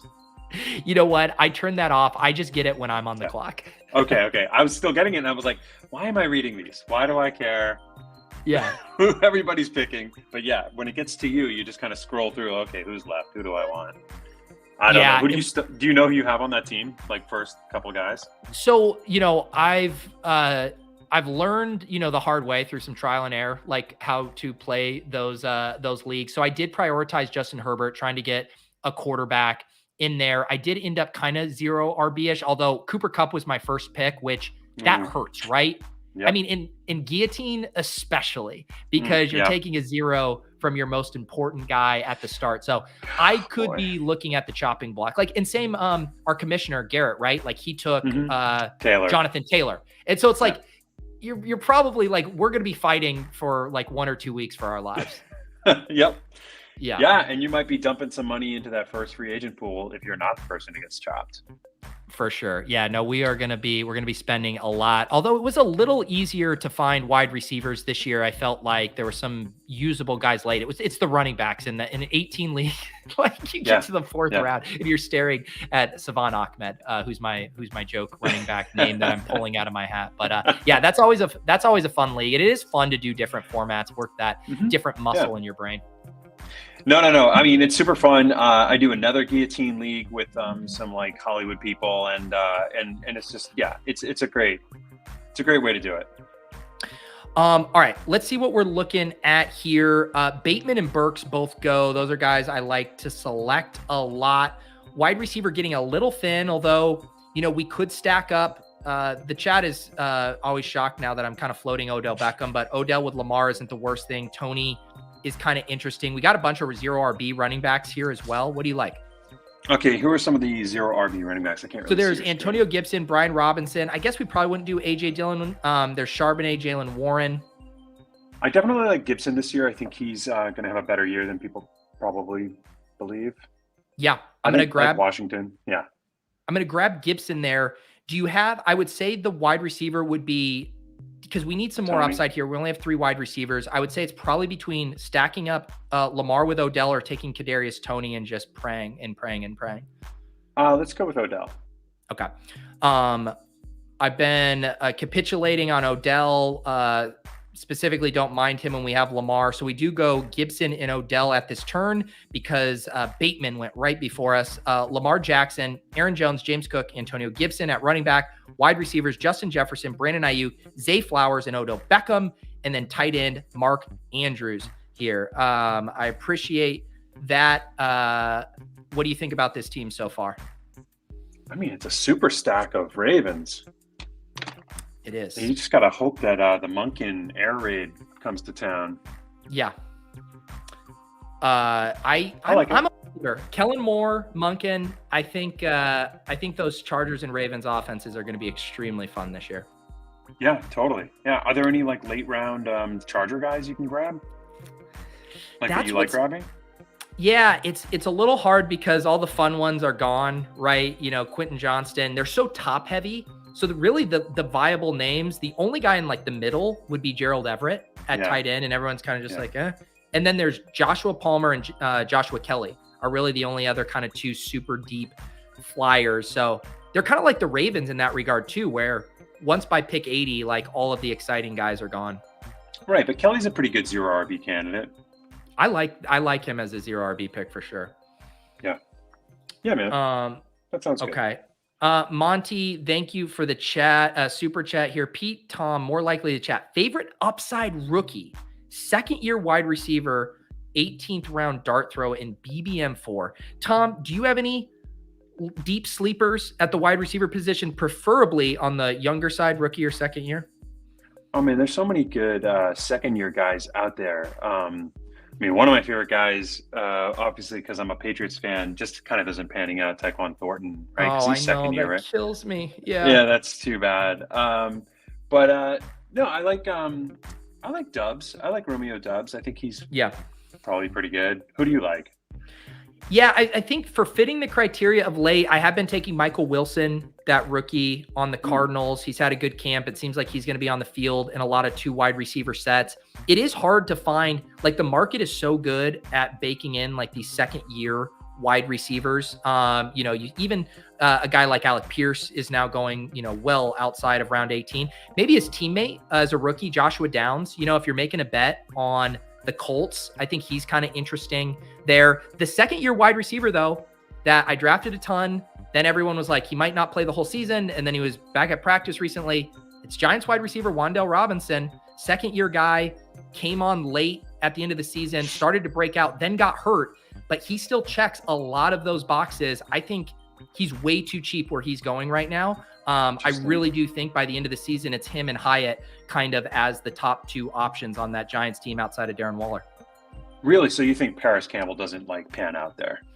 No, I'm gonna fade Paris Campbell. I've done the Paris Campbell thing so many years, and whether injury or other players ahead of him on the depth chart, him just being more of a gadget type guy, I'm gonna bet against him.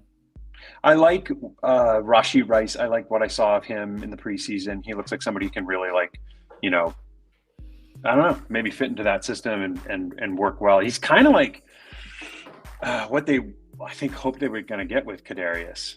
You know what I mean? Yeah. That everyone's now spooked on. Oh, I forgot, Tom. They get mad when I don't pour my coffee on stream. I'm out of mimosas, and so I just need more. Hang on here, Tom. They like the ASMR aspect here. There you guys go. It might be 1:45 p.m. Eastern time, but you're still getting a coffee pour here. Everyone's spooked on Rashee Rice because there was a Brett Veach quote the other day saying that like him and Justin Ross are going to be rotational players and that it's going to be like Sky Moore in MVS. Hang on, we're on the clock here. You made a Juju joke and then he falls to us at 120. I honestly don't mind it. The run. Should we do it? Yeah, do it. All right. Jude, aren't you a Patriots fan? Is that what you are? Yeah. I am. And you live in Massachusetts, right? Yes, I do. So I'm legally obligated to take Juju Smith-Schuster. Okay, good. I will also say, with as much as running backs get wiped off the board, I would say we could do like Tank Bigsby or Devon A-Chain opposite of our Baltimore thing. Do you have any of these running backs you like? I mean, A-Chain looks great. He's a speedster. Tank Bigsby, people are saying he's going to like get a lot more playing time in that offense. I'm kind of interested to see how he does. Mm-hmm. We could put Tank on the team. Yeah, I like both of these guys. Normally I do like a Miami bring back, but maybe a small chance one of these guys come back. Let's grab Tank here. The one thing that's nice about the Jags is we're not completely foregoing correlation. They actually play Baltimore in week 15. So, we're still getting a little Baltimore stack there in the playoffs. So our team now through 11 rounds. Lamar at quarterback, Aaron Jones, James Cook, Antonio Gibson, Tank Bigsby at running back. Wide receivers, Justin Jefferson, Brandon Ayuk, Zay Flowers, Odell Beckham, Juju Smith-Schuster, and Mark Andrews. So we got this mega stack here with the Ravens. A little behind at wide receiver, but when you're behind at wide receiver, you got to select some guys like Juju Smith-Schuster, Tom. That's right. He's there, thank goodness. Yes. When you said you were going to go to the beach to celebrate, would you go North Shore, South Shore? What are you doing? Well, the Cape. Yeah. Beautiful. Yeah. Can't go wrong. Are you going to spend some time in Mass on this East Coast trip? I don't think this time, no. My mom just recently visited me out in California, so I'll probably just shoot back to LA and then probably go to the beach there with my daughter before she comes back east. She's been living with us last year, and we're just, beach buddies. We take our bikes, we ride down there. I'm going to try to get that in as much as I can before she leaves. And summer's over, It's crazy, man. It's crazy. It's been fun watching you, man. I love the coffee pour. I'm usually watching your show like late at night, so it's weird that I'm into the coffee pour, but I'm usually having a beer at that point. But you know what? See, that's why I had to meet everyone in the middle today with the mimosas, because there's a lot of people on the West Coast who are watching this, a day before, because they're not, you guys famously don't get up in time for my best ball breakfast. That's what I've heard about the West Coasters. It's true. It's true. I just don't turn my TV on. Yeah.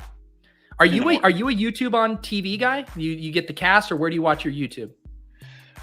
I have just decided to let the algorithm wash over me in life. I just let Spotify send me music, and I let YouTube just send me videos. And it's kind of like my thing, my old man thing. Everybody falls asleep, and I'll either watch a movie that I know backwards and forwards, or I'll just pick YouTube and watch videos. But I subscribe to your channel, and when it gets closer to the season, I just put on Pete Overzet and just listen to your takes.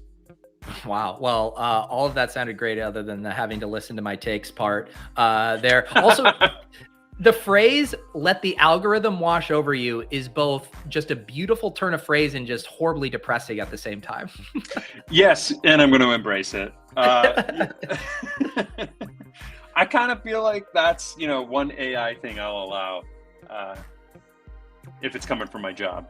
Yeah, I know it is. Like when I go scrolling on TikTok too, I've had that feeling where I'm like, this algorithm's so dialed in. It gives me the perfect blend of oh, here's a kid video for you. And then here's a basketball highlight video that we know you like. And oh, here's a fantasy football take. The way they layer in the variety, I'm like, how are you just pulling these dopamine levers just perfectly? It is truly scary.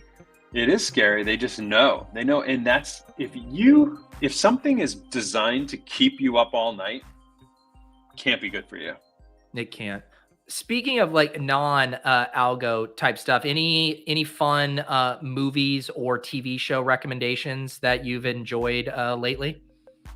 There's so many great series. And a lot of them are nominated for Emmys this year. I really enjoyed Beef and The Bear. I don't know if you know about those two shows. The Bear season 2 was so good. So good. There's quite a few good shows out there that I like, and I'm anticipating season 2 of House of Dragon. I'm looking forward to Invincible, that cartoon. There's a lot of good stuff out there I'm waiting for to come back. Nice. I have been, just with how busy things have been in August with content and drafts and streams, I have not been watching any TV lately. So once the season starts, we're on the clock here. One thing I was just eyeing is kind of our quarterback situation. And because we kind of set up that thing with Ayuk, and we have Gibson as the bring back in week 17. Do you like Brock with Ayuk? Yes, I like Brock a lot. Yeah, so let's put Brock Purdy in there. They also play Baltimore in week 16, which is fun there. Okay. And then we're probably looking at a running back or wide receiver. We could probably still use some upside at wide receiver. Jalen Hyatt, we mentioned him. Jaden Reed, you mentioned Dobbs. Which of those guys do you like? Let's see. I've got Hyatt on my dynasty team, so I love him. So I'll get behind that. Who's that? Sorry. Jalen Hyatt. Yeah. Let's do that there too. I mean, once you take Juju Smith-Schuster and Odell, you kind of need a fun, quick palate cleanser, I think is what you need.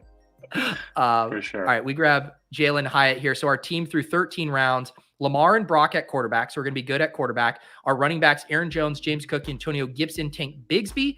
Our wide receivers, Justin Jefferson, Brandon Ayuk, Zay Flowers, Odell Beckham, Juju, and Jalen Hyatt. And then tight end, Mark Andrews.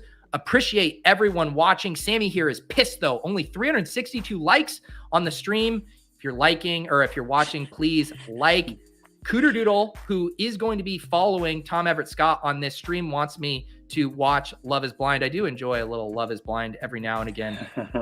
Have you watched Love is Blind? No, I have not. Okay. Yeah, because you're pure class. You're not watching this reality TV smut. No, I would never stoop so low. God, what's wrong with you people? Yes, exactly. No, I do enjoy some Grand Designs as like a British home show. Or, that's the kind of stuff I watch. Cooking and homes. Yeah. Yeah. It's, it is interesting too. Like, do you ever have that thing where I really fall into the reality TV show rep is, once you're hooked on a show, it's so easy to be like, let's do the next episode of that. Like we were watching Hijack on Apple TV, the Idris Elba. Don't know it. Oh yeah. Good. It's really good. It's like one of those, it kind of feels like, and it's fitting because Idris Elba's in it. Those like mini series on BBC with like Elba, and they're just like super pulpy, 6 episodes, get in, get out. Sure.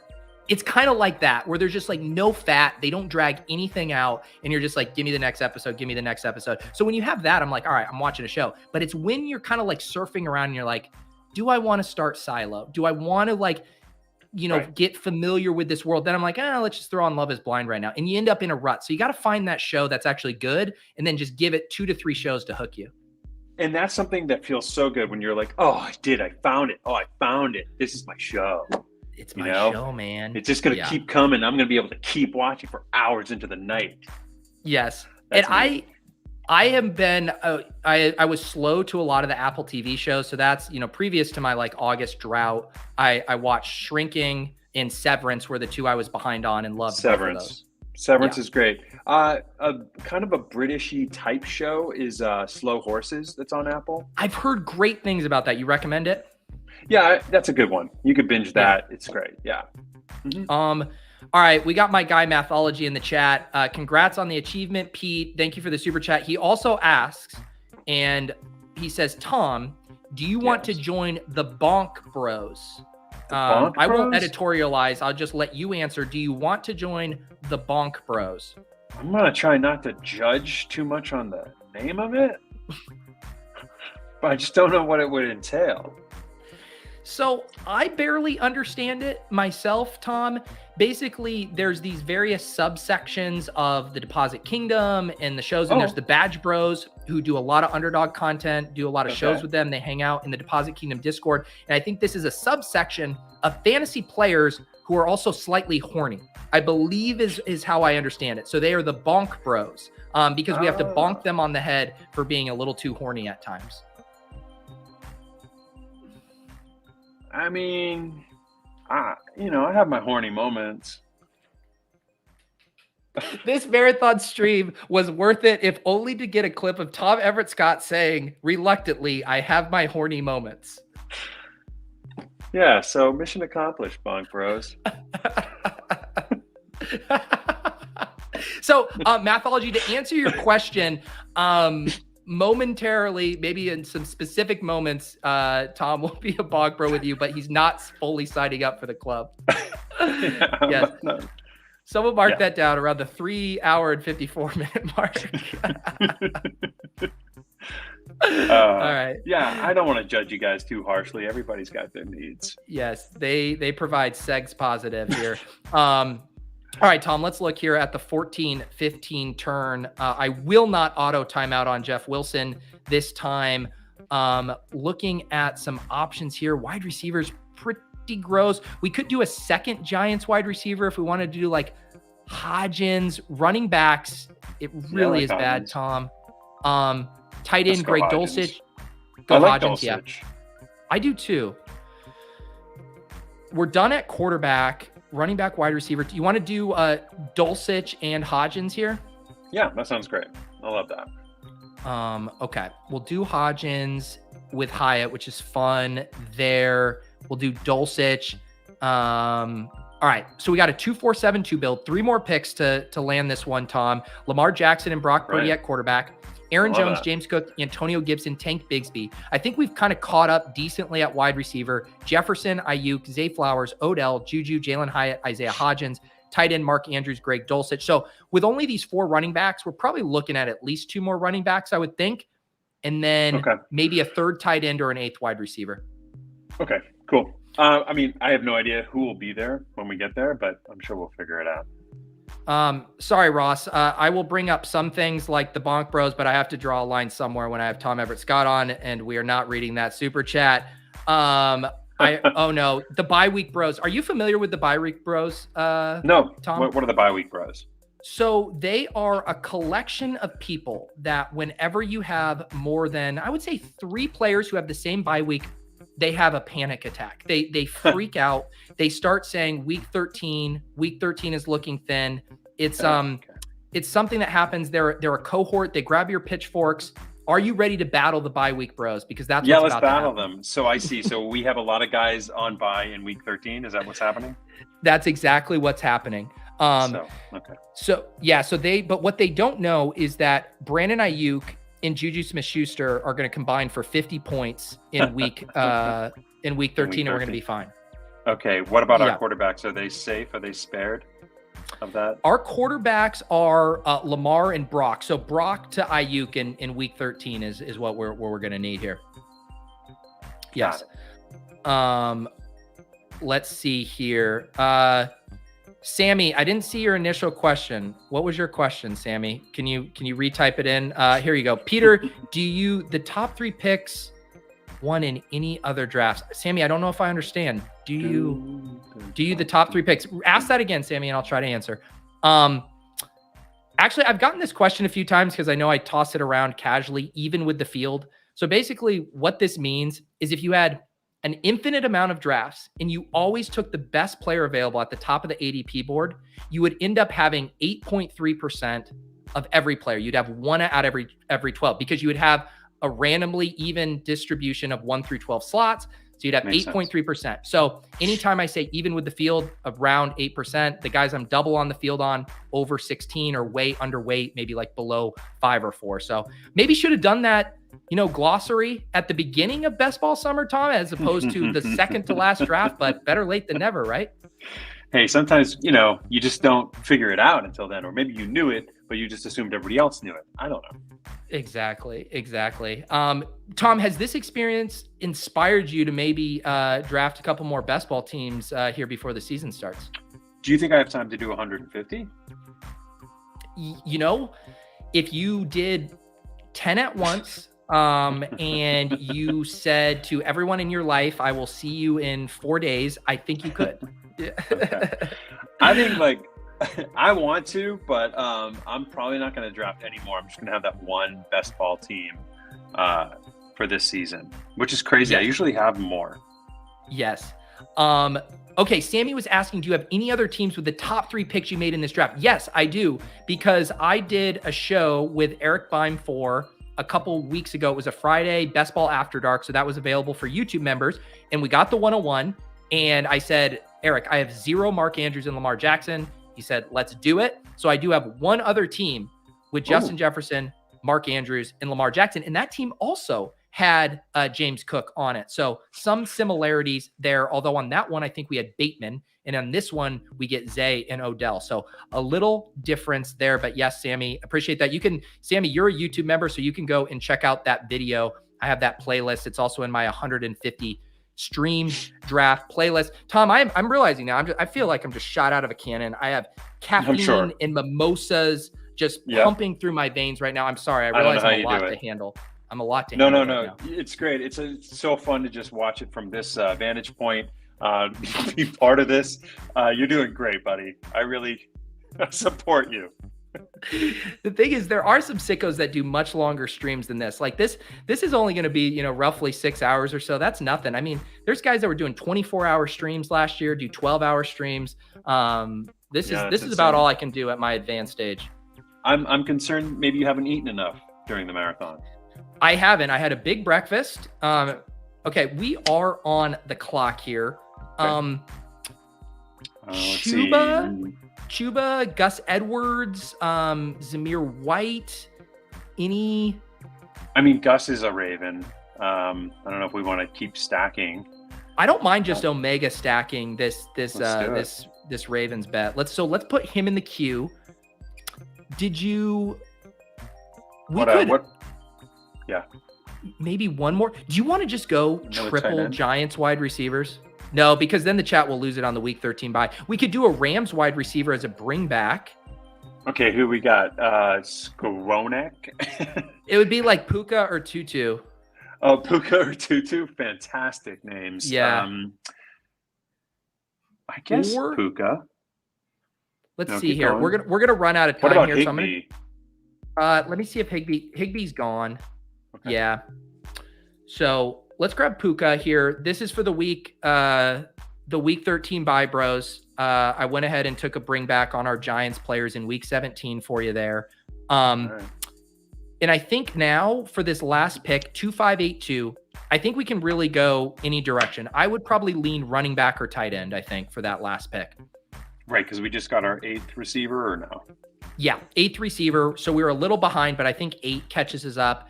And then I think you can make a case for either. Maybe I lean our running back room just a teeny bit thin because Mark Andrews and Dulcich I think is good, but we might just like the tight end better as the pick. Okay. Yes. This is a funny one. So I have been teasing Savon Ahmed as a pick I want to make today, and I haven't got it yet. Can I talk you into an Ahmed pick? I mean, sure. I thought you threw that name out there as a joke earlier.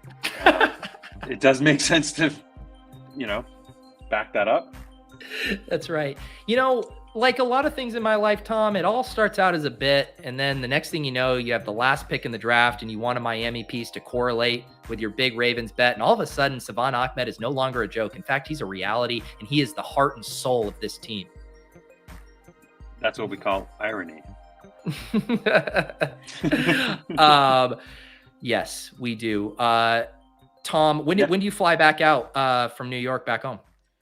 I have this brutal 7 a.m. flight tomorrow so that we can get back in time for my nephew's birthday. Oh, okay. Got to do it. He's a special guy. And then do you drive out to Vegas or you fly out? I'm going to fly. I'm going to fly on Thursday. Like I said, it's my birthday. Yeah. I don't accept gifts, but, Okay. If you want to maybe throw a couple more likes on this video, I'll accept that as a birthday Tom. gift. What are you going to do? So obviously you're going to watch the game Thursday night. Are you doing anything else for your birthday? I think probably grab a little Nobu. I don't know.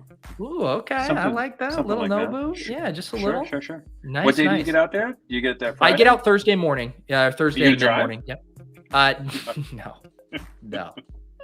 Can you imagine? I mean, I've been telling people because I've been out other than the pandemic year. I have been out to Vegas every year to do these drafts, the high stakes drafts. And every year my trips get shorter because the first year I did it with Pat Corain and we went out it was 5 nights. We flew in on a Wednesday night. And then I think, we took the red eye out Sunday night. So maybe it was, And we did not leave the casino because we were like making content. We were doing drafts. Yeah. And then each year it's like, all right, let's go out for 4 nights. And then I started leaving on Saturday because it's like, you got to get back for Sunday. And now this year I'm flying out Thursday and coming back Saturday morning. It's like two nights. That's all I need in Vegas, Tom. That's all I need. Well, hit me up on Thursday when you get there and let's go out Thursday night if you don't have plans.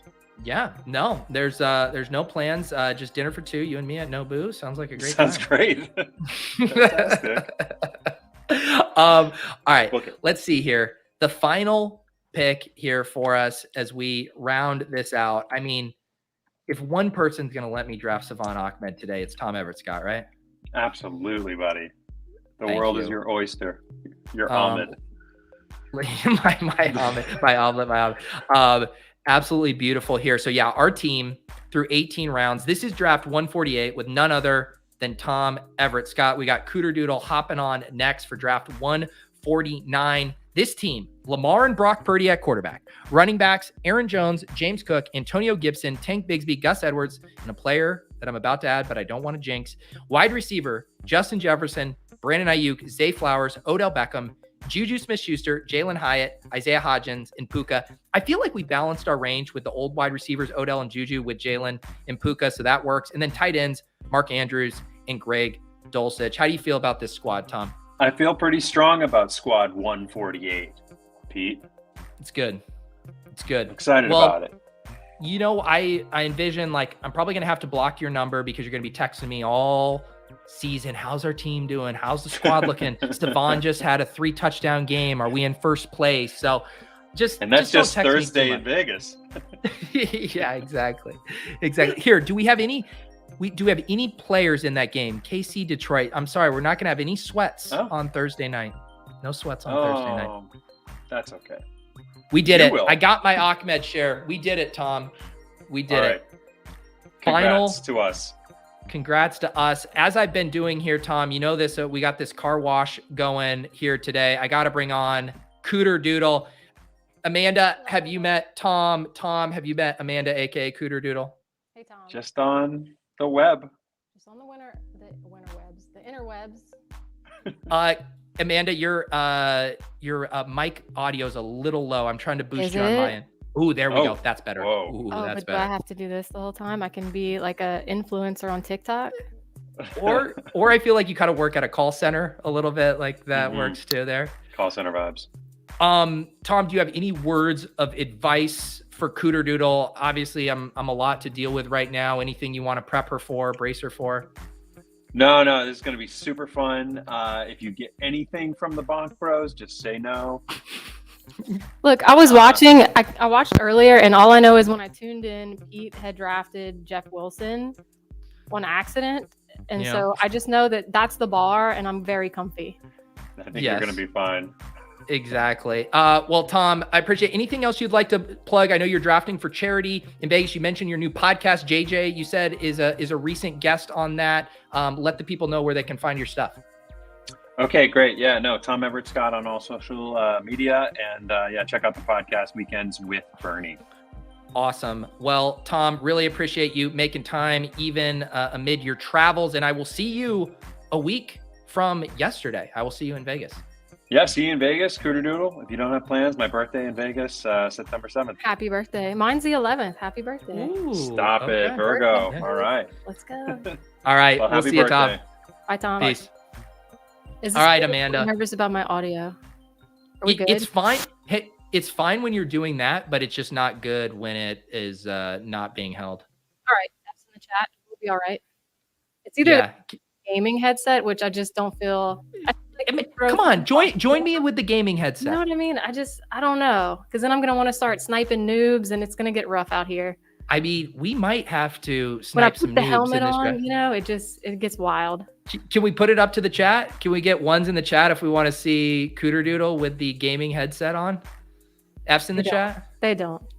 All right. Hey, it's up to you. Would you rather we're good like an air traffic controller with me, or that you No, because you're controlled in this flight. I don't have as much experience with best ball. I'm here to find out, you know? Yeah. Fuck around and find out. That's what we're about to do here. I brought a mimosa. Oh, okay. You know what? I'm out of orange juice, so I think down the home stretch, is it kosher to just take this to the face? Oh yeah. That's what I thought. Okay. This is the After Dark episode. The afternoon. It's After Dark episode. Yes, exactly. Now you have recently started playing on Underdog, even though it's not legal in your state, but weren't you on a trip and you were able to register for some slow drafts? I sure did. In Canton at the Fantasy Football Expo at the airport before I was just throwing money on slow drafts, and they all just ended like yesterday. So it was 2 weeks of dopamine hits just constantly, you know? Did you get stuck at all with the fast clocks, like where it was down to an hour and you were having to like panic to get your picks in time? No, I'm a pro. Okay, that's what I like to hear. Don't put that on the record, maybe. Who is your most drafted player from that exercise now that you crammed in all those drafts? That's a great question. I don't know. I'd have to look at my exposure. I know who I don't like more than who I do. You know what I mean? Yes. Well, I was just teeing you up for just a perfect plug of the Fantasy Life Best Ball Hub, and you're like, I don't even know who I took. Oh, yeah, I'm bad at selling things. Yes, there's a Best Ball Hub at Fantasy Life. You guys should check it out. Well, I didn't give any of you my data though, because good. At that time hadn't done anything. You know what I mean? And it might skew things for everyone. It's true. It's true. Cooter Doodle, we are in this draft. We're drafting from the 103 slot. Oh, that's a good. Well, actually, that hurts my heart a little, but that's okay. It'll be fine. Yeah, we'll be fine. We'll be fine. I mean, generally how these go, obviously, is Jefferson Chase. And then it is, Denny Carter made me take Christian McCaffrey over Jamar Chase, and I'm never going to forgive him for it. Because the way it's supposed to work is you take Jamar Chase on the 2 spot, and then you take CMC when you have the 3 spot. But I want Amanda to take... How weird do you want to get? Because I don't want to go running back. Yes! Can we go Garrett Wilson just for fun? Do you hate me for it? No! Okay, all right. That enthusiasm... Okay, this is going to be a good draft. Let's go. Yes. Okay. This is what I'm talking about, Amanda. So first of all, you've been 0 RB pilled. You used to be like your Twitter account like a year ago was just making fun of 0 RB peeps all the time. And now you are one of us. Can we say no words on here? Yes. Okay. I'm sorry. I would shit on 0 RB people constantly. Like 21, 22, it was constant. And something happened over the off season. I don't know what it was. I guess I actually started to look at numbers for once, and I don't know. I'm a 0 RB girl now, or is it? I'm a piss boy now. You're a piss boy. Yeah. You piss your pants. I mean, and I will tell you, Amanda, there are a lot of people that claim to be piss boys. I can barely claim it now. I haven't done 0 RB that much this year. Taking Garrett Wilson at 103 is putting your piss boy nuts on the table and saying, I love 0 RB. That's what you just did. All right. Well, that's like the vibe I was going for. So it feels good. Yeah. It feels good. You have, and you've been writing a lot of, so you've been doing a weekly column on Fantasy Life, the Going Mental piece. That's been a lot about like psychological warfare, mind games with your league mates. Have you thought about any, because we're obviously not going to be managing trading with these guys, but is there any mind games we can play with them in this draft? Because I see a lot of familiar faces. We got KZ, we got my guy Serum here, Connor, Buffalo, Warpick, Shorty Vegas. I know all of these guys. Is there anything we need to do to keep them off kilter? Oh, I don't know. If you know them well, I mean, we could try to stop some stacks. I'm down for that. Oh, you want to go snipe? I'm down for that. Full kamikaze. We'll all right. We'll see. We'll just see how the board falls, Yeah. I love it. So do you now feel like, since you've tasted the forbidden fruit of best ball drafting after such a long, drought, do you think you're going to be driving across state lines like my co-host Ben Gretsch to register teams? Oh, does he do it like often? He kept saying, hey, we got to do a family vacation to the Oregon border so he could go register for teams. Well, we have a lot of friends in Houston. One of my really good friends, our home league commissioners in Houston. So we go there fairly regularly. And that's where I dipped my tippy toes in for the first time, because we were at his house. It was Sunday morning before we left, and it hit me, and I was like, it's legal. And so I logged in, I put in my money, and I just started doing some fast drafts, drinking coffee. He came in the living room, and I'm like, hey, you should sign up for this underdog thing. He started doing it. Then his wife and my husband woke up, and they're like, what are y'all doing? And they didn't join, but that's fine. 1 DGen per family. But it was a good time. And then went to Canton and wrapped it up. I love it. Yeah, I was bummed we didn't overlap in Canton. Did you have a good time? Were you signing autographs? I assume Cooter Doodle would have been my main attraction to get to meet at the expo. I had to imagine you were shaking hands, kissing babies for the whole weekend. I didn't see any babies, but I shook some hands, gave some hugs. I think I overhugged. I think that's like a Southern Louisiana thing. And I realized it on day 2. And I was like, maybe I should not just open arms. Bear hugs, are you doing kind of because there is the bro handshake that kind of turns into a hug? You doing a lot of those? I was just straight up if there was a silence, I'm like, let's do it. Let's hug. So all right, Cooter Doodle. I'm not going to tell you who to pick, but you being a Saints fan and a 0 RB piss boy, Chris Olave, anything else you like? Good. No, let's go Olave, because I actually don't have him. Surprise, surprise. I have him nowhere. What? I know. Okay. I know. It's one of those things, it's a mental thing where I don't want to be mad at him. I want to root for the boys, but I'll do it for this one. For the piss boys, I'll do it.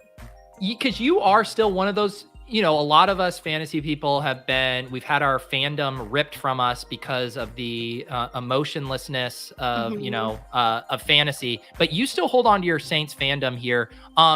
We got some quarterbacks We got, if we were looking at wide receivers, Metcalf, Cooper, Samuel, Keenan Allen, DJ Moore. What do we do here? I'm good with a top 3 QB or Watson, Christian Watson. Should we? Let's see. You pick. Well, I don't know. I don't do this as much as you. I don't know.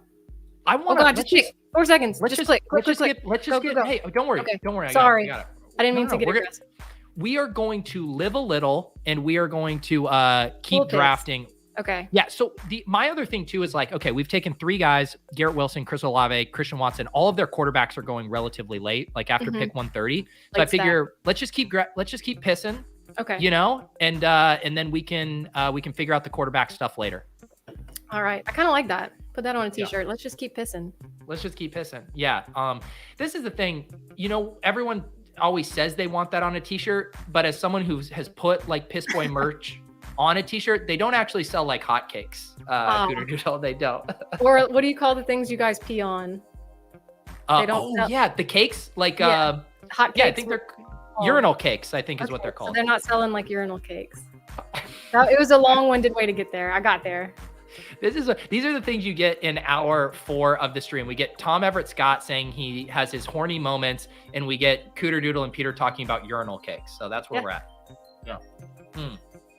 Can I tell a story since we have a ways to go?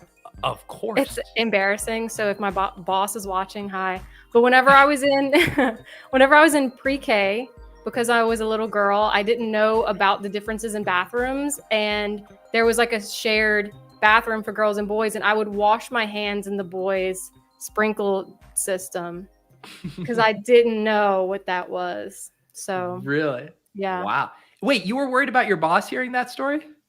I don't know. I mean, like washing your hands. I mean, it's weird. It wasn't in urine, but it was in the urine container thing. I don't know what you call it. It's like a trough. It looked like a trough. It looked like the same thing that like in elementary school you wash your hands before you go to cafeteria. Yeah. At least here, Yeah. No, the trough it's a dying, bathroom phenomenon. You'll still see it at like some stadiums every once in a while. It is like, it's a very primal thing. When you walk into a bathroom and there's no stalls, there's no urinals, it's a trough. It does really like bring us back to our roots as just, primates, I think. I guess. The chat doesn't love it. Sorry guys, but it's Piss Boy season, so. Yeah, the chat is spamming. I don't normally get soap emojis in the chat, yeah. but we're doing that. Soap is very important. Yes, Irish Spring, they know. All right, Cooter Doodle, we have started, and we are absolutely living a little. I love what we're doing here. Garrett Wilson, Chris Olave, Christian Watson. We're about to pick at the end of the 4th round here. Start talking through. I'm going to go on a limb here and say not Jonathan Taylor. I also don't like Najee. I'm okay. Oh, what's the RBs? Otherwise, I'm okay with Herbert. Ooh. Do you hate Herbert here? No, I don't hate Herbert. Or do we want to wait for a stack? Well, we could try to get. The question is, can we get Quentin Johnston at pick 70? I think we could get Quentin Johnston at pick 70 if you want to go Herbert here. Okay. I like Herbie. He's fun. He's fun to root for. He is fun. We can still. You got me sold now on just we got to do pure 0 RB for the brand. I think we just need to do it. Let's do it. I'm happy for it. So let's find another. For sure. Let's figure out, is there a wide receiver, a tight end you like here? Love Waller here. Yes. Okay. I have not been taking a lot of Waller. Let's do Waller. Let's do it. Up it. What did you say? Let's do it. Oh, I thought you said he's good, and I was. He is. He is also good. Yes. Put you at that 4.5%. Wow. I was gonna say, please don't, air my dirty laundry out like that, but I guess I am kind of putting it on a billboard here. All right. Look at this Cooter Doodle draft. We are just. I'm gonna be honest. It feels good. I don't know how it does feel pretty good. It feels good. Yes. We got Justin Herbert at quarterback. No running backs. Did you hear that? No running backs. Wide receivers, Garrett Wilson, Chris Olave, Christian Watson. Tight end, Darren Waller. Amanda doesn't draft RBs. Put that in your bio. You've never drafted a running back. Yep. Not since 2023.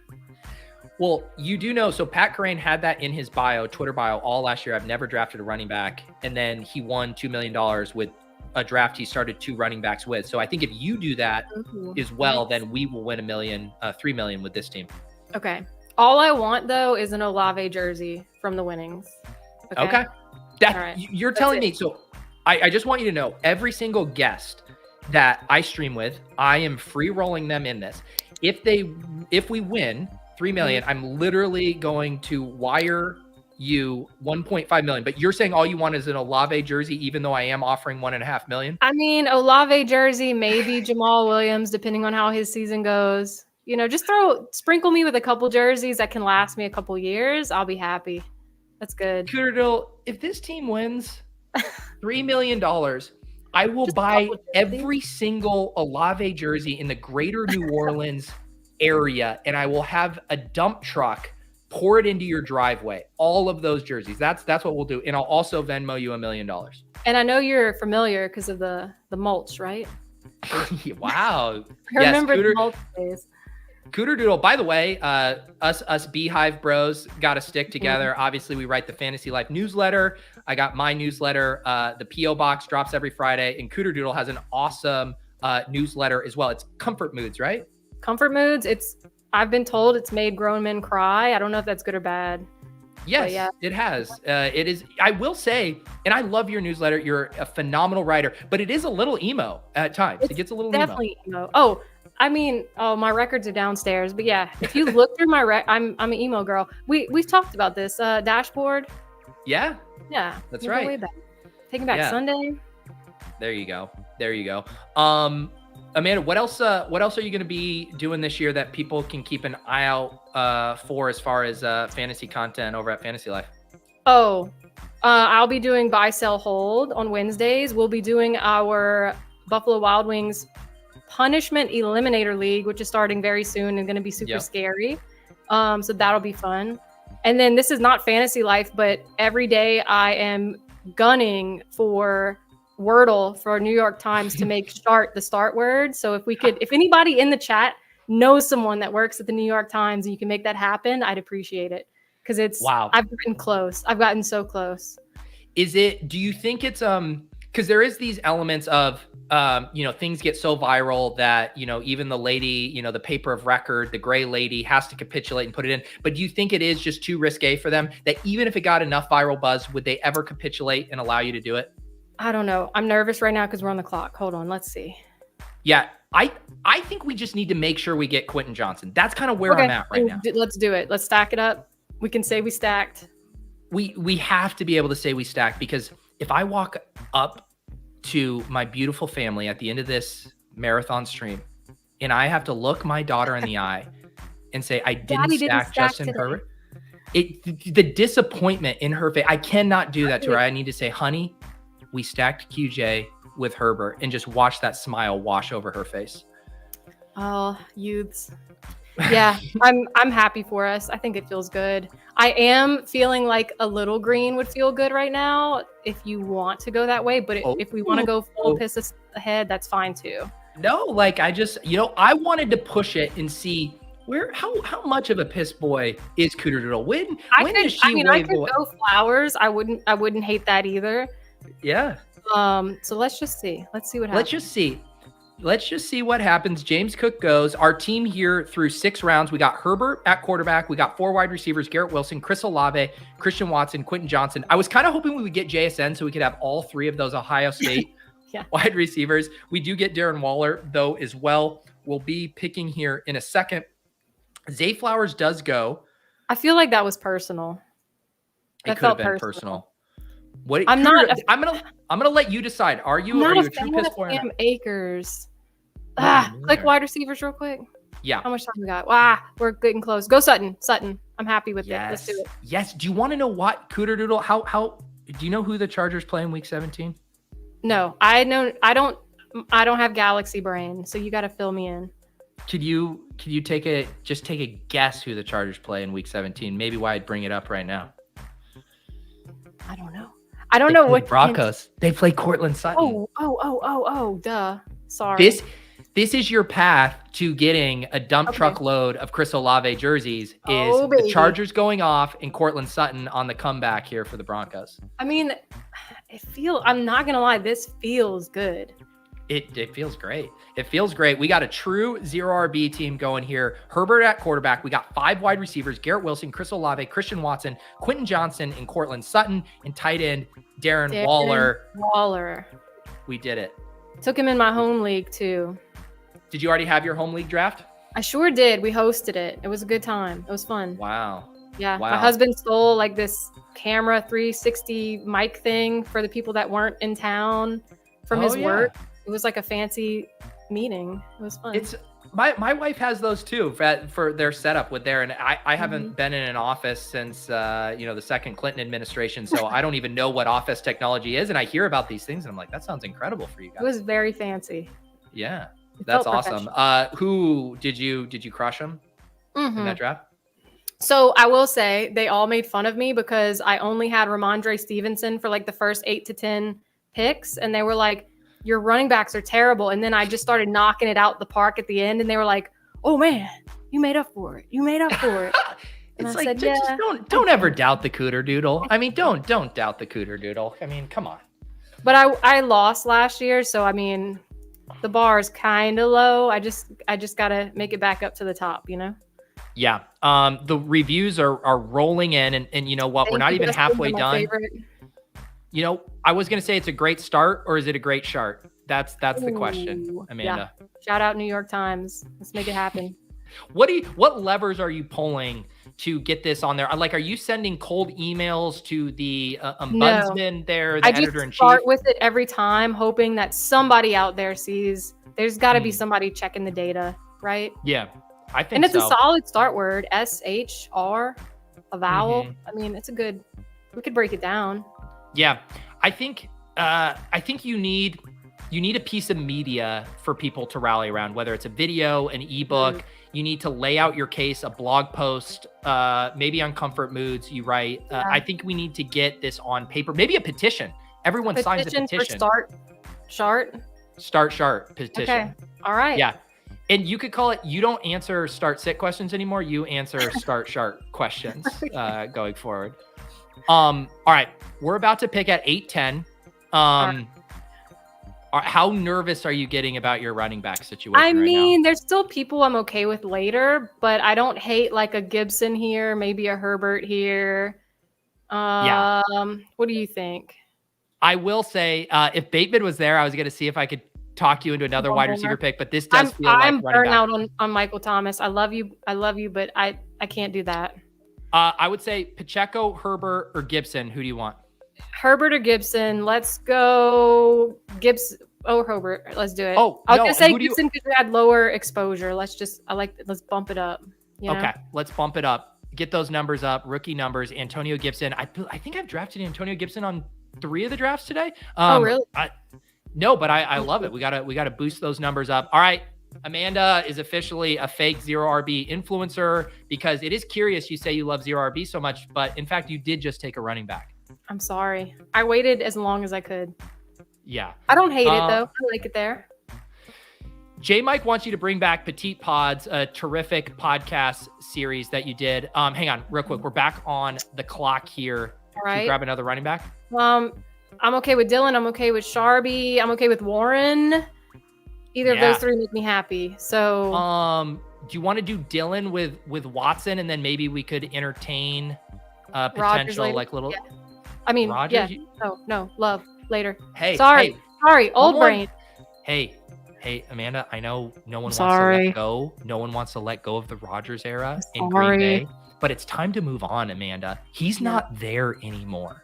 No, I think that's a nice pick there for us. Antonio Gibson, AJ Dillon, going with our 5 wide receivers, Garrett Wilson, Chris Olave, Christian Watson, Quentin Johnston, Cortland Sutton, tight ends, Darren Waller, Justin Herbert. We got Cooter Doodle from Fantasy Life, the king of Twitter. She crushes it. Make sure you guys are following Amanda on Twitter. I still mix in saying Amanda. I don't mind saying Cooter Doodle, but I have to balance it out. I got to be 70% Cooter Doodles, 30% Amandas. I'm fine either way. There's no percentage. Okay. Yeah. Yes. I appreciate that. It is what it is. Yes. The chat is reminding me though, even though Rodgers is not on the Packers, he could very well stack up with the player we took at 103. You're right. See, that's probably why I was thinking that. We're going to blame it on that. My head was thinking Rodgers from the get-go. Hey, God, Amanda. Now I feel like green, it confuses me. I know it's a lot of green here. Speaking of a lot of green, how about this for a concept for an article? Shart or shit? Najee Harris. I mean, that's a great shit for me. I'm hard for Warren. You heard it here. It's a shit for me. I'm hard for Warren. Jeez.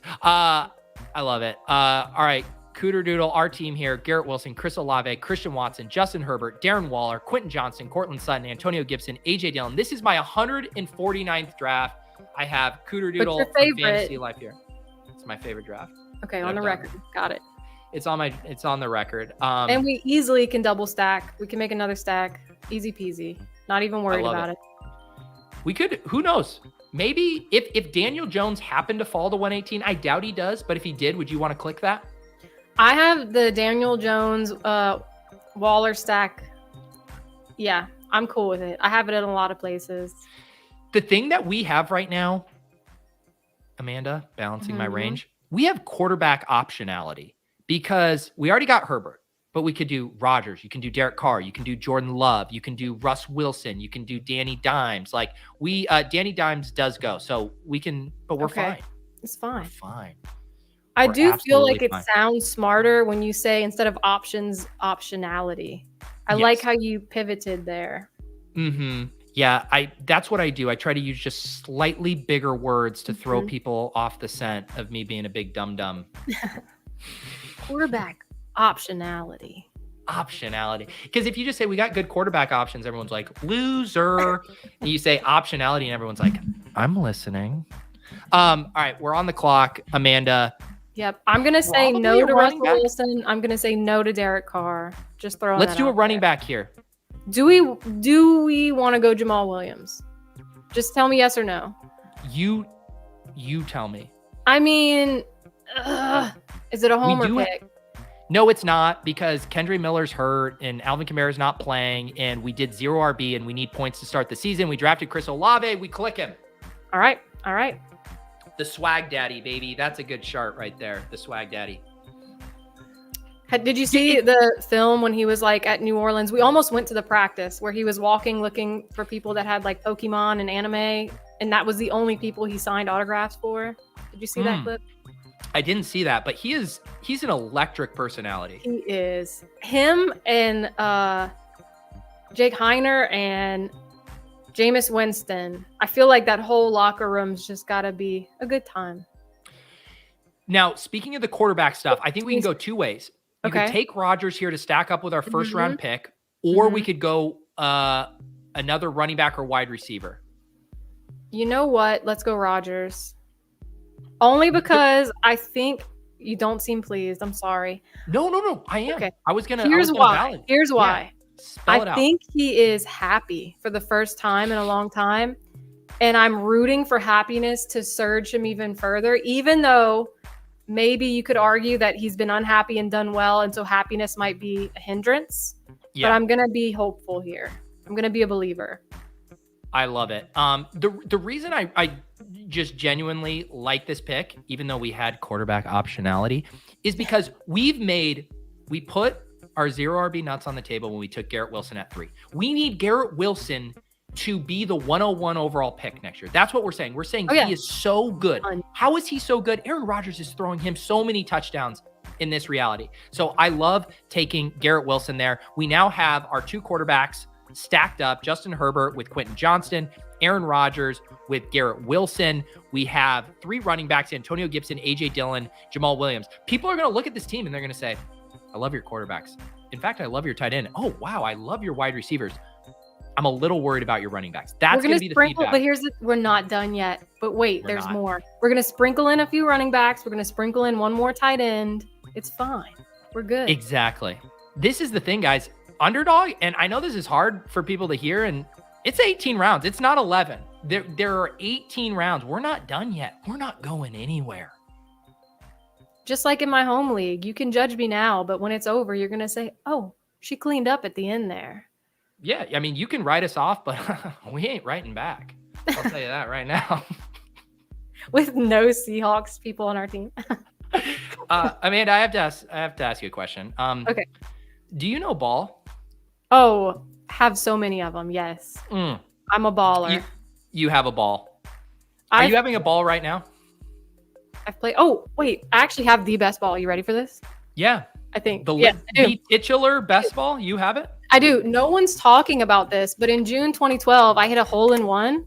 Ooh. And I mean, this is the best ball out there. No one's talking about it. I don't know why. Were there any, like, I don't know, any witnesses? One, yes. Who? My husband. But I was cursing because I thought it went in the water. He had to convince me, and I turned around just in time to watch it roll in. Wouldn't it make sense, like, if you were, hear me out, if you were to fabricate a hole-in-one, it would conveniently be with just your husband, someone who clearly would be incentivized to also lie about this thing happening. You don't know our competitiveness. Okay, you're saying. All right. I mean, in our fantasy league, when we're against each other, it's cutthroat. Okay. All right. I'm sorry. I have gotten a little pushback on being one of the Cooter Doodle hole-in-one truthers. 95 yards with a 9-iron on hole 16. I don't know what else to tell. It didn't just fall. I don't know what else to tell you. We're on the clock. We need a running back. Algier or Gainwell? Do you like either of those guys? I don't like Gainwell, and I know you do. I'm sorry. I don't. Roshan or Spears? Yes. Roshan or Spears? All right. Let's do Roshan. Okay. Can you pick up the case? The case is okay? It opened. We're good. Okay. Because that's a very special best ball. We're good. Okay. All right. I'm worried there. Did the casing break? No, it's like it slips together like a puzzle, and gravity worked. Yeah. All right, hang on. We're about to pick again. We got this. It's really just another running back here, right? Yes. You mentioned Spears. I like Spears a lot. Is that your guy? I'm happy with it. I don't hate it. Let me look you at know the more boards. about all this than me. No. He's a great pick. The three I would float would be Algier, Gainwell, or Spears. So you pick. I don't know why I'm just not into Gainwell, and if you're watching Gainwell, I love you, but let's go Spears. Let's go big or go home. I feel comfortable. I know we had movie stars on this stream. I know we had Denny Carter, who's been featured on Hard Knocks, but Kenny Genn was probably not watching.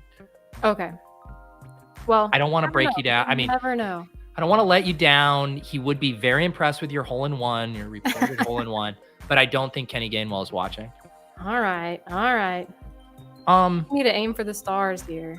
Yeah, aim for the stars, and maybe you'll land. Maybe Trey Sermon's watching, who just got cut. Like we could get Trey Sermon watching. I don't know if we could get Kenneth Gainwell. Cooter Doodle. Here's our team through 13 rounds. Draft number 149 with the fabulous Cooter Doodle. Quarterbacks: Justin Herbert and Aaron Rodgers. 5 running backs: Love it. Antonio Gibson, AJ Dillon, Jamal Williams, Roshan Johnson, and Tajay Spears. Very fun 0 RB room. Wide receivers: Garrett Wilson at 103. What are you doing, bro? Chris Olave, Christian Watson, Quentin Johnson stacked up. People, don't forget, and my dear little child, do not forget that we stacked up Justin Herbert with Quentin Johnson. Cortland Sutton on the Week 17 bring back, and tight end Darren Waller. We're crushing this. I mean, it could have gone worse. I've had drafts go way worse than this. Yes. What's the worst thing that's happened to you in one of your drafts? Oh man, good question. Just trusting people. I'm going to be honest here. Trusting people. The fact that what does that mean? Like trusting people to draft the way that I think they'll draft. You know what I mean? And then they just pick it all up. And then so I have been 2023 is the year of the reach. I've been reaching in all the rounds. Yep. Put it out there. I just need you to know, because I'm tired of people sniping me, and I'm just not here for it anymore. So that's what we're doing today. And people had actually asked me. They said they want to see me live a little. Go and get my guys. That's what we're doing in this draft. I'm telling you, I absolutely love Garrett Wilson at 103. I think you can make a legitimate case that he should be a top 5 pick. As far as people who can actually finish as the top wide receiver at the position that isn't Justin Jefferson and Jamar Chase. Like, that's how good he is. Aaron Rodgers is going to pepper him. You know what? Let's just throw that out there because I'm a company woman. We did a mock draft about a month or 2 ago. Do you remember? Yes. The company mock draft, and I took Wilson in the first and got a little bit of judgment. I'm just saying, and it was later in the draft, like 108. The so haters, am I a savant? I don't know. You decide. The haters are gonna hate. I don't know. All right, what do we want to do here, Cooter Doodle? The running backs have now gotten bad, so I think we could pivot back to a wide receiver or tight end. God, I don't want to go Juwan. I just don't trust it. And with Jimmy Graham, I'll be honest. Do you like Jake Fergie? Sure. I don't have him anywhere. Let's do it. Okay. We'll do. I'm pretty indifferent to him. We don't have anything with like Dallas or Detroit, but it's fine. I should click. How about this? Your boots on the ground. Okay. Kendre Miller. How's his hammy? I don't know. I don't know. I'm nervous, and everybody's saying hammies is like a month, even when they say day to day. Because this is an interesting spot because we have Jamal Williams. Like, I'm wondering, we're in a 0 RB room, and you see here 18.2%. I like clicking Kendre Miller. Is there a scenario where Alvin Kamara retires to Portugal and Jamal Williams is the guy 1 through 8, weeks 1 through 8, and then Kendre Miller is the guy 9 through 17? He just comes back full force. Yeah. I don't watch college, but I did see somebody said that he had issues in college too. Can anyone in the chat talk about that? I don't know. Yeah, so it could be a running back. If there's another wide receiver, like we could do Curtis Samuel with Antonio Gibson. We have all of these running back wide receiver pairings. We could do that. You know what? Let's go Samuel. Yeah. Shout out. I think that's fun. Shout out Washington. Because look at this. I like themes, Cooter Doodle. I know you like themes too. You know, look at these themes. Antonio Gibson and Curtis Samuel. AJ Dillon and Christian Watson. Jamal Williams and Chris Olave. See, that's I do also have a different opinion than you. This stuff makes me nervous. I know stacking is like the meta thing to do, but if 1 or 2 teams suck, you're done. Like you're done, you know? You know what? Do you know what I say to that? I don't know. Oh, you gotta hang on. Do it. Okay, sorry. No, hang on. I want you to do it. Do you know what I say to that, Amanda? Hang on 1 sec. 1 sec. I'm gonna get you here. 1 sec. You're gonna go full screen. You know what I say to that, Amanda? Gotta crack a few eggs to make an omelet, kid. Damn straight. Home run. Put it on a tee. I just want to put it out there too. I DM'd Pete today because somebody said a bad word, and I gave them that. I said, "Gotta crack a few eggs to make an omelet, kid." And they just called me a dipshit and all this stuff. And I DM'd Pete. I'm like, "It's not working. It's not working." That one was. I had that guy muted, and you sent me the screenshot to fill people in on this. What happened was I had my. Hang on. I'm on autopilot. No. What? Why am I on autopilot? Also, I need to make a Rottweiler pick. Can we make a quick pivot over here to the Rottweiler? All right, I'm going to take Breece Hall at pick 410. Hang on, back to our regular scheduled programming. I want to talk about this guy because, I'm just trying to promote. I'm on autopilot in this weekly winners. Hang on. I just want to promote, I'm doing a big live stream. It's the culmination of my drafts. I got all these fun guests, all these people I'm excited to draft with. And this guy goes, "So you've been drafting a lot of Ramondre Stevenson and Breece Hall. You're a big dum-dum." I think. I like how you just picked Hall too. I just picked Hall. Yeah, exactly. Pete, they say Pete's loopy. Yeah, I've killed an entire bottle of La Marca Prosecco over the past few hours. There's probably like 2% alcohol in there too, so be careful. Oh, don't percentage alcohol shame me. Be careful. First, you're checking my percentages on who are you checking my percentages on? Darren Waller, Antonio Gibson. You were looking at my percentages on Aaron Gibson. I was just trying to beef him up. But now you're trying. Let's see here. 11% alcohol by volume. Exactly what I said. That is exactly what I said. I thought you said 2%. Definitely not. Oh man, this last draft is going to be interesting. I mean, should I pour more coffee? People like it when I pour coffee on this show. I've heard. Yes. Have you pottied? What's up? Have you gone to the potty at all? I did once. And I might actually have to have you vamp again. Let's so go. I can go again. Okay, but wait, let's get through the wraparound. Can we do the wraparound? Okay. Yes, we can. Hang on. Cooter Doodle. We're going to do it. This is probably going to, realistically, this is the final coffee pour. Realistically. I'm going to mute myself here. Yeah, please mute yourself. Everyone. Actually, I'm gonna even pause the duck music just because I really want the ambiance of this to really be felt. Here we go. Everyone, be quiet.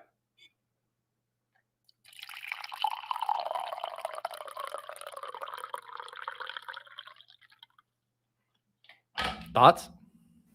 I just got to say shout out Cuisinart because it's a good one. Wow. Thank you. I appreciate that. No free ads, Cuisinart. Find the top is very tricky. You can't yes. tell when it's open, can't tell when it's closed. Hang on. Oh, we're picking. Okay. We got to pick. We'll talk about tops later. We Let's need go Zamir. Yes. I'm sorry for Kelsey. No, it's completely fine. We need more running backs. And Zamir famously plays the Chargers in week 15. That's exactly where I said it. Hey, God, I need to give the Ducks back. People will get pissed. There it is. The Ducks. Mac Nova says, great pour, great nod of approval from Gary. But here's the thing. We used to have a Cuisinart, and it's just... It bothers me for two reasons, and I know we're about to have the wraparound. It bothers me for two reasons. One, you don't know when it's open. It's a twist thing, and there's so much girthy weight that it feels full when it's empty. Do you agree? Tell me yes or no.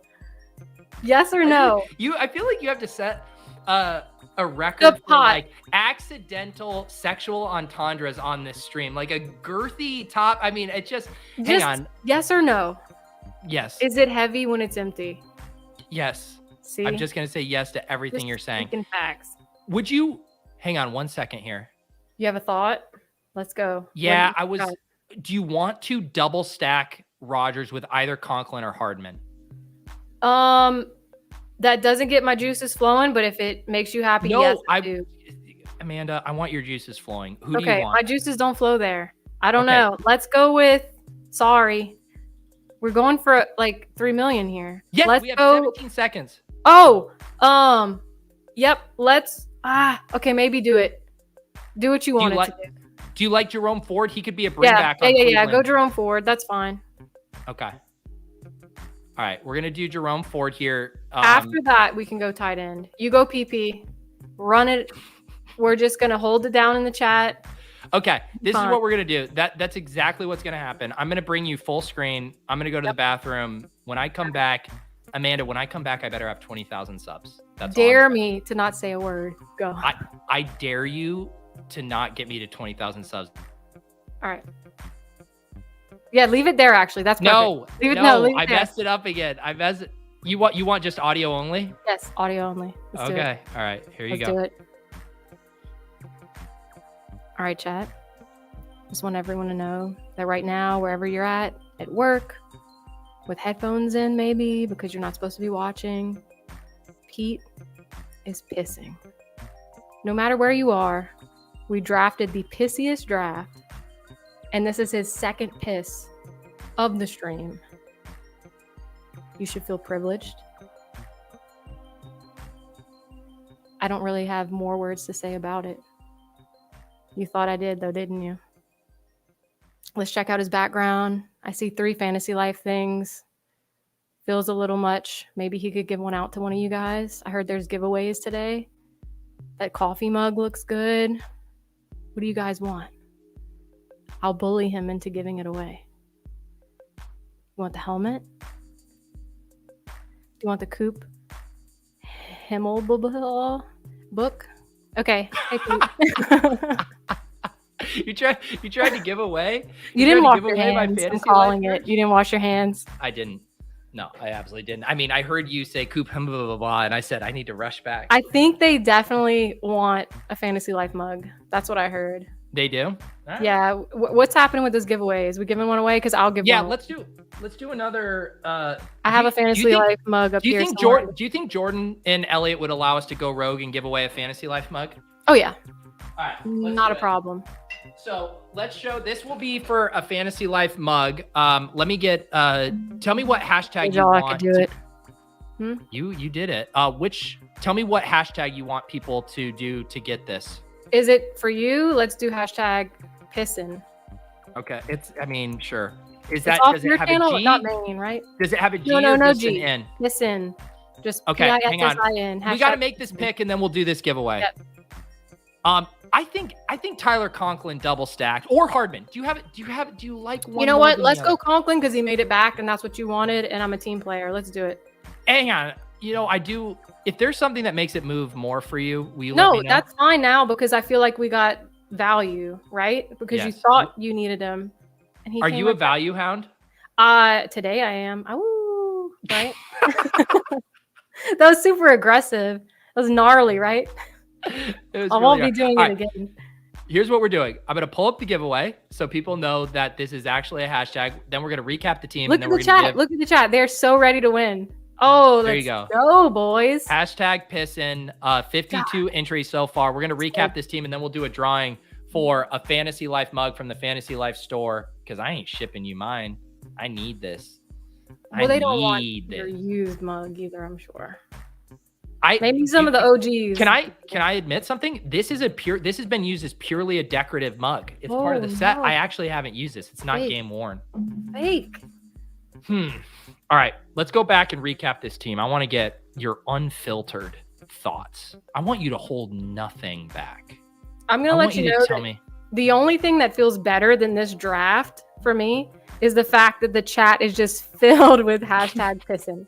That is the only thing that feels better. Exactly. Yes. How did we end up here? I don't know.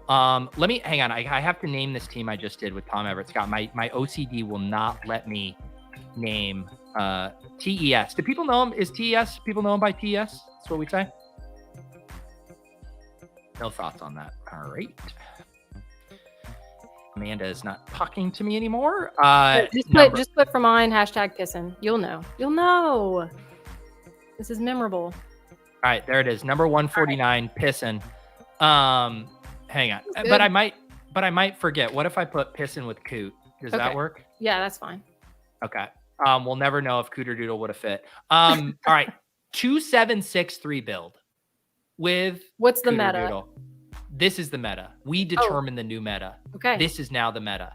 Yeah. I heard earlier that everybody was saying, yeah, you just never know when a trend gets broken, right?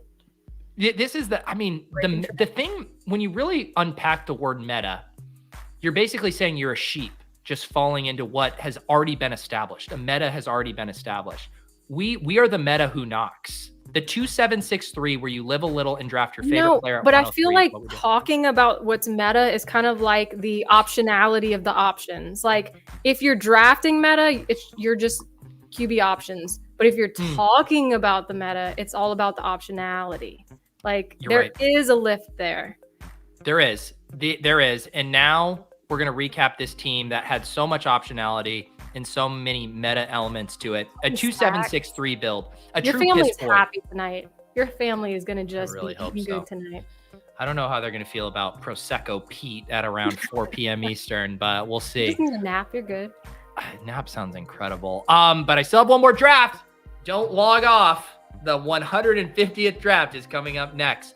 All right, quarterback, Amanda, Justin Herbert, Aaron Rodgers. Happy boy, Aaron Rodgers. Look at this. 7 running backs, even though Amanda said she didn't like drafting running backs. We cleaned up. Antonio Gibson, A.J. Dillon, Jamal the Swag Daddy Williams, Roshan Johnson, Tajay Spears, Zamir White, and Jerome Ford. Our wide receivers, only 6, but you only need 6 when you draft 5 to the first 75. Garrett Wilson, Chris Olave, Christian Watson, Quentin Johnson, Cortland Sutton, Curtis Samuel. 3 tight ends, Darren Waller, Jake Fergie, Tyler Conklin. What's the official Amanda review of this team? I'm happy. I'm very happy. I'm not leaving with any regrets here. Good. I can't speak for you, but I'm happy. No regrets. No regrets. I'm a bottle of Prosecco deep. You think I have any regrets right now? Bad bottle of Prosecco, probably. But yeah. Yeah. I love it when they'd be like, bad day to be a bottle of Prosecco. Bad day to be a bottle of Prosecco around me. I'm about to crush it. Bad day to be a Bud Light. Look, I don't want to be judgy here, but it looked like you opened it like an animal. What made you think that? Ripped all crazy. That made you think I did it like an animal? Speaking of Lamarca, Matt Lamarca at Fantasy Life writes a lot of great sports betting content for us. Amanda, final words before I usher in my 150th draft by my lonesome here. Absolutely. It's been a pleasure to draft with you. This is very important. I do this sometimes before I leave. I just want you to know one thing, Pete. Amanda just logged off. She just left me hanging high and dry. And you know what? It hurts because I was like, oh, we'll do the pissin giveaway together. And she left me. She left me high and dry, so you guys are just stuck with me. Cooter Doodle was electric. We do have our piss-in giveaway to do here. Here we go. Yeah, I mean, she's gone. A lot of people, the haters will say I booted her from the chat. I did not boot her. In fact, I was maybe even going to just invite her to do the final draft with me, but now she's gone. And so we're going to do the drafting giveaway here instead. Here it is. Who's going to win? Thank you, Sammy. We're going to do the drawing here. This is for a Fantasy Life mug. Who's going to win? Who's going to win? Fantasy Life mug. It's none other than James K. James K with the Aaron Rodgers avatar. With the Aaron Rodgers avatar here, James K. Mark says, how can I buy one of these? Underdog famously does not sell merch. They do giveaways. That's how it works. Is James in the chat? Where's James? There he is. There he is. A big old woo. A big old woo from James here. Guys, we're 149 drafts deep. 149. We're about to do our 150th draft. Should I get a beverage for this? Because I killed my Prosecco. I kind of feel like I want a beverage. And then the question is, should I ask someone to bring me a beverage or should I go get it myself? I feel like I need a beverage for my final draft. I feel like I need a beverage. I think this is what we're going to do. I think this is how we're going to pace this. Yeah, we need a beverage. Hey, Joshua, relax. I'm not that many sheets to the wind. A Modelo would be, I feel like we could round trip. I do have Modelos in the house. I always have Modelos in the house. Let's do that. Here's what we're going to do. I'm going to go get a drink. We're going to do another giveaway. I have another Underdog shirt here. We've done 3 Underdog shirts. We've done a mustard yellow. This is more of a traditional yellow. I have another Underdog shirt here. It is, what size is this? Is this a large as well? Yeah, sorry. Haven't been very size friendly. I just grabbed all larges that were available. We have an Underdog shirt here that I'm having a hard time displaying.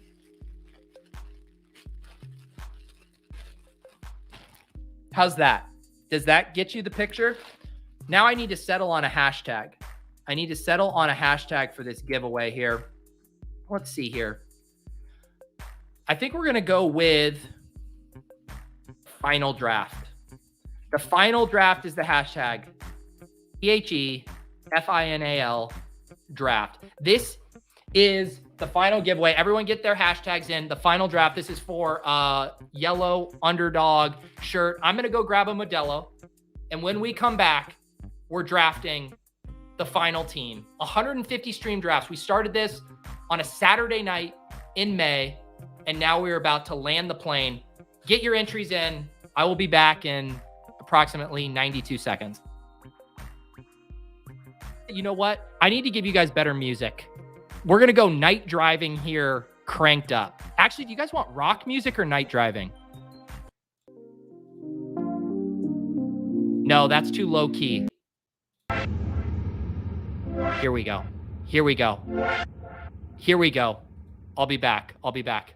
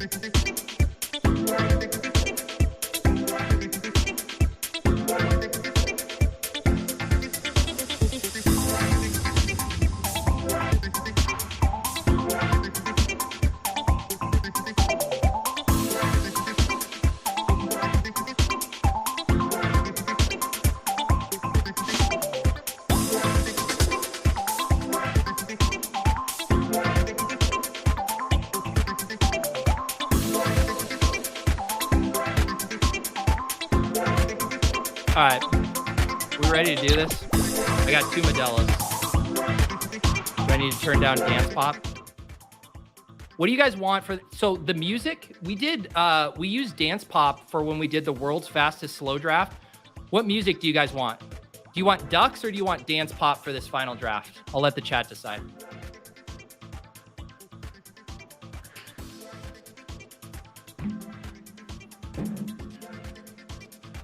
It's the final draft. Let's do this giveaway right now. Let's do this giveaway right now. Let me pull up the screen share. The final draft.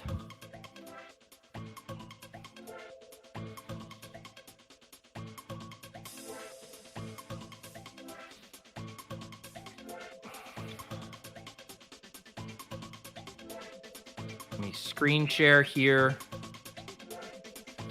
Giveaway.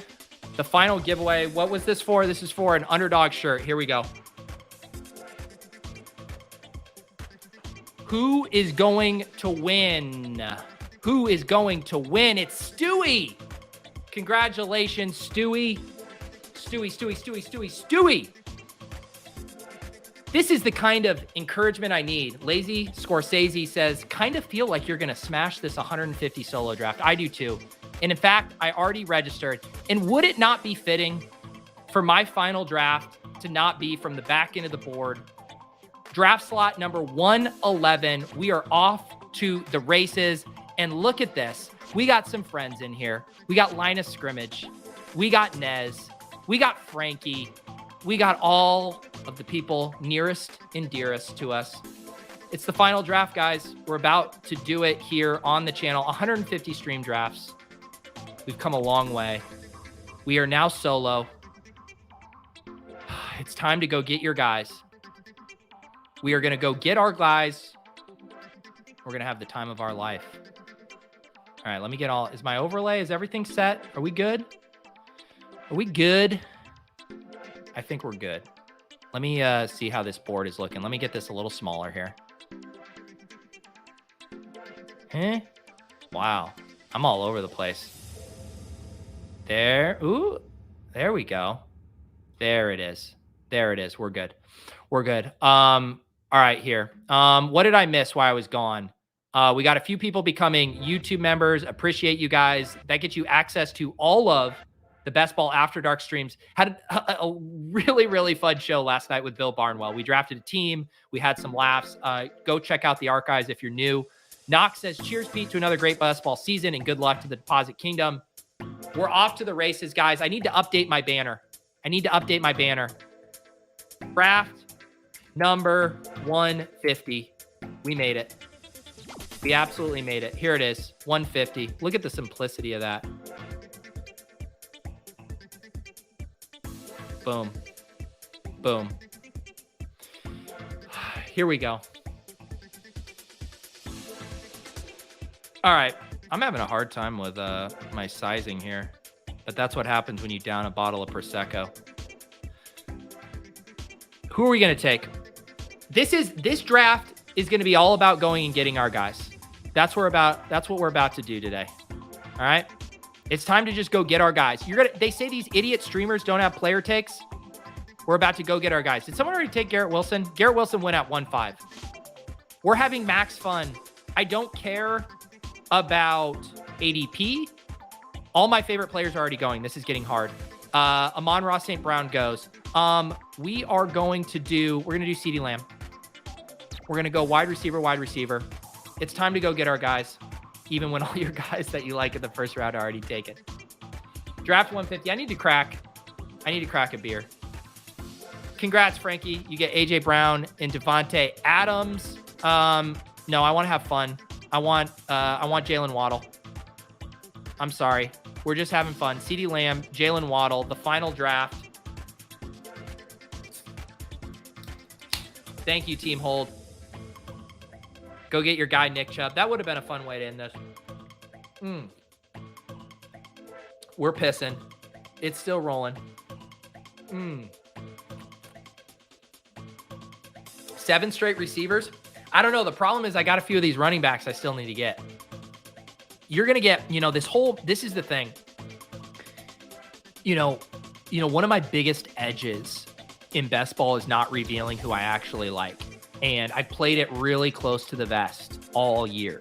And I've kind of tried to throw you guys off the scent, like this whole bit about smoothing out my exposures.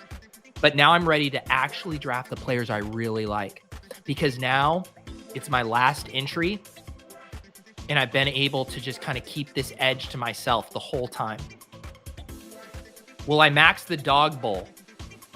I don't know what that is. Is that a new contest?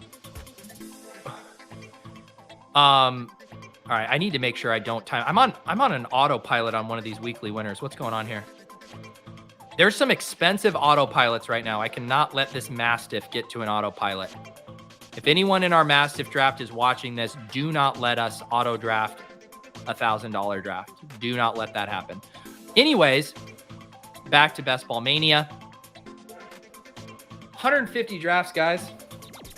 It's something unpredictable, but in the end, it's right. I hope you guys had the time of your life. I'm saving all the alpha. Wait till you guys see what I do in this draft. It is going to blow your mind. The things I've been doing behind closed doors in these drafts. This has all been a ruse. All smoke and mirrors. Classic influencer bait and switch, rug pulls. Telling you I like one thing. No, you're going to get to see my true colors in this draft.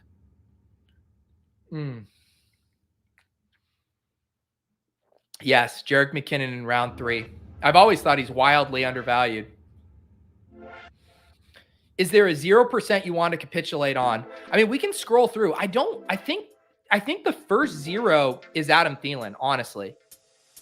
If I scroll through all my percentages here with the draftcaddy.com overlay, I'm scrolling. We got a little share of everybody, a little sprinkle. I think it's going to be Adam Thielen's the backstop. Let's keep going, though. Let's see. Little sprinkle, Isaiah Pacheco, 0.7%. Dalvin Cook even had a little sprinkle there. We're still sprinkling. We're sprinkling. 1.5% Odell Beckham. Who are we sprinkling? I really think it's Adam Thielen. I think he's the first 0. We're still sprinkling. 0.7% MVS. There it is. There's the first 0. Adam Thielen. I'm not capitulating. The bit's too good. The bit is too good.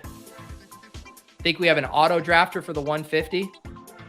Good. I'm going to soak up all that EV. I'm going to soak it all up. Soak it right on up. What are we doing here? What are we going to do from this draft? I want to do a late QB. I'm just telling you right now. I'm not taking Lamar. I want to do a late QB build. What's Frankie going to do? That's the real question. Frankie has AJ Brown and Devontae Adams. I've been wanting to get some more Jahmyr Gibbs. Let's do Gibbs. We'll play the ADP game. We'll grab Gibbs. Jahmyr Gibbs, CeeDee Lamb, Jalen Waddle. I don't know if you guys heard, but Jahmyr Gibbs plays CeeDee Lamb in week 17. Frankie takes ETN. The other guy I've been wanting to get, I need more DJ Moore. 6.6% DJ Moore is just that's not good. We need more. I don't care what Leone's projections say. I really don't care. I'm ready to stuff some nerds in the locker with an unstacked DJ Moore. We're stuffing them in the locker.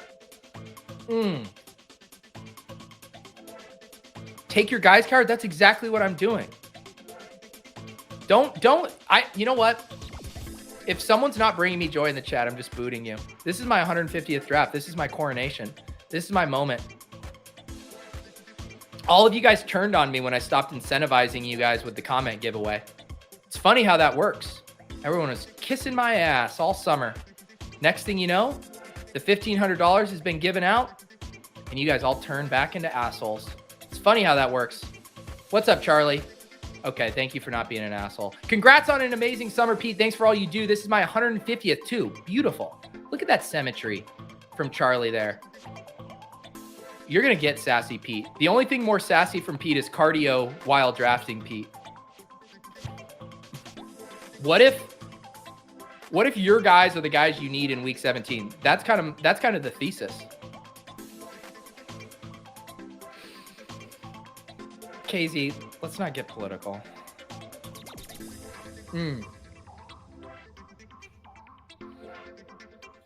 Everyone's run out of takes and bits. Everyone, I mean, we're exhausted. We're all exhausted. We have nothing left to give. I'm just a humble man drinking Modelo's at 3:11 p.m. Eastern, trying to justify this to my wife when I am completely useless in an hour.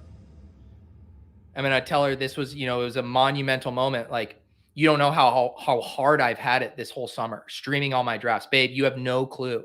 You have no clue how hard I've had it down here. Drafting these teams and these wide receiver avalanches, getting sniped on all the players I like. You don't know how hard I've had it. Can I just enjoy a celebratory beer?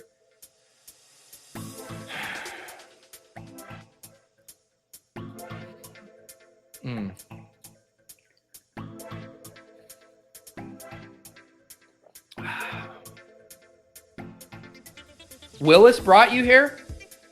Willis is a premier influencer. Willis won the Underdog Hawaiian shirt. He's now a shirt bro with me and Brett Coleman on the randomizer. Willis, I need to ship this one out to you. Some jokes aside, appreciate all of you guys who have watched the streams all summer. Guys like Willis, an OG commenter, live chatter. There's been so many of you guys, Purple Yosh, who have been here throughout the entire summer. Genuinely appreciate it. Genuinely appreciate it. Occasionally, I can set my sarcasm and cynical worldview to the side and appreciate those of you guys who've been watching and following my journey. See, right there, I couldn't set my cynicism aside when I said the word journey. But you know what I mean. And I like you guys. Nick's been here for years. Nick is always my foremost Carolina Panthers authority. Our team so far, because I don't care if I'm 5 hours into a stream, I will never stop servicing the audio listeners. Never. Patty Millions couldn't even bother to upload his audio from his marathon stream. I'm out here servicing the audio listeners, 1 Prosecco deep, 1 carafe of coffee deep, 1.5 Modelo's deep, or half a Modelo deep. But I will service the audio listeners with a CeeDee Lamb, Jalen Waddle, Jahmyr Gibbs, DJ Moore start. Who are going to be our guys at the 5-6 turn? Who are the players? I haven't been selecting because I've been saving them for my final draft. I'll tell you who I'm taking. I already know who these 2 picks are. Can you guess? Can you guess who these 2 picks are? Because I know who they are. We're taking J.K. Dobbins. Boom. We are just taking the players we want to take. Isn't that freeing? No more of this projection bullshit. No more of this pretending about caring about value. Do you think I'm leaving a draft without JSN? Do you think I'm not selecting JSN? I get accused of not having player takes. I get accused of having smoothed out exposures. Do you think I'm not selecting JSN? Do you think I'm leaving my 150th draft without JSN? Do you think I'm not clicking the player who is going to be a first-round pick next year? You are sorely mistaken, Anon. Come on down, JSN. Silas Jackson flexing with the 30-month member status. Always have to service the audio listeners. They're the ones who matter. Yeah. And the thing is, do I get any YouTube ad revenue from these audio listeners? These freeloaders? No, but I still service them because I service all the people. I service the ghosts. I service the audio listeners. I service the YouTube videos. That's what we do. This is the team through 6 rounds. Jahmyr Gibbs and J.K. Dobbins, CeeDee Lamb, Jalen Waddle, DJ Moore, JSN. Fine. I'll say it if no one else will. This team fucks. If no one else will say it, I'll say it. This team fucks. Thank you, Tyler. Tyler, for the audio listeners. And again, I would never read a compliment out loud. I have far too much guilt and shame and imposter syndrome to do that, but I'll do it right now because I've had a few Modelos. Great job, Pete. Amazing content all summer. Good luck to everyone in the Deposit Kingdom. Let's bank. Let's bank. It's a perfectly cromulent team.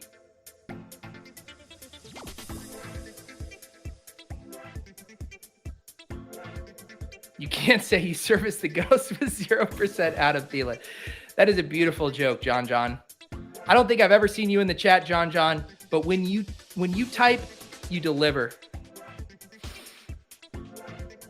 Christopher wants some ducks. We could probably land the plane with some ducks, but right now I'm feeling this manic energy right now.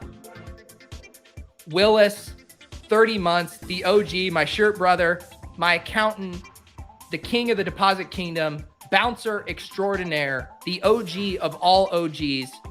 Hit the like button and sub. Best ball summer might be coming to a close, but things are going to be a little different this summer, or sorry, I should say this fall on the channel. I don't know if you guys heard, but we called off the FBI. We called off the FBI. You're allowed to talk about your best ball teams now. It's funny how that works. I have a connection there in DC. I talked to him. I said, look, man, I drafted all 150 of my best ball teams on stream. I have to fucking talk about it. I told him, I was like, and look, part of me doesn't even want to talk about it. Like, my advance rate is probably going to be awful. It's probably going to be an absolute disaster, but I need to talk about it. And I said, do I have permission to talk about these teams on Monday mornings on Pete's Portfolio Review, spelled P-O-U-R, compliments of Jonathan, acronym PPR. And he said, you do. He said, we're going to do a one-off immunity here. You got a free pass, a get out of jail free card. This year, we are talking about our best ball teams. Every Monday morning, we'll be reviewing and lamenting, streaming all of our drafts. That's what we're doing. Sean, thank you for the super chat. You just don't know. I don't. And that's why we're just going to go get our guys. We're going to live a little because we just don't know. Kevin Tompkins, the man who came up with Mimosas, Marvin Mimosas, confirmed this is the fastest 150 stream BBM drafts in the world. It is a world record. No one else has done it. Someone will do it next year. I promise you that. They will. Frankie says, I usually watch on replay, but I couldn't miss the greatest to ever do it. Do number 150 live. Look at you guys getting me accidentally reading compliments because I've had a few beers and I'm just going to click any super chats that pop up.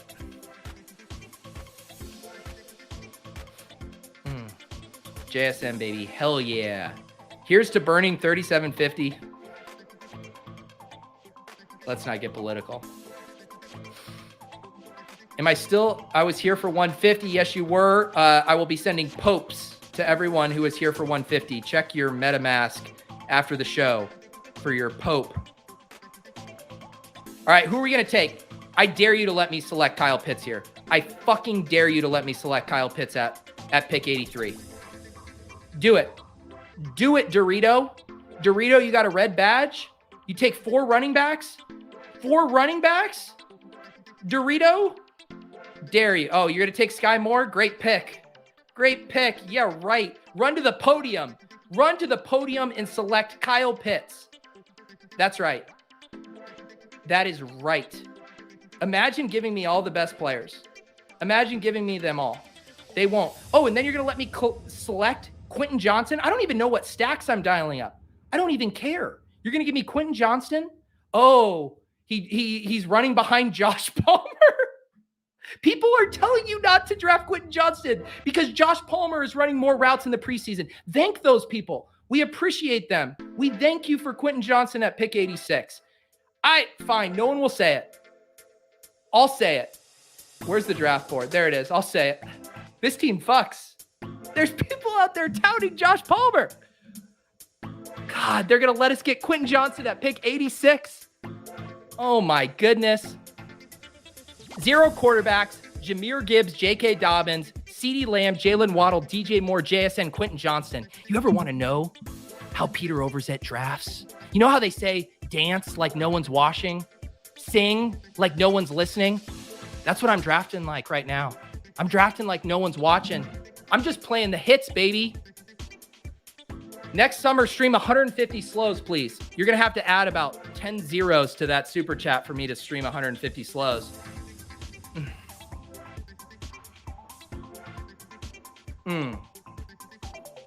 We can turn auto draft on. This is the team. That would be the pro move. Just a walk-off autopilot the rest of the team. There's a little Prosecco slur there, Cooter Doodle.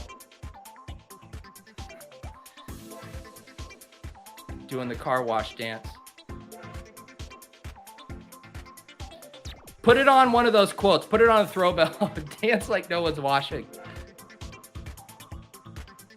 It's right. It's all a ruse. I acted like I didn't know ball all summer. I talked to Brett Coleman last night of the randomizer, told me Quentin Johnston's going to be playing big slot for the Chargers weeks 15 through 17. Mike Williams getting blanketed by those Bills corners, those tough Denver secondary, while Quentin Johnston just feasts in the big slot. Nom, nom, nom, nom, nom, nom, nom, nom, nom, nom, nom, nom. Cheers, J Mike.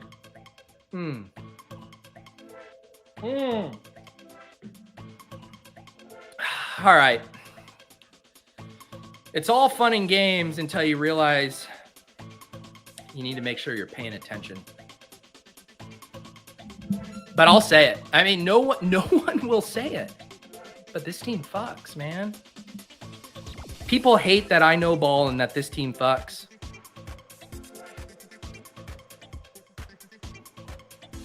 Oh, this is a good reminder. Actually, did I set that? All right, here's the deal. I think I forgot to put this in, and I'm going to go set it right now. The Badge Bros are doing a stream immediately following this. And I said, I'm going to give you guys that redirect juice. So let me go into the YouTube settings and make sure I have this set right. Immediately following this stream at 4 p.m. And can I also talk about, there were people who doubted my scheduling for this stream. They doubted. They were like, Peter, what if you get behind schedule? You know, what if, you know, all this shit. It's like, guys, don't doubt me. Please don't doubt my scheduling. We're hitting every note. I told my wife I'd be upstairs at 4 p.m. Eastern. You guys didn't think I was going to hit those notes? Come on. Come on. Look at this fish taking Tua. Let him slide. Let Tua slide. What a fish. What a fish, man. It's all right. We don't need no quarterbacks. We don't need no quarterbacks in this economy. No. All right, I'm adding the redirect for the Badge Bros. Let me make sure here. Badge Bros. There it is. The redirect is in, Badge Bros. I got you covered. Immediately following this stream, you're gonna refresh this and you're gonna watch the Badge Bros. All right, what are we gonna do here? It's time to pay attention. It's time to dial in.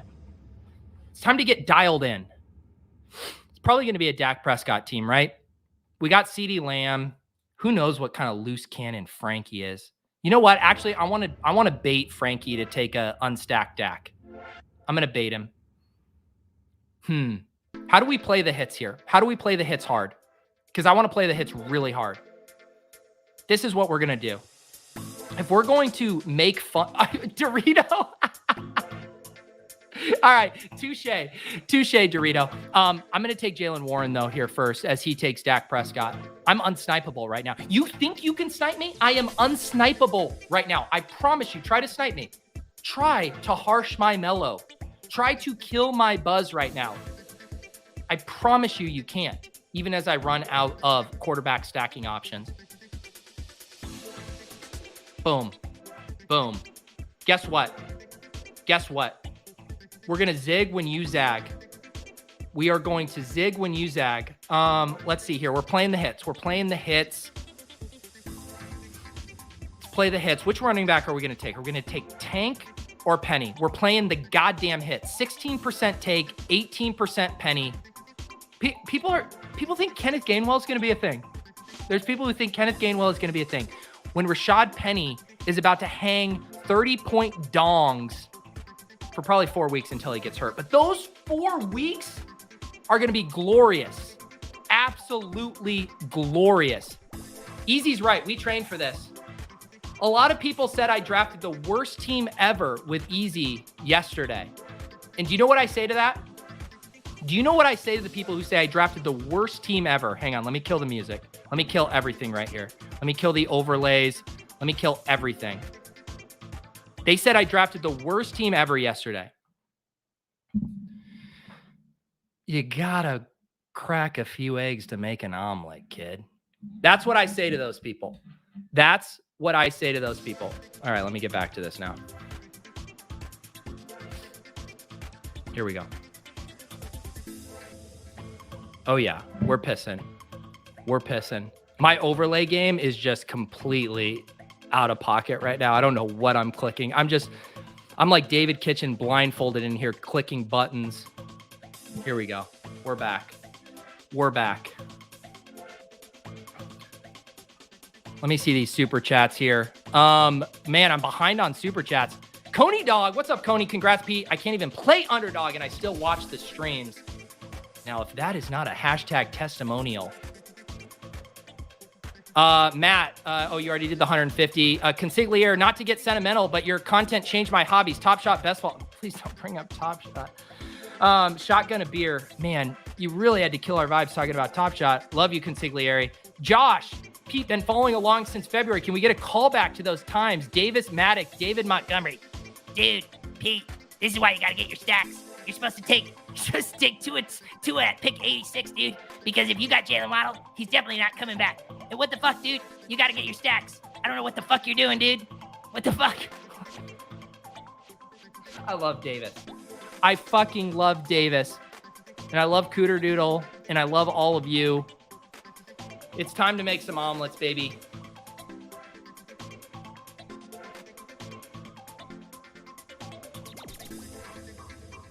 All right. I can't shotgun a beer for you, but I am going to crack another one here.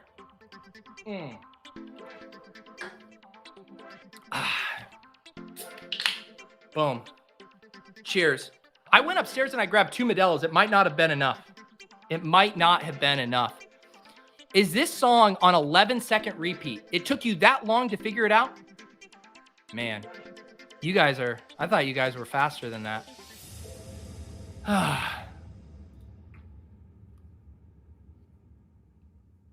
Yes, Jim Money. It's famously the last one. All right, what are we going to do here? What are we going to do here? Do you know what's fun for me sometimes when I'm doing the streams? And it's kind of like a superstitious thing. I don't like clicking over to see the queue because I have like one player in my mind that I want. And I feel like it'll jinx me if I click over to the queue. That's just a personal superstitious thing that I've never told you guys about. So there's a guy I want to take here, but I feel like if I click over to the queue, he might be gone. Can I just see if did Dorito snipe me on Dak unstacked? Did he have anything? He had Tony Pollard. Okay, that's fine. He took Geno. Fucking Dorito, dude. Fucking Dorito. You're seriously... This guy Dorito here. I mean, this is one of the shittiest teams I've ever seen. This is such a shitty team, Dorito. That is just such an unnecessary stipe. I guess you have Lockett. Whatever, dude. Whatever. You know what? Screw it. You guys are going to give me Dalton Kincaid at pick 130. You're going to give me Dalton Kincaid. Fine. I'll do it. I'll do it. I'll take Dalton Kincaid.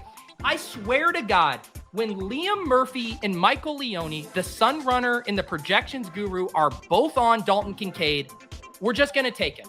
We're just going to take it. My God. What even stacks am I supposed to do anymore? What stacks am I supposed to do? If someone has an escape hatch for me, you know what we're going to do? We're going to do Jared Goff with Jahmyr Gibbs. That's the closest.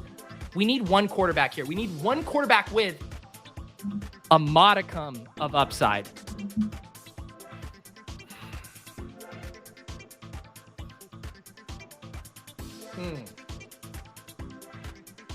I'll never not stack. I will never stop stacking. All right, here's the team. What's up with my screen? Why is this like this? Why is there that black bar there? Is Underdog tweaking? What's going on here?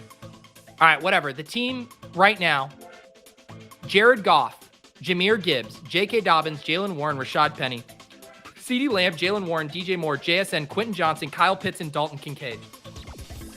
Dalton Kincaid at pick 131. You fish. You fish. Man, you guys are going to give me Dalton Kincaid? Don't let this guy get hot. Don't let this guy get hot.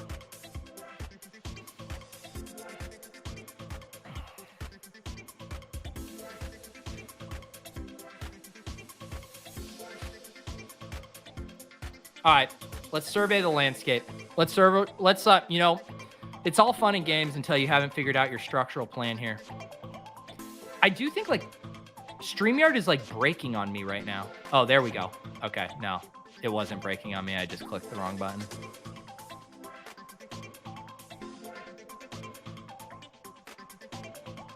One sec, guys. Here we go. Look at that. That's clean. Look at that board. There it is. All right, let's regroup. Everyone, let's regroup. I think we need ducks. I think we need to regroup for the end. I think we need ducks. I'm gonna do like 30 seconds of meditation just to kind of get me in a right frame of mind for the end of this. 1 second. Visualize. Manifest. Manifest the correlations. Be the stacks you want to see in the world. Feel free to stack up week 15 and 16. What if Adam Thielen's the guy you need? All right, I feel centered. I feel human again. I feel good. I needed that. I needed that pause. I needed that pause. I feel good now. I feel relaxed. I feel like a new person. I do kind of want to tilt Dorito Boy a little bit more. Geno Smith. That Geno Smith pick was going to be just a windmill slam dunk. Pick 131. Really harshed my mellow. Really harshed it. Really harshed it. Okay, I want to talk. Let me talk to Charlie here. Line of scrimmage, dude. If you take Garrett Wilson at pick 5, you're legally obligated to take Aaron Rodgers there. I just want to say that. I just want to say you are legally obligated to take him there. All right, I know who I want to take. This feels like the end of the Lord of the Rings. That's high respect there. I wanted Jonathan Mingo. Great.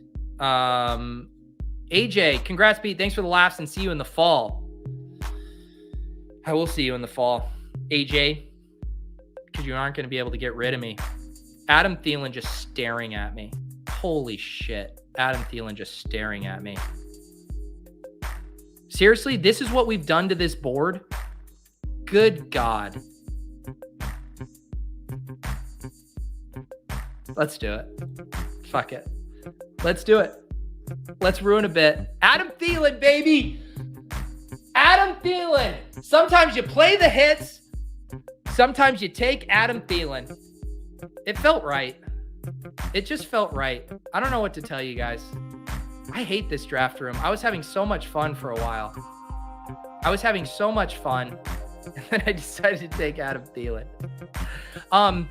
You know what? I'm just not going to capitulate here to... We're going to take Jake Ferguson. This team just ended up off the rails. I was having so much fun, but I mean, if I'm playing Jared Goff, we better get a bring back here. Let's see. I'm trying to think if there's anything else because now this is going to be a Bryce Young team. There we go. 3 tight end, Adam Thielen in the stream. We were having fun. It's just in the stream.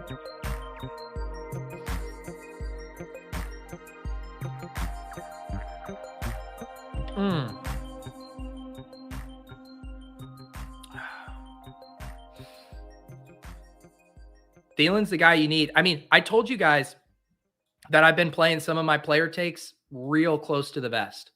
And one of them is that Adam Thielen's the guy you need. And you idiots have not been drafting him all year. Look at these idiots out here taking Jonathan Mingo 2 picks ahead of Adam Thielen. Did you guys see the Nathan Yankee tweet? No. We're taking Adam Thielen. Do I have a special guest joining me? Do I have a special guest? Who is this? Who is this? Look at who it is. Do we have a special guest? Do we have a special guest? Is it April? Is it April? Let's see here. Who do we have? Who do we have here? What does your shirt say? Does it say week 17 is all that splatters? Look at that. What do you think of this pick, April? What do you think? What, do you like my mic? Do you like my mic? What do you think? What do you think? What do you think about Dad's team? Did it kind of go off the rails with that Adam Thielen pick? Do you want to try to correlate with one of our late picks? You want to show everyone? Can you wave? Can you say hi? April, can you say hi up here? Can you say hi? Can you say hi? What you doing? What do you think of all these bright lights? Oh, look at you. You already know how to look in the camera. That's good. That's good. What do you think? What do you think? What's going on here? Look at all these bright lights. Look at all these guys. Oh, we get a little smile. We get a smile. What do you think of all this here? What do you think? April, what do you think? What do you think? Oh, there we go. There we go. Do you want to make a pick? April, do you want to make a pick? You want to grab the mic? You want to grab the mic? What do you think? Okay. All right. Yeah, pull that too. That's what the streamers do. Okay. All right. Yeah. We got all kinds of fun stuff in here. We got all kinds of stuff, fun stuff. Oh, you're going to talk? What are you going to say? Can you show them how you say dada? Can you say dada? Can you say dada, April? Can you say dada? Can you say dada? Can you say Adam Thielen is the guy you need? What are you saying? What are you saying? Do you have any takes? Do you want to say anything to the chat? Do you want to say this is how you spend all your time when you're down here in this basement? What do you want to do? You think it's funny that I took Adam Thielen. I don't blame you. What do you see over there? What do you see over there, April? We're about to make a pick. We got to make a pick here. Let's make one pick. Oh, what do we think? What do we think, April? We gotta hang on. We gotta dial this in, April. This is an important pick here. This is an important pick. We need a running back or wide receiver. What do you think? Should we take? We also could use a quarterback, probably. Someone took Bryce Young from us, April. What is wrong with them? What is wrong with them? They took our guy. They took our guy. I think we need another wide receiver. Let's take Chuba. But you think that's funny that I'm going to take Chuba Hubbard again? You think that's funny? All right. I think we need to just take a quarterback because, April, if we get shut out at quarterback on my 150th draft, I feel like that would be a tough scene. Do you want to take Desmond Ridder? Do you want to take Desmond Ridder to stack up with Kyle Pitts, and then you can go? I want you to select it. Can you select this for me? One final pick, April? Can you select it on the mouse? Can you click it? Can you click it? Oh, you did it. You did it. We got Desmond Ridder. Yay, April. We did it. We did it. 150 drafts. Week 17 is all that splatters. Mwah! I love you. Back to your mama.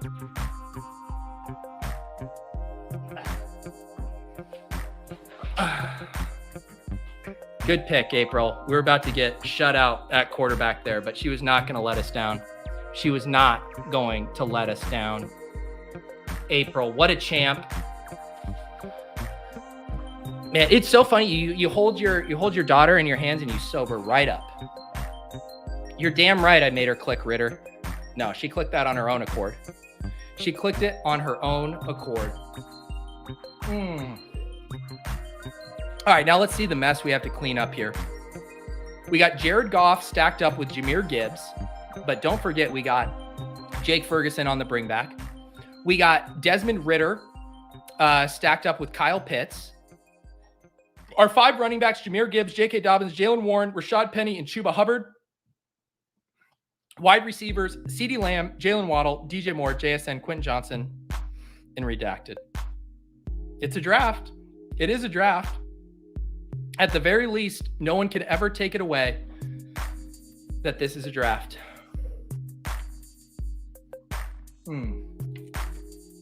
Thank you, stepfathers.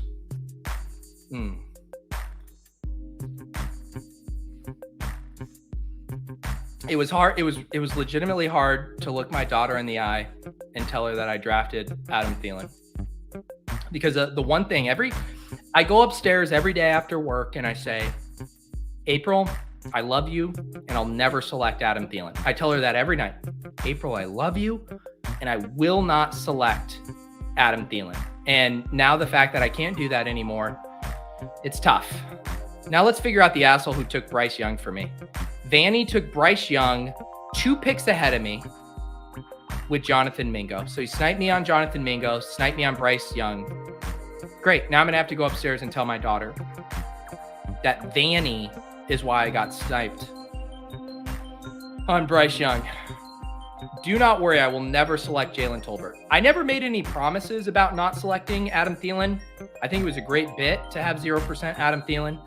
But I did make a promise I will never select Jalen Tolbert after the one infamous draft. My favorite part is the people in the chat right now, like actually still trying to construct a good team. God bless your guys' soul. God bless your broken brains. I appreciate you. Told you to go Patriots. Aiden O'Connell. Now there's an idea. There's an idea. God bless Dan Solo Gaming. He's still typing through it. Mac Jones is such a late pick. You can get Parker Henry late. Dan, believe it or not, I know. I know. Paul Herder say JSN is who you need. Chris G, week 17 is all that splatters. By the way, that was a gift from Patty Carrain. Got to give credit there. That was not my brainchild. Pat Carrain, when April was born, sent that gift. So shout out to Pat. Purple Yosh, a beautiful way to end this ride. Shout out to April. Shout out to you guys. All right, 2 more picks. What are we going to do here? 2, 5, 6, 3. Done at tight end. Could definitely use another quarterback. God, watch me end up having to take Mac Jones. Are there any other QB wide receiver pairings we can do?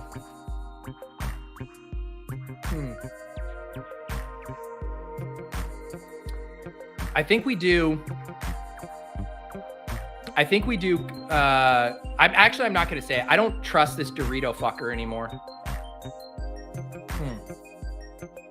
Let's do it. What's Frankie going to do? Is Frankie done at quarterback? Lamar, Sam Howell. I really don't trust Frankie anymore. I like Frankie, but I really don't trust this guy one bit. Would Frankie take an unstacked Kyler Murray? Thank you, Max. I appreciate you. The chat wants me to take Marv.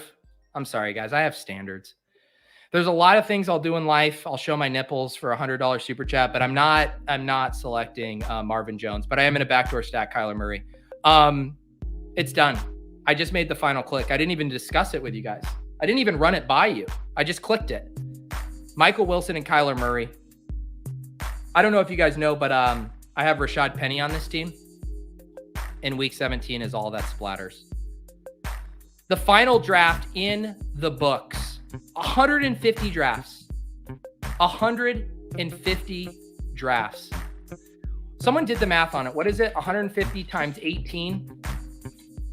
Times 18. 2,700 clicks. I've made 2,700 clicks on this stream. The final draft. Jared Goff, Desmond Ridder, Kyler Murray. Don't laugh at that quarterback room. Cry because it happened. Running backs, Jahmyr Gibbs, J.K. Dobbins, Jalen Warren, Rashad Penny, Chuba Hubbard. Actually, think it's kind of cromulent. Wide receivers, CeeDee Lamb, Jalen Waddle, DJ Moore, JSN, Quentin Johnson, Redacted, and Michael Wilson. 3 tight ends, Kyle Pitts, Dalton Kincaid, and Jakey Ferguson. It's beautiful. The haters will say like, oh, you got sniped a little bit, but Ridder to Pitts with the DJ Moore bring back, Kyler to Wilson with the Rashad Penny bring back, Jared Goff to Gibbs with the Jakey Ferguson bring back. Cromulent as fuck. 3 skinny stacks and a bring back because week 17 is all that splatters. All right, I'm on the clock in the Rottweiler. Let's just make this pick so I make sure I don't time out later. We got Brees Hall, Tyreek Hill, Devonta Smith, and Mark Andrews. No quarterbacks here. No tight ends here. We could do Kenneth Walker or... Yeah, let's do Kenneth Walker. Let's get a high-stakes share of Kenneth Walker. Kenneth Walker and Brees Hall. Anyways, back to my completed list. Let me see it. Look at that number. Look at that clean-ass 150. Number 150 in the books. The final Best Ball Mania team that I will label here. We did it. We did it. 3, 5, 7, 3. April. Let's see here. There it is. We squeezed it in. We did it, guys. 150 drafts. We're gonna kill the music here, and we are gonna land the plane. We are going to absolutely land the plane. Let me catch up on some super chats here. Daniel, hell yeah, amazing journey. FF Doom, congrats on an incredible summer. I appreciate you guys. This was fun. It was an ambitious goal. I wasn't sure. I didn't know. I honestly didn't know what to expect. It just seemed like a good idea on paper, right? It's just like, oh, just draft all of your teams on stream. Did we sacrifice some EV along the way? Maybe. But did we make a lot of friends along the way? Absolutely. We absolutely did. You guys have been great. Excited to keep things rolling in season. We will keep track of these teams. We will watch it. And what this ultimately is, it's an experiment to know, can you have a decent best ball season while drafting all of your streams? I think that's what we're going to find out. But I will legitimately have fun tracking these. Maybe I won't have fun if I have like a sub 10% advance rate. Maybe that will make it less fun. But as long as we just got a dream, as long as we got a chip in a chair, that's all we need. That's all we need. Let me try to do a few like genuine thanks here. Had a ton of help this year on the channel. It seems like I kind of fly by the seat of my pants, but I did really have some objectives I wanted to hit this year, along with streaming all of my drafts. I really wanted to get 15K subs on the channel. We did that. Had a lot of help on the way. Chris Moreno, who's been doing all my thumbnails, has been crushing it. His thumbs are so good. We got my production team. Lou Dog has been doing all the shorts, all the highlight clips, has been awesome. We got my guys, Nick and Phil, who have been doing timestamps, helping us flag clips for social, all that kinds of stuff has been awesome. All of you guys who tune in, all of you YouTube members who've been supporting the channel, hopping in the drafts, all of that stuff means a lot. Really appreciate, of course, Underdog Fantasy for supporting this and making this a viable way for me to make a living. Fantasy Life, who's been incredibly supportive of all of this stuff. So just a few legitimate thank yous to everyone who's helped me, everyone who's come on and drafted with me, doing the regular shows with Pat Crane and Sean Siegel. That was an absolute blast. Chris Spags on Tuesdays with Splash Play, drafting on the Swolecast every Wednesday. All of the Best Ball After Dark guests. I'm sure I'm forgetting people. I feel like I'm giving an Oscar speech, but I just want to make sure to know, like, I literally couldn't do this myself. It took a lot of people, took a lot of planning, a lot of prep. As much as it's easy to just turn on the cameras and draft a team, there is a lot of stuff that goes on behind the scenes. And I appreciate you all here, all the super chats. I got to give a shout out. I don't even think he's in here, but Emo Cowboy, my guy Tyler, super chats throughout the entire year. Got to meet him in Brooklyn for Underdog Cardio Club draft.